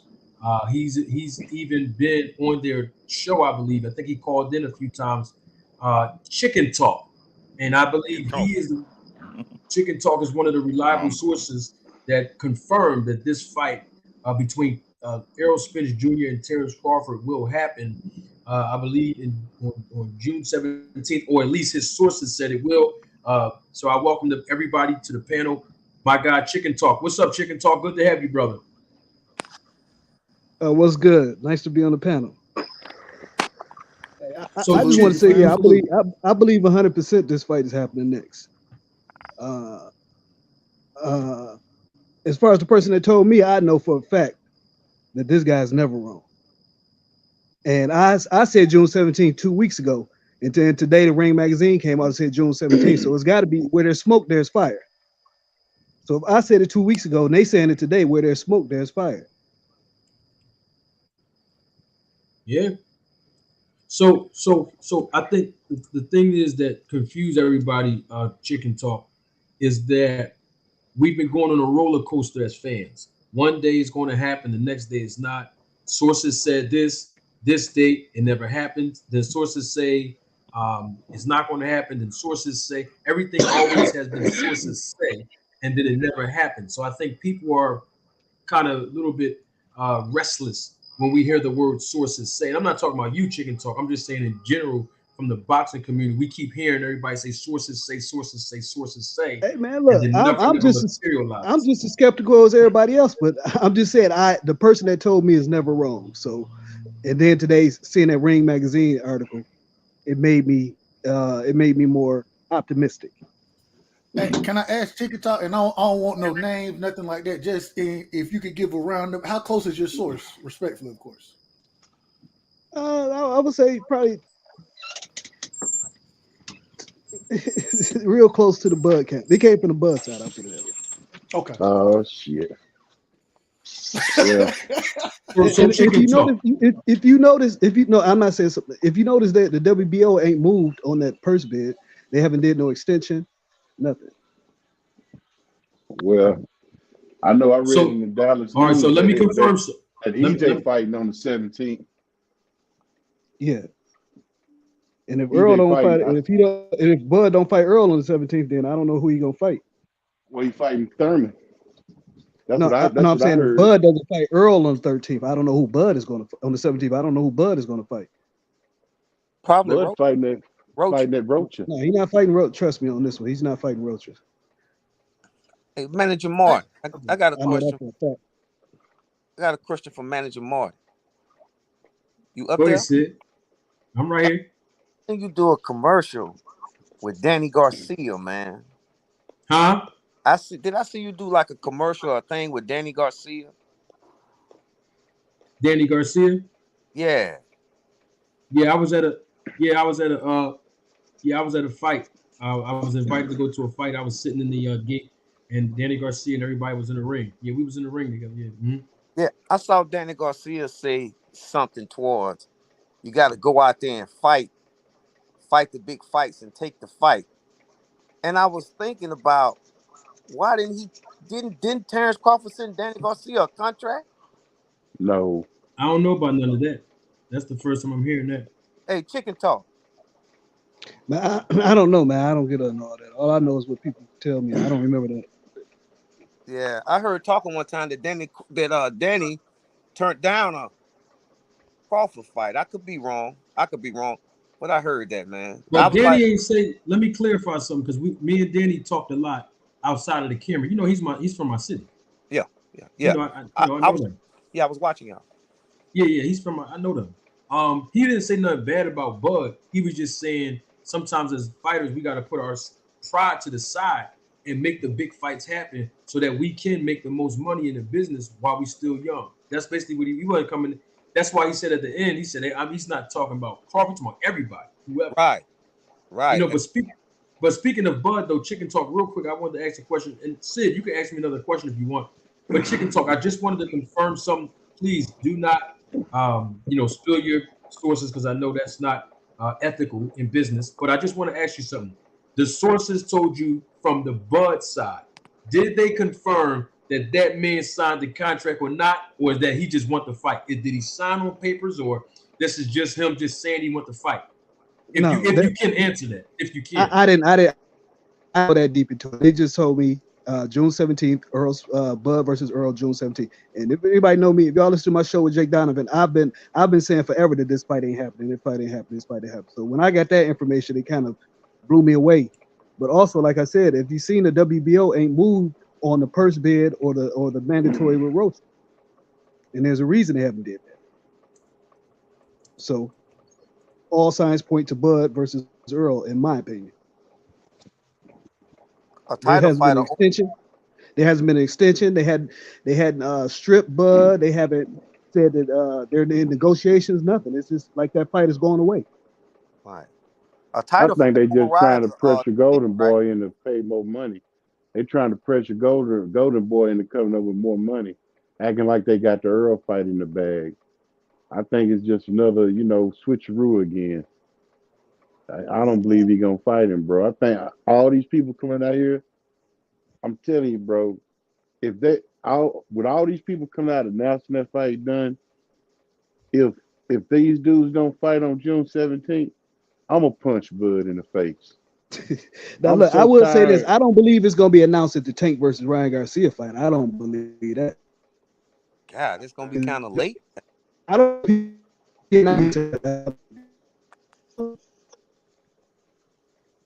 I just don't remember PBC ever announcing another fighter's fight at another fighter's fight. I just don't remember that. I don't think it's going to happen. Well, I mean, I like to know this. Why would the Dallas Morning News announce that he's fighting Thurman? No, I thought he said that he announced. I'm pretty sure. Look, I thought he said that he announced that they are back for the Morning News. Chicken Talk, you're breaking up. He bro. said, "Bud is we can't hear you." Talk. Hold on, you can't hear me. We couldn't hear what you. No, you were breaking up. No, the other day, Dallas Morning News announced that he was fighting Keith Thurman. No, he said he's back in talks with Earl Spence, with Terrence Crawford. You talking about the black dude that write for the Dallas Morning News, right? Yeah, his report is that News said that the black dude that writes for him. I can't think of his name right now, but his report was that Earl Spence and Keith Thurman Earl Spence and Bud Crawford are back in talks. That was his report. I don't. Now in the report they did say that the Keith Thurman EJ fight was tentative for June 17th as a backup. They did say that. So I see where it's coming from. Yes. But I read the same article you read, Chicken Talk, where they said that they were definitely back in negotiations at this current moment in time. I did see that as well. Well, but the fight that when he said that Keith Thurman was, that's the fight I'm leaning at right there. EJ fighting somebody on the 17th, that's for sure. Right. So let's say EJ is fighting somebody. The question I would have, since Chicken Talk, you did confirm just now that that you don't think the fight's going to be announced on the Garcia versus Tank Davis pay-per-view broadcast. So my question is, and this is not to Chicken Talk, this is to anybody on the panel, because I don't know. Maybe one of you guys might know. Where did that rumor, let's just call it rumor to be safe, where did the rumor come from that it would be announced on that card? Like, where did that come from? Anybody know? Because I don't know. I you know what I mean? I have no idea. Story for the ring. He's matter of fact, he's UK based, but he does have good. You breaking up, Chicken? Decent sources. Let me switch to Wi-Fi. Hold on one second. Yeah, I thought I heard Blue Blood say it first. I don't know who I saw with it first, to be honest. I mean, people have been saying it ever since Comcast reported it, right? Spectrum, yeah. That's what people been saying. Yeah, people have been saying it ever since Spectrum Cable. So I tend to think that Spectrum had it wrong, and that this fight ain't happening, bro. Not the Crawford fight. I want it to happen, but I just don't. I think it's another bait and switch. Has Spectrum made a correction or anything? We ain't heard from Spectrum since. I don't know anything about a correction. What happened is I can explain what happened to that because I know definitely what that is. What happened is that Showtime was hoping for that fight to manifest. So what they did is they put a placeholder for time. But when I called my homegirl, again, she's a vice president of customer service for Charter here in Rochester, Minnesota. She checked up with the corporate and they said they pulled it because they have no guarantee that the fight is happening. Yeah, and that makes sense. That makes sense. It's just like reserving the venue. Correct. You want to go ahead and put your time down for it. That makes sense. So Damn, sound like that make it even worse though. That make it worse now. Sound like a bait and switch. Tentative date, that date gone now. Is that what you're saying? And then I heard Bomac about 2 weeks ago. I'm not listen. I'm not saying the date is going. Listen to what I'm saying. If the fight happens, great. What I'm saying is, from what I'm seeing, the events don't lead up to the fight. It's just like if you reserve a hotel room, right? If you reserve a hotel, you pay for a slot, they reserve it for you. But if it comes up and they say, "Hey, it's not happening," they pull it. It's just that simple. It's just that simple. Just because it was posted there, don't mean it's a fight. That's what I'm saying. And even if it was posted there, hell, the PBC, they could have reserved it for that specific reason and said, well, regardless, you're going to fight on this day, the 17th. So hence the reason, as the report from the Dallas Daily or the Dallas Morning News, Thurman is the tentative fight. So either way, it's going to be a pay-per-view fight. They're still going to need that time reserved. It's just we got to. I figured that would be the way they would handle the situation. Yeah. But I know Earl EJ in camp, as far as I know. So, somebody getting their ass whooped. I understand 100% why everybody's skeptical, because I'm still kind of skeptical myself, But I just feel like they for real this time. I just feel like they're really for real this time because I know Bud options and he don't have many. Bud don't have many options other than Spence. So what will you be saying if it ain't real this time? Needs you too. So if it falls through again, what everybody gonna say then? I ain't gonna say shit. I'm gonna say I still didn't believe it till they got in the ring. I'm sorry. Say that one more time. Like, man, just like I wouldn't say nothing. I'll be like, man, I got it. Hey, what day we going out? Where y'all staying at? When can we catch drinks to go see the fight? You see what I'm saying? Like, I'd be lying if I saying I didn't want to see this fight. That's my problem. Everybody wants to see this Manager fight. Marty, I gotta get on my computer because I can't hear nothing on this phone. Okay, you got it. Everybody want to see this fight, man. Make it happen. Y'all know me. Make the damn fight, bro. But quit playing. It ain't this hard, bro. It ain't this hard. Yeah, all this playing back and forth making me lose interest in it, though. Really, it's a missing link somewhere, man. You know what I mean? It's just like a chick. You know what I'm saying? She keep telling you she gonna give it to you. She gonna give it to you. Keep leading you on. After a while, you be like, man, keep that funky ass cat. I don't even want that shit. You know what I'm saying? You ever have a chick lead you on, man, till you be like, man, fuck that hoe, man. I ain't running her over. If you see her crossing the street, you'll run her over in the car. Well, I mean, that's how I'm feeling about this fight. Yeah, the thing about it is, and I keep saying this over and over again, and I'm gonna say it again because Ricky made up an interesting point when he said it just don't take this long. When two fighters want to fight, they fight, y'all. And when one fighter or both fighters don't want to fight, I promise you, they do not fight. I mean, it don't take. If Terrence Crawford was on IG Live on Instagram and says they sent me a proposal in May, a month after Spence fought Ugas, and here we are in the beginning of April, nearly a year later, and we're still having the same conversation. That tells me right there. Man, you're right. I know some of y'all might not agree, but I'm in this business and I know the mentality of these fighters. That tell me right there, somebody's stonewalling and they don't want to fight, bro. And I think it's Crawford. I got to keep it all the way on it. Like, there's no reason for Errol Spence and his team to send 3 offers to send it, to go on TV and say, well, I had a little, accident, little nucks and bruises, nothing real serious. This was Spence said in his last broadcast. But I'll spin the block again. Like they're going out of their way to continuously initiate every process. And for this not to happen, it shows me that Crawford just do not want to fight this guy. Now, if they fight in June, like Ricky, I'm on the same boat Ricky is.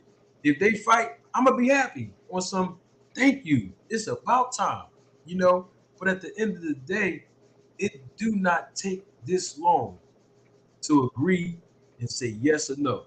I promise you, and I'm gonna stand on this. 35% in the fighter's position of Crawford is very, very generous.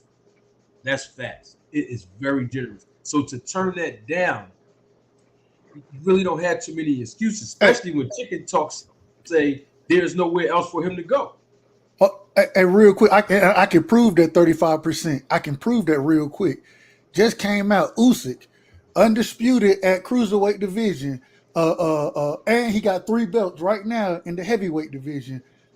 He was willing to take 25% versus Tyson Fury taking 75% because Tyson Fury is the bigger draw. Usyk has all the credentials. He has the belts. He has the titles. And even at the heavyweight division, he got the titles up there. And he's still having to take something like 25% against Fury. It's more about the business. And when you start to talk about all this other stuff and how the this over here and no, brother, it's about the business. It's about what you sells. And at the end of the day, if you want to make the fight, as Bud told us from the beginning when he was talking about Keith Thurman, hey, if you believe in your skills, then you make the fight. That's what Bud said. And so we need to hold him to that same standard. Yep. You on mute. You're on mute, Sid. You saying something, but we can't hear you. You're on mute. Yeah. I'm going to find the link where Earl Spence was asked, was he joking about that? And Earl Spence himself said, 35-40%, man, I'm just joking. Who would take that? The Bud fans still coming with these straw man arguments, because you can't offer Sean Porter 40%. Bro, I can show you how they offer anything by how I just broke down the Usyk Fury fight. I just showed you that.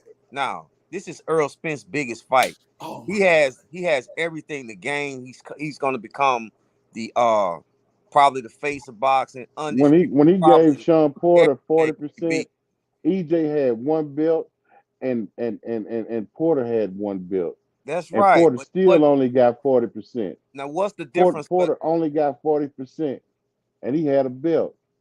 That's now right. EJ got 3 belts.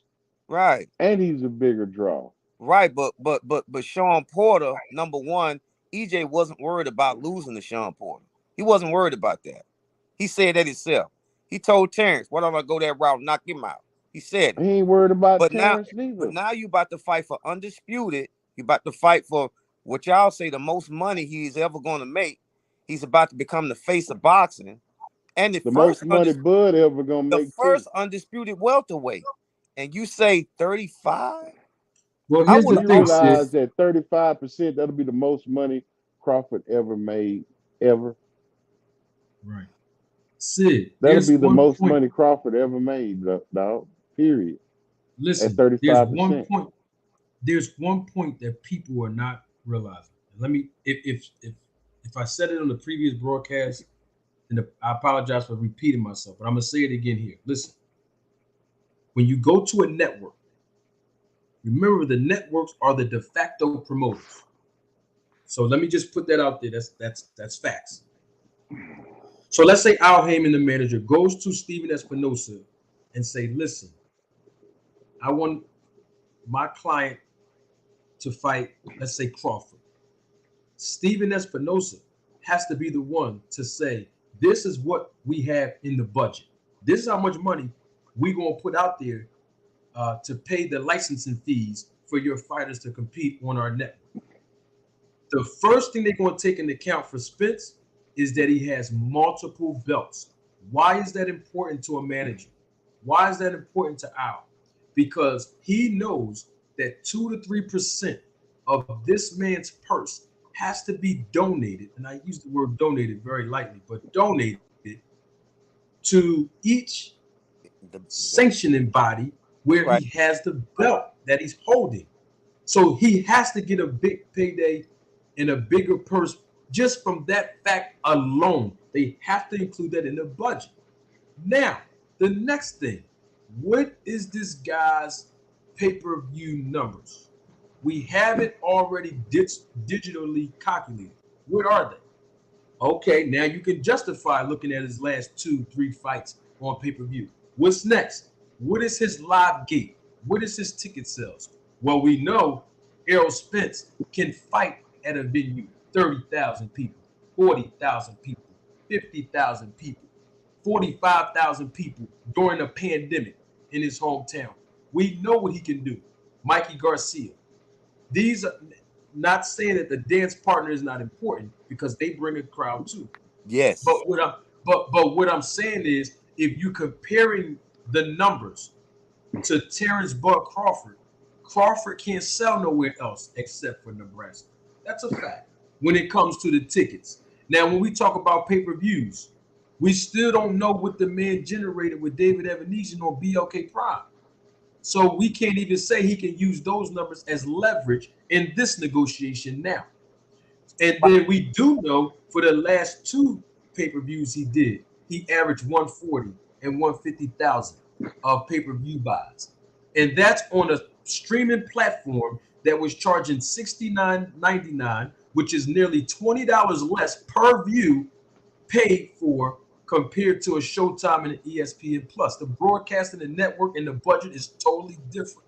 So just from those 3 facts alone, Spence is always going to be the A side. And the big ace in the hole is why I'm on YouTube today, because Spence has good representation. When I say I'm on YouTube, that means I am representation for this reason, to maximize the earning potential of these fighters. Terrence Bud Crawford do not have representation. He just don't. Sid, I know y'all want to say, oh man, he can talk to the big wigs by himself. Well, he keeps talking to big wigs by himself and he's not getting the results he's looking for. So he has to go in there with something stronger than the ticket numbers, something stronger than the pay-per-view numbers. It has to be good representation. Now, he does have a belt, so we got to put some pennies in his pocket because 3% got to go to the WBO. But that's the only leverage he will basically have. And you can't go by his resume because we know that his resume was full of truck drivers and transportation and Uber drivers. Sid, that's facts, bro. In his last pay-per-view, he fought on blackpeoplemeet.com, bro. So we can't go by his last pay-per-views either. Well, so he don't have as much leverage, bro. And when you don't have too much leverage and somebody offering you 35 to 65, man, that's a heck of a deal, bro. You better take real, dog. That's generous. Well, listen. That's a generous deal. Well, ain't nothing wrong with walking away because in the long run, who loses? Crawford, we are as boxing fans. The boxing fans. That's the problem. Y'all the boxing fans. We look at it out of those underwear, bro. We want to see the fight. Out of walk away from it. Fighters, who loses really? If they don't fight, make sure you change your word. Make sure you change. Well, after the boxers, the boxing fans lose, my nigga. The boxing fans lose. Get out of here. Out of those 2 fighters, who loses the most? I don't care which one of them lose and not making a fight. Man. Stop yelling. Stop yelling. I don't care who. I don't Crawford care who loses. Crawford loses not making a fight, bro. What do he lose? It's the end of his career. What does Crawford lose?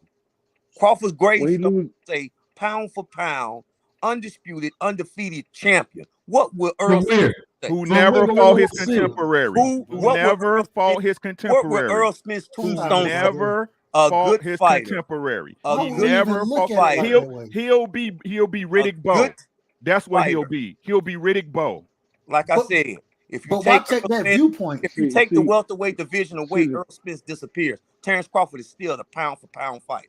But why take that viewpoint, bro? What do you gain as a fight fan? What do you gain from Bud walking away from the fight? I don't gain anything. So what are you talking but about? What do you gain from Spence? What do you gain? I'm not gaining nothing from Spence. I'm gaining something from the fight happening. That's what I'm Bro, trying to tell you. The you fight just happening. asked me what do I gain. I asked you the same question. No. I asked you what do you gain if Bud walks away? If Bud walks away, I gain the same thing if Spence walks away. I don't get the fight. But what is your fight at hand? Nothing. I don't care. I'm still with the pound for pound. Listen, forget the fighter. Forget the fighter. Forget the fighter. This is a speck on the bro. Forget the pound for pound list. Forget the pound for pound list. Forget that. Forget that, bro. Y'all underwear. It's about the fight. What it's you about fight the for? fight. You go to work to get money. When you go to work, you go to work to accomplish it. Maybe one day be the boss. So now you do understand. Now you are arguing That's the for the highest fight not rate to you happen. can get in boxing. Hold on. Let me talk. You said you understand that you are arguing for the fight not happening right now. You do understand it. No, bro. No, that's your narrative you're making. That's How's that a narrative? well, watch this. Let me show you double standard. Sean Porter fought Earl Spence, but he also said that was 3 years ago, watch bro. this. That was He 3 also years said ago. Terrence would lose. Watch this. Carol Brook beat Sean Porter. He fought Earl Spence. He also said Spence would lose. We Then don't you got care Terrence who Crawford. wins You got or Terrence loses. Crawford who fought all both We of them. don't He care. said he would beat Spence. But yet Dude, do you understand? We sitting boxing here fans. We don't disagreeing care who with win or people lose. who fought them both. Somebody explain to him. We don't care who win or lose, man. We boxing But you know fans. what? You're gonna add We Carol don't care. Brook, and you're gonna add Carol Brook, and you're gonna add Porter to his resume to make him talking big. about? But you're gonna call them liars. Well, wait a minute, Y'all Sid. doing, man? Wait a minute, Makes Sid. sense. Hold on, Sid. Let's be clear here, because those guys that you named were the same two guys when Terrence Crawford was interviewing with the lady Katie. He said that Spence don't get credit for fighting those guys, and they were the same guys that he fought. Remember, he said that, Sid, when he was on that interview with the lady Kate on the virtual interview. He said that. Look, I got a question for you. So if you said he walked away from the negotiation, as a fan of the sport and as a fan of Crawford, just give me a number. How much do you think that Bud Crawford is worth in a negotiation with Spence after everything I just explained to you? How much? Just give me a number or a percentage. Okay, ask the question again. All right. Sorry. Everything I explained to you about how the networks, before they make the payments to the manager or the promoter, right, of the card, they pay licensing fees. They basically pay to license the fighters as brands and market them on their networks. So they have a budget that they create. And I told you some of the criteria that they use to be able to justify how much they're going to pay the promoter or manager for these fighters, right? So with that being said, you said Crawford walked away, and you basically said he can walk away with his head high, in essence, because it's not hurting him. So how much, in your opinion, do you think that Bud should receive to fight Spence, or at least a percentage, either one? How much, in your opinion? Honestly, 40 would be good. Just give him 40. 40 million? No, 40%. I think Spence is 60. I think Bud is 40. Okay. So if they asked him, what about 35%? You think that 5% is slighting Bud? I think that's an insult. I think it's at least give him what he gave him Porter because he. Well, no, you keep hold up. You keep using Porter. You know, Porter and Spence and Crawford and Spence is not the same. So don't worry about Porter. I want to keep this on Crawford. 40% and 60%, right? Right. Let me give you something, and I'm gonna give a fan something. When a fighter is signed to a promoter, there is no back end. I just educated people that didn't know that. There is no back end. Is just a guarantee, which is a minimum and maximum amount in your contract. That's it. So that's why Crawford keeps saying, I got 50 million. I'm just guarantee up front, you guarantee. And guess what Spence is saying? Yeah, I hear all that 50 million. What about the back end? He's saying that because they're on two different pay scales. They're on two different business models. So that's why I'm asking you. You saying 40%. So tell me, besides the WBO title, in your opinion, as a businessman, besides the title, what else can you use as leverage to justify someone paying you 40%? Because when you fight me, if you beat me, you become the face of boxing. I'm holding your career in my hand. You become undisputed. You become the first undisputed welterweight. You become pound for pound because you beat me. I become the face of boxing. There you go. That's the level. That just okay, great. Now you want a major network to lose a whole bunch of money on a guy who can't sell, all because of the perception of the fan base, which is subjective anyway. That's not how business works, Sid. You can't say, well, if I beat you, the fans, hold on. If I beat you or if you beat me, you will be the face. So in other words, I'm going to play keep away because I got something that you really need to be the face. And that's going to say, nah. If you don't pay me 40, you don't get it. Absolutely. I know that's what you're saying. But here's how Crawford is shooting himself in the foot. Because Errol Spence can make big money fighting Keith Thurman. You see that? You see that? True. But Crawford, he can't make that same money fighting nobody else. And we all know that's true. Okay. And everything you said was correct. And you can keep the king of the welterweight division while I'm still the king of boxing. You see, you can have. You're not the king. You're not the king. But you're not the king. Sid, you're not the king of boxing because the people that called you the king are from ESPN. Their pound for pound list is what you're referring to, and they had to say that because that's how they justify paying Bob Arum that money to have him on the network. You see, because he's not there no more. He doesn't have a network behind him. So pound for pound ain't gonna put no more money in your pocket. So hold on. Who do everybody consider the pound for pound boxer? It don't make no difference when it comes to the network creating a budget. That's why they don't care about that when they create no budget to pay these fighters, bro. Hey, Sid, can I ask you a question, brother? Can I ask you a question? Fighting for? Hold on, can I ask you? Fighting for? Let me ask you a question, brother. Let me ask you a question. Somebody answer my question. Okay. Why is boxing? What is his goal? He's trying to become undisputed. Okay, Terrence Crawford already did that. Okay. What does that have to do with anything? Hold on, wait. Hold on, brother. But you just asked me. Why are we going in circles? Hold on, brother. Your question to me. Why are we going in circles? Because your question to me was, what was Errol Spence's goal? I answered the question. What is it? Now, I told you what it was, to become undisputed. You think he wanted bad? Sid, let him ask his question now. Sid, he answered yours. Go ahead, right side. Why? My question is instead of pushing for fights, why are you so willing to die on the hill for Bud? What has Bud done for you to the point that instead of pushing for the best to fight the best, you're willing to sit here and cap for an individual who is not making the best fights happen? What is your investment in it? Okay, watch this. I'm smiling because I'm an Earl Spence fan too, so I can put myself in your shoes and I can see where you're coming from. So I'm not gonna yell at you, not gonna get mad, I'm not gonna ridicule you and put you down. That just means I'm too much in the. I want to see the fight, man. I want to see the fight, but on the outside looking in, I don't have as much information as Marty or you or the food truck driver there. I don't have that info. I'm only going by what I see. I've never seen Earl Spence come up and talk to Terrence Crawford. Hey, brother, if you listen to these guys that's on this panel talk, you'll learn a whole lot because they really know what they're talking about. Yeah, dude. I know. So I'm on the outside looking all these guys are very knowledgeable. Yes, I know. I know. That's why I was asking.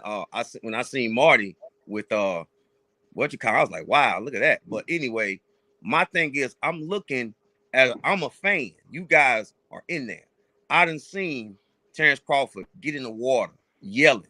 You know what I'm saying?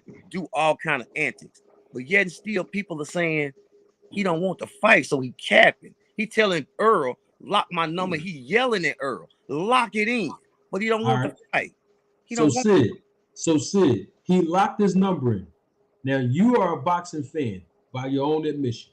And you know in boxing, when the fighters fight in the ring and they're done fighting, like Devin Haney did with Lomachenko, Tyson Fury did with Wilder, Errol Spence did with Porter, like Danny Garcia did with Spence after he fought Porter.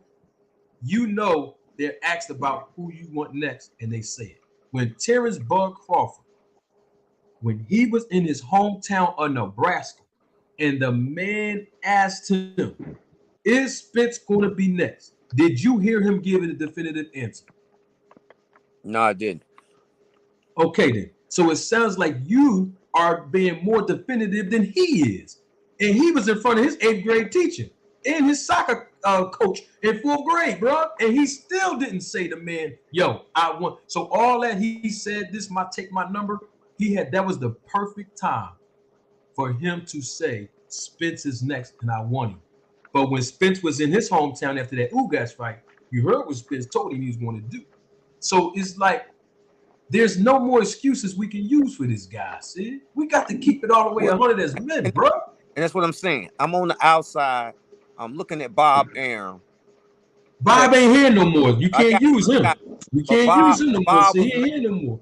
When Bob was managing TC, he said Bob wasn't managing. He was his promoter. Well, when he was his promoter, they asked him about it. He said Spence don't want to fight. Who was Bob? And then Bob said Spence already know that Terrence can beat it. Okay. Wasn't he supposed to say that? In Spence's face, Spence said, why don't I go fight Porter? He should have said, man, let's make it happen. Hey, Sid. At the end of that, Man, that was 5 years ago, bro. Sid, you want to know something funny? When you talk about when they met in backstage, right? When they met backstage, EJ had the sweatsuit on, Bud had the sweat. That's what you're talking about, right? Correct? See? Yeah.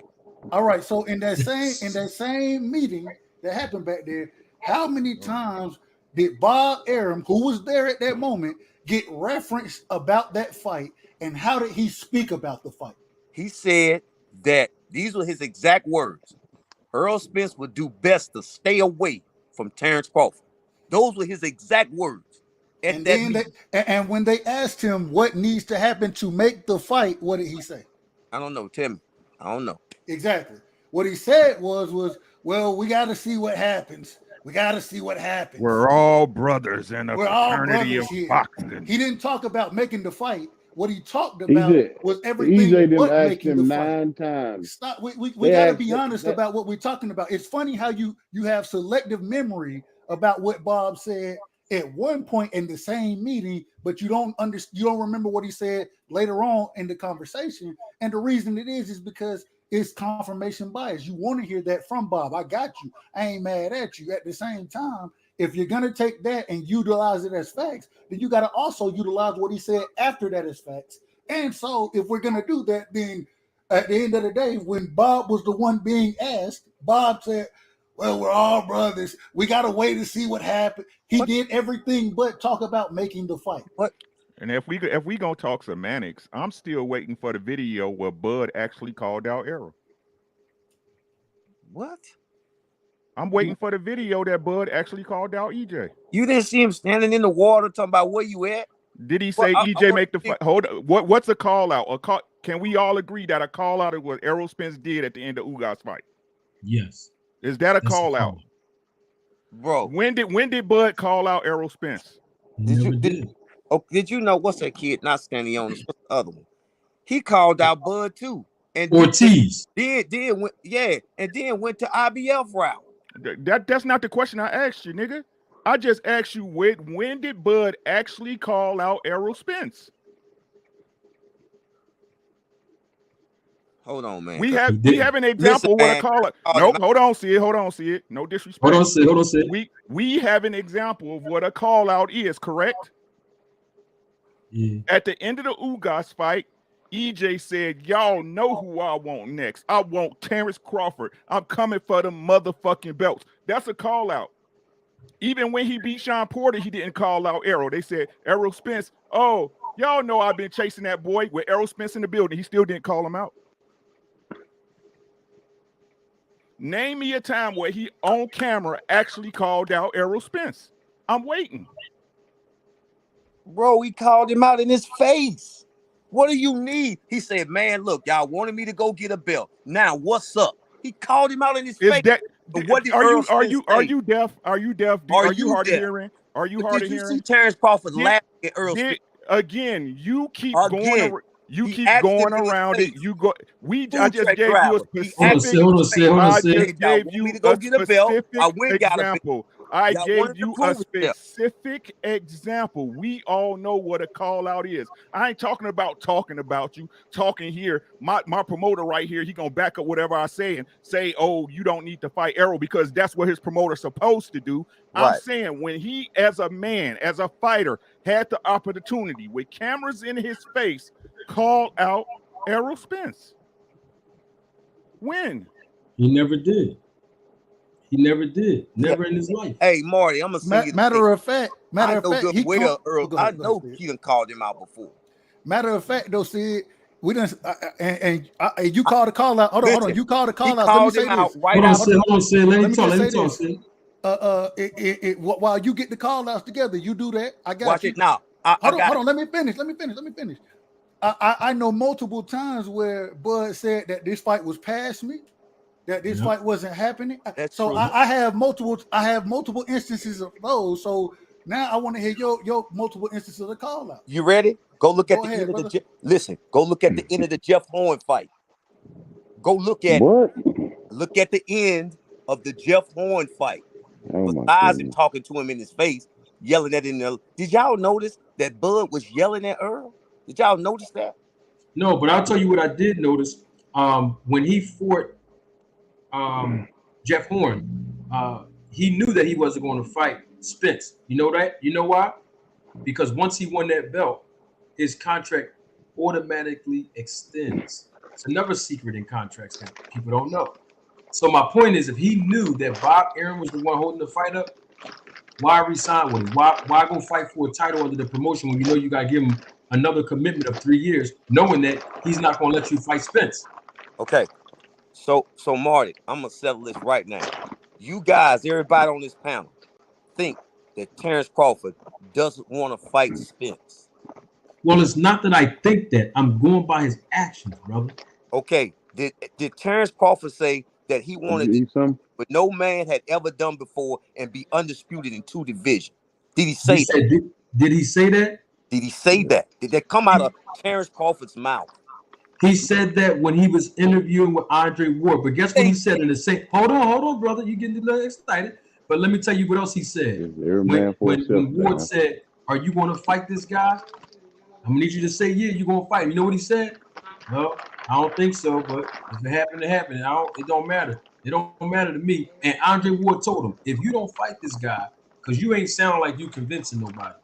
You sound like you don't want to fight him. So if you don't fight him, I'm gonna be very disappointed in you."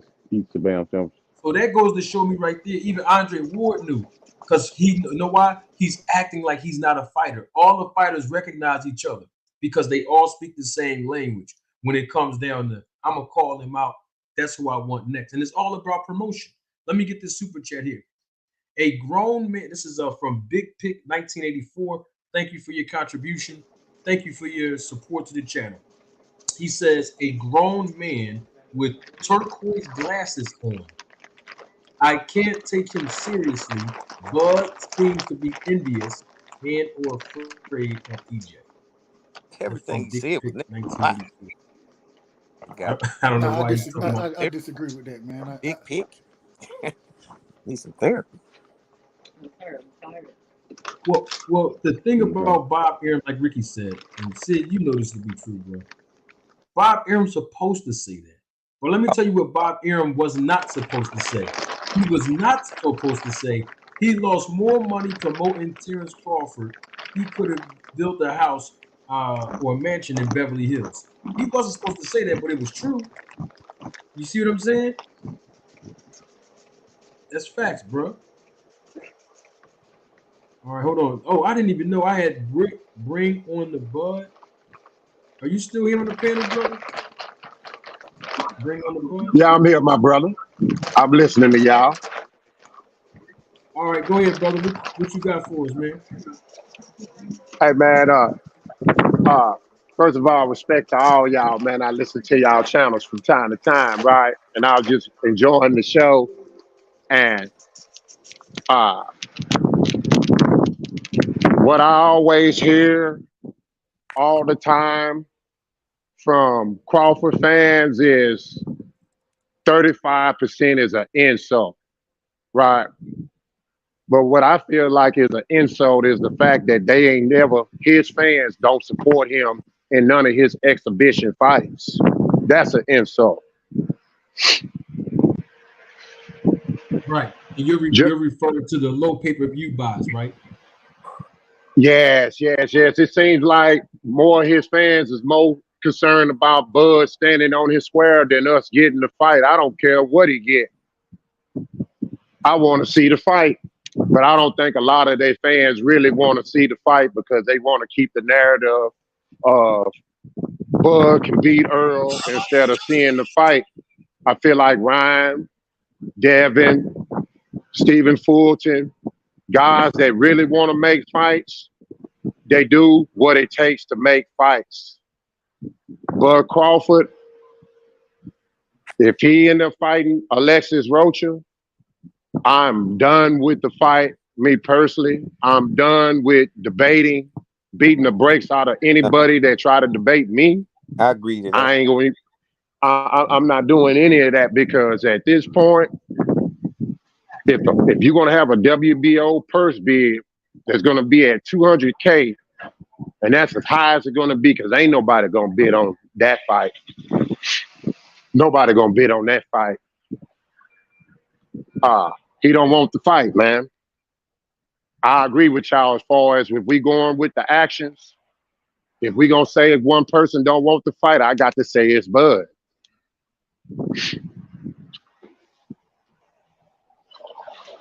And something else that I find kind of peculiar, right? When we talk about resumes, and every opponent that Bud fights, all of a sudden they become a killer. All of a sudden, David Avocado was a killer.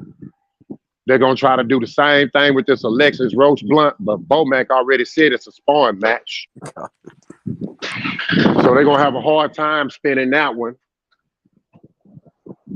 I'm gonna say this and then I'm gonna go back to listening, man. Next time any one of you brothers talk to a Bud Crawford fan and they get to talking about resumes, things of that nature, just ask them this one question. They'll never answer this for you. Ask them, name you 3 top welterweights at 147 at top rank. They'll never give you the answer. And I'm gonna go back to listening. Appreciate y'all for having me on. Good cook, my brother. Good cook. Salute, bring on the Bud. Thank you for joining us. You got an answer for that, Sid, real quick? Nah, I don't think it's none there, man. But can I ask him a question? Please. No. Name a fighter, dead or alive, got a resume better than Bud's. What? What you say? Name a what? Are you serious about that, Sid? You for real? Name a fighter that's got a better resume than Bud Crawford. Did you say dead or alive? Sean Porter got a better resume than Bud Crawford. Do it. Danny Garcia got a better resume. What are you talking about? Hey, to get better than Bud, Adrian Broner. To get better than Bud, you got to be pound for pound. Oh my God! Say, man, I'm gonna tell you something. Listen, Floyd Mayweather better than Bud. I'm gonna tell you something. Floyd was never my brother undisputed. Your resume ain't got nothing to do with undisputed. Your resume are the fighters you fought. Resume are different. Your resume determines the resumes are who you fought. A resume is who you fought. A resume is who you are at work. No. Resume and accolades are 2 different things, though. Job. So look at your job, right? On your resume, you can. If you get an employee of the month, you can put that on your resume, but you're gonna put it on there as an accolade. It's not the same as who you fought in boxing. It's not the same. It's not the work you did there, right? So you got the belt. I got you. You got good accolades. But when we talk about resume, the fighters that you fought is 2 totally different things. Sid, can I ask you a question, Sid? You didn't answer mine first. Hold on. Give me. I just gave you a couple of them. The brothers gave you a couple of them, but no, they didn't. No, they didn't. How hold can on. we answer? Ask me How the can we? question again. John Porter, that was stupid. I told you How that can guy. we answer a question when you don't know the definition of resume? Bro, who has done in the sport, right? Who has done in the sport, getting ready to thread 2 divisions, got 2 divisions on lock. He can go fight Jamal. He can force Jamal into a fight with the WBO belt. And he holding the belt for Terence Crawford. Name another fighter that And why important. don't he do it? It ain't him that's holding it, bro. Let me tell you something, bro. Watch this. Earl Spence Hey, bad. hold on, real quick. Hey, He got bad respectfully, fame. we got a little feedback. I can't hear what y'all. My brother, with Errol, I think that EJ smoking the blunt. All right, we good now. Go ahead. My bad. Do you know out of the 2 fighters, one of them they both know who gonna win? Out of Spence and Terence, them 2 guys know their capabilities. They know them. One of them knows that they're going to lose. One of them know. Them dudes are the best at what they do. They know their capabilities. They know their limitations. Either Terence Crawford know that he's gonna go in that ring and lose, or his chances of losing, or either Earl Spence knows it. Who is the most likely one who knows that they're going to lose? Is that honestly your question?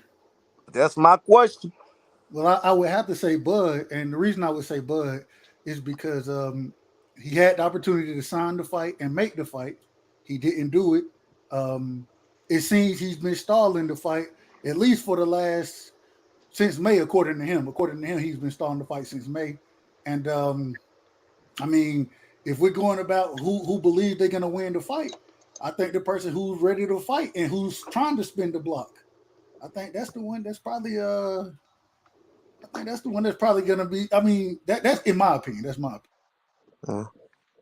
Who do you think was more confident in the meet when they met up? Who do you think was more confident in their ability when they met up?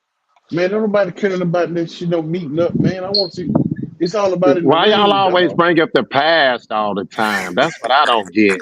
Then y'all don't. Not only y'all do that, but y'all mind readers. But y'all hold on, dudes bro. are Bro, know what energy he doing, bro. killers. Y'all everything. He know exactly what he doing. He know exactly what he doing. And at the end of the day, you know what? He don't give a damn about the fight.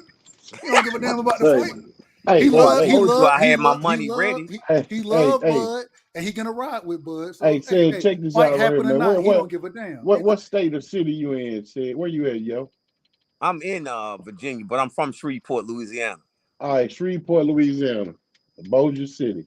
Hey, I was down there gambling about 6 months ago. I'm in Dallas. I was down there last night, man. I'm a truck driver. I just got back home. So I'm gonna tell you this right here, man. I believe I kick your ass. Oh man, there they go. I believe I'll kick your ass. Earl Spence fighters. Now my question is this right here: does me saying I'll kick your ass mean I can kick your ass? Where you at? Where you at? Show your face. Show your face, buddy. I'm in Dallas. Show your face. No, he not trying to fight you, brother. He not. No. I just want to see his face. Answer my question is me saying I can beat you, does that mean I can beat you? Or is them just fucking words? You know you right, man. You know you right about that. They just words. They just words. You know you so right. when Terence Crawford say he's gonna beat Earl Spence, them just words.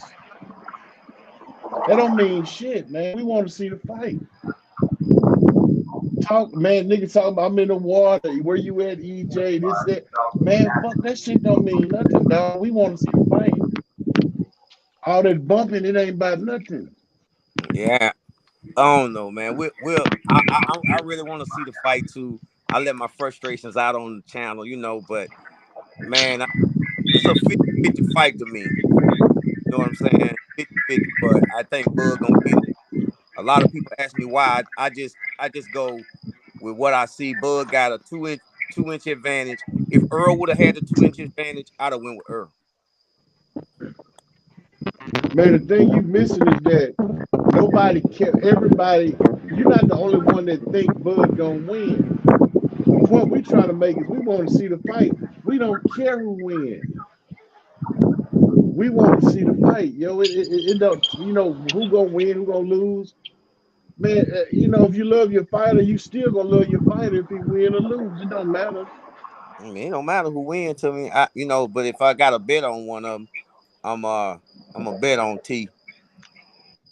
It don't even, you know, man. Who win the fight don't matter, dog. We just want to see the fight. You got some people on this panel that probably believe Crawford gonna win, just like you. You got people that believe EJ gonna win, like me. That's just like the Devin Haney and the argument of Devin Haney and Tank Davis. I believe Tank Davis gonna win, and Doug Right side believe Haney can win. Yeah, but at the end of the day, we just want to see the damn fight. But you know, man, I ain't gonna bash Earl. I personally think, and I done said this on Marty's show before. I personally think if Earl leave Al right now, I think he'll become the face, the most sought after boxer in pro boxing. If he leave, I think, he'll take off, man. That's just what I believe. I think he underrated. Yeah, man. But see, why do we have to leave though? Why do we have to leave PBC for one person when this man has successfully guided his career, put him in position? That's a question I would like to know. Why must he leave for one person? It's kind of like when Devin Haney got ready to go fight Kambosos. Eddie Hearn and them agreed to let him go over there and fight for somebody else so he could get the undisputed title and be the youngest one. You see what I'm saying? Crawford don't have a platform, wasn't no agreement. Wasn't no agreement. Devin Haney and them left the zone. Oh, I didn't wasn't know. No agreement for him to leave. Their contract was up and they left.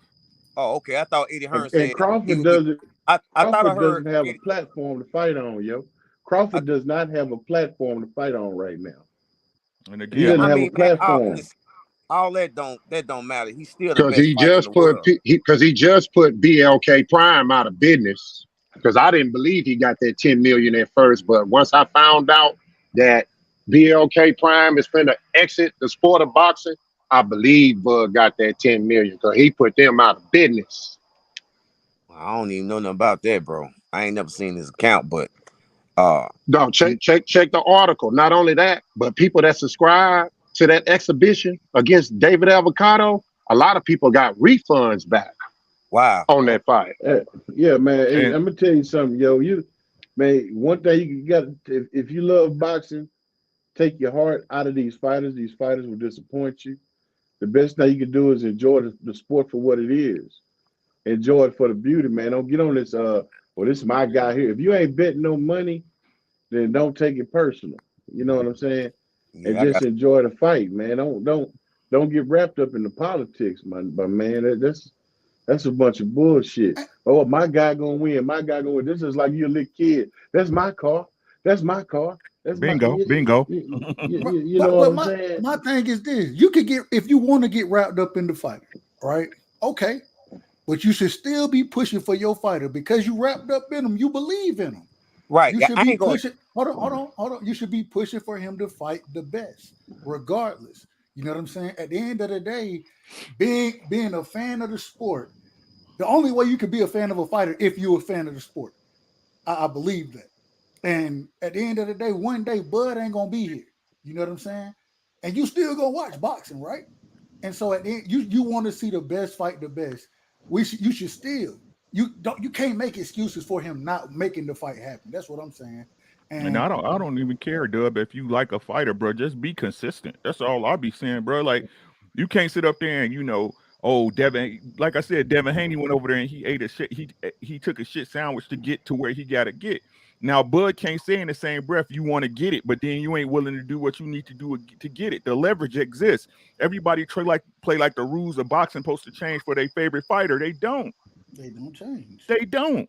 Right? The same way that Devin Haney, an undefeated fighter, a super upcoming prospect, a champion, right? One belt, even if it was on paper, correct? Correct. He had to go and succeed he had to go and capitulate himself to a guy who just got unified, because he wasn't undisputed, right? Who just got unified. He had to capitulate himself for 2 fights to get what he got to get. But in the same breath, Bud fans want to say, Bud, this rider, he want what every other fighter want, right? Which is undisputed. But when it come to making the fight happen, he got every excuse but making the fight happen. Bud don't want to lose that eyeball.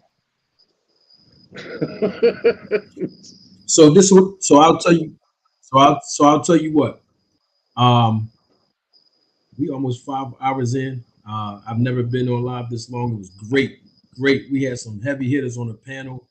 So what I want to do is I want to go around and ask each person a question, and once we get to Sid, you'll be the last one to answer the question, and then I will basically, you know, log off with all of us together so we can salute everybody for viewing, and then we'll all log off together.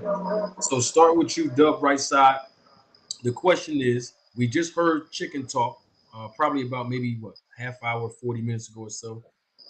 He was on here. He talked about how reliable his sources were as far as the fight basically happening on June 17th between Terrence Crawford and Earl Spence. However, he's not too confident that whoever made up the rumor that the fight's probably going to be announced on Ryan Garcia um, versus the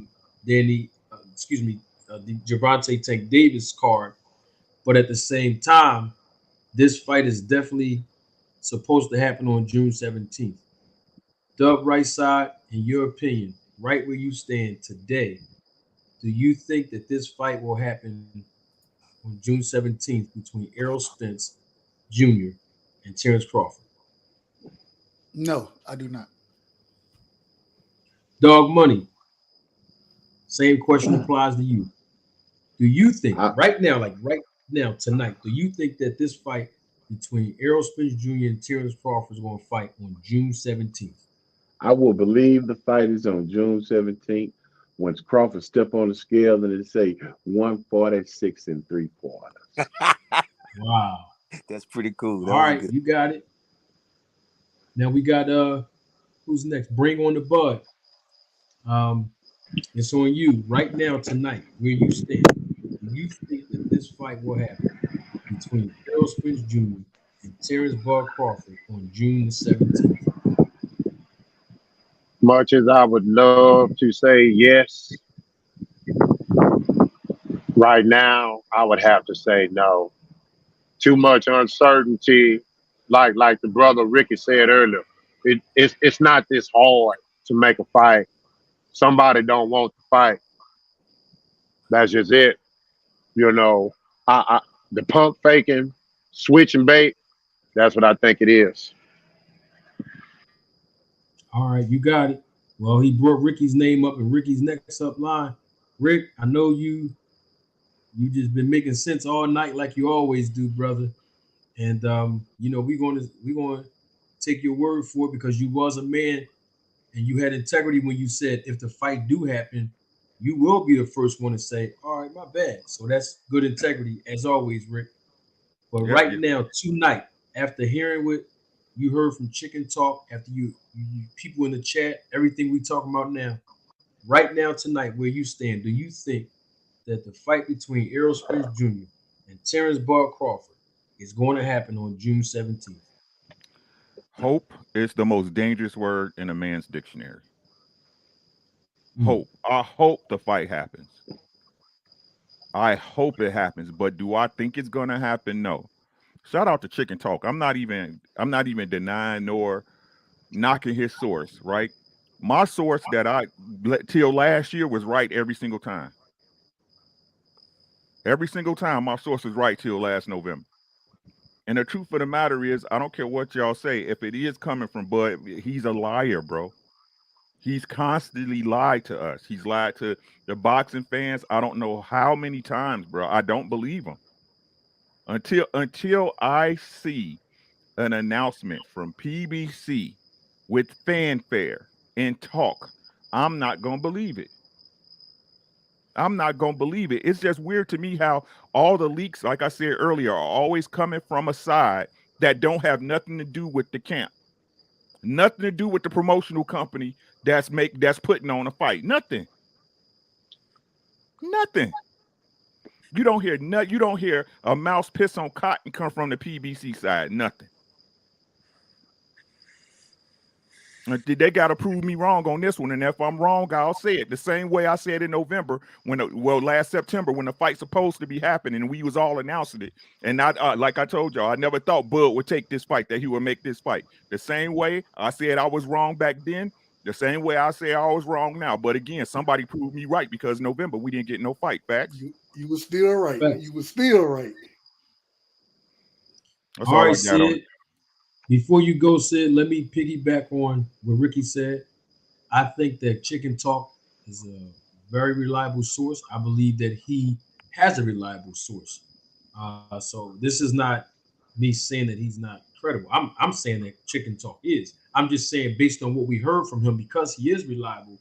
You know, some people might say, well, I didn't think it was going to happen, but now I do. Some people might say, well, I think it's going to happen, but you know what? Now I don't. So that's why I'm using Chicken Talk as a reference, because he is reliable. Sid, is on you, brother. Where you stand at tonight, despite anything you feel about Crawford or what you think who will win, that's not the question. Right now, where you stand tonight, after all the stuff that we heard all week, for the last 2 weeks, whatever, but where you stand tonight, do you think the fight between Errol Spence Jr. and Terrence Bud Crawford is going to take place on June the 17th? Let me say respect to Chicken Talk, and believe it or not, I'm about to agree with Rick. That whole thing, man, I hope it happens, but I don't think it's gonna happen, man. I hope, you know what I'm saying, but I'm so excited for it until I don't think it's gonna happen, man. That's my word right there. Well, there y'all have it. We have Ricky on the panel, Sid, Dog Money, Dub right side, Bring on the Bud. We had Detailed Boxing on our panel tonight, YSM Sports Media. DC Jeroy was here. Trying to make sure I don't forget anybody else. I forgot the other guy's name. You can't forget Terrence, man. Terrence. Terrence Best Videos. There it was. It was Terrence Best Videos. I got a lot of respect for Terrence Best Videos, man, because he's standing on the square, and I got the respect. It was a good panel, man. We had a great show this evening. I thank everybody for tuning in. Y'all rocked out with us for hours. And I'm going to leave with this, man. I'm not going to believe the fight's going to really, really happen until I see both men on those scales on Friday night.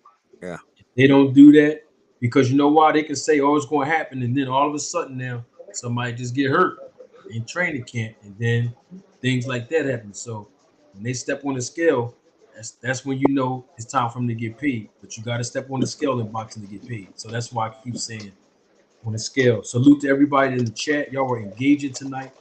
It was an awesome, awesome panel. Awesome chat. Awesome viewership. The numbers were increasing exponentially. I am going to disregard the last comment that you saw on your screen about Blue Blood. Somebody was telling me that he's doing something on his live about me, and I really don't care. It's not even important. It is what it is. We're moving on.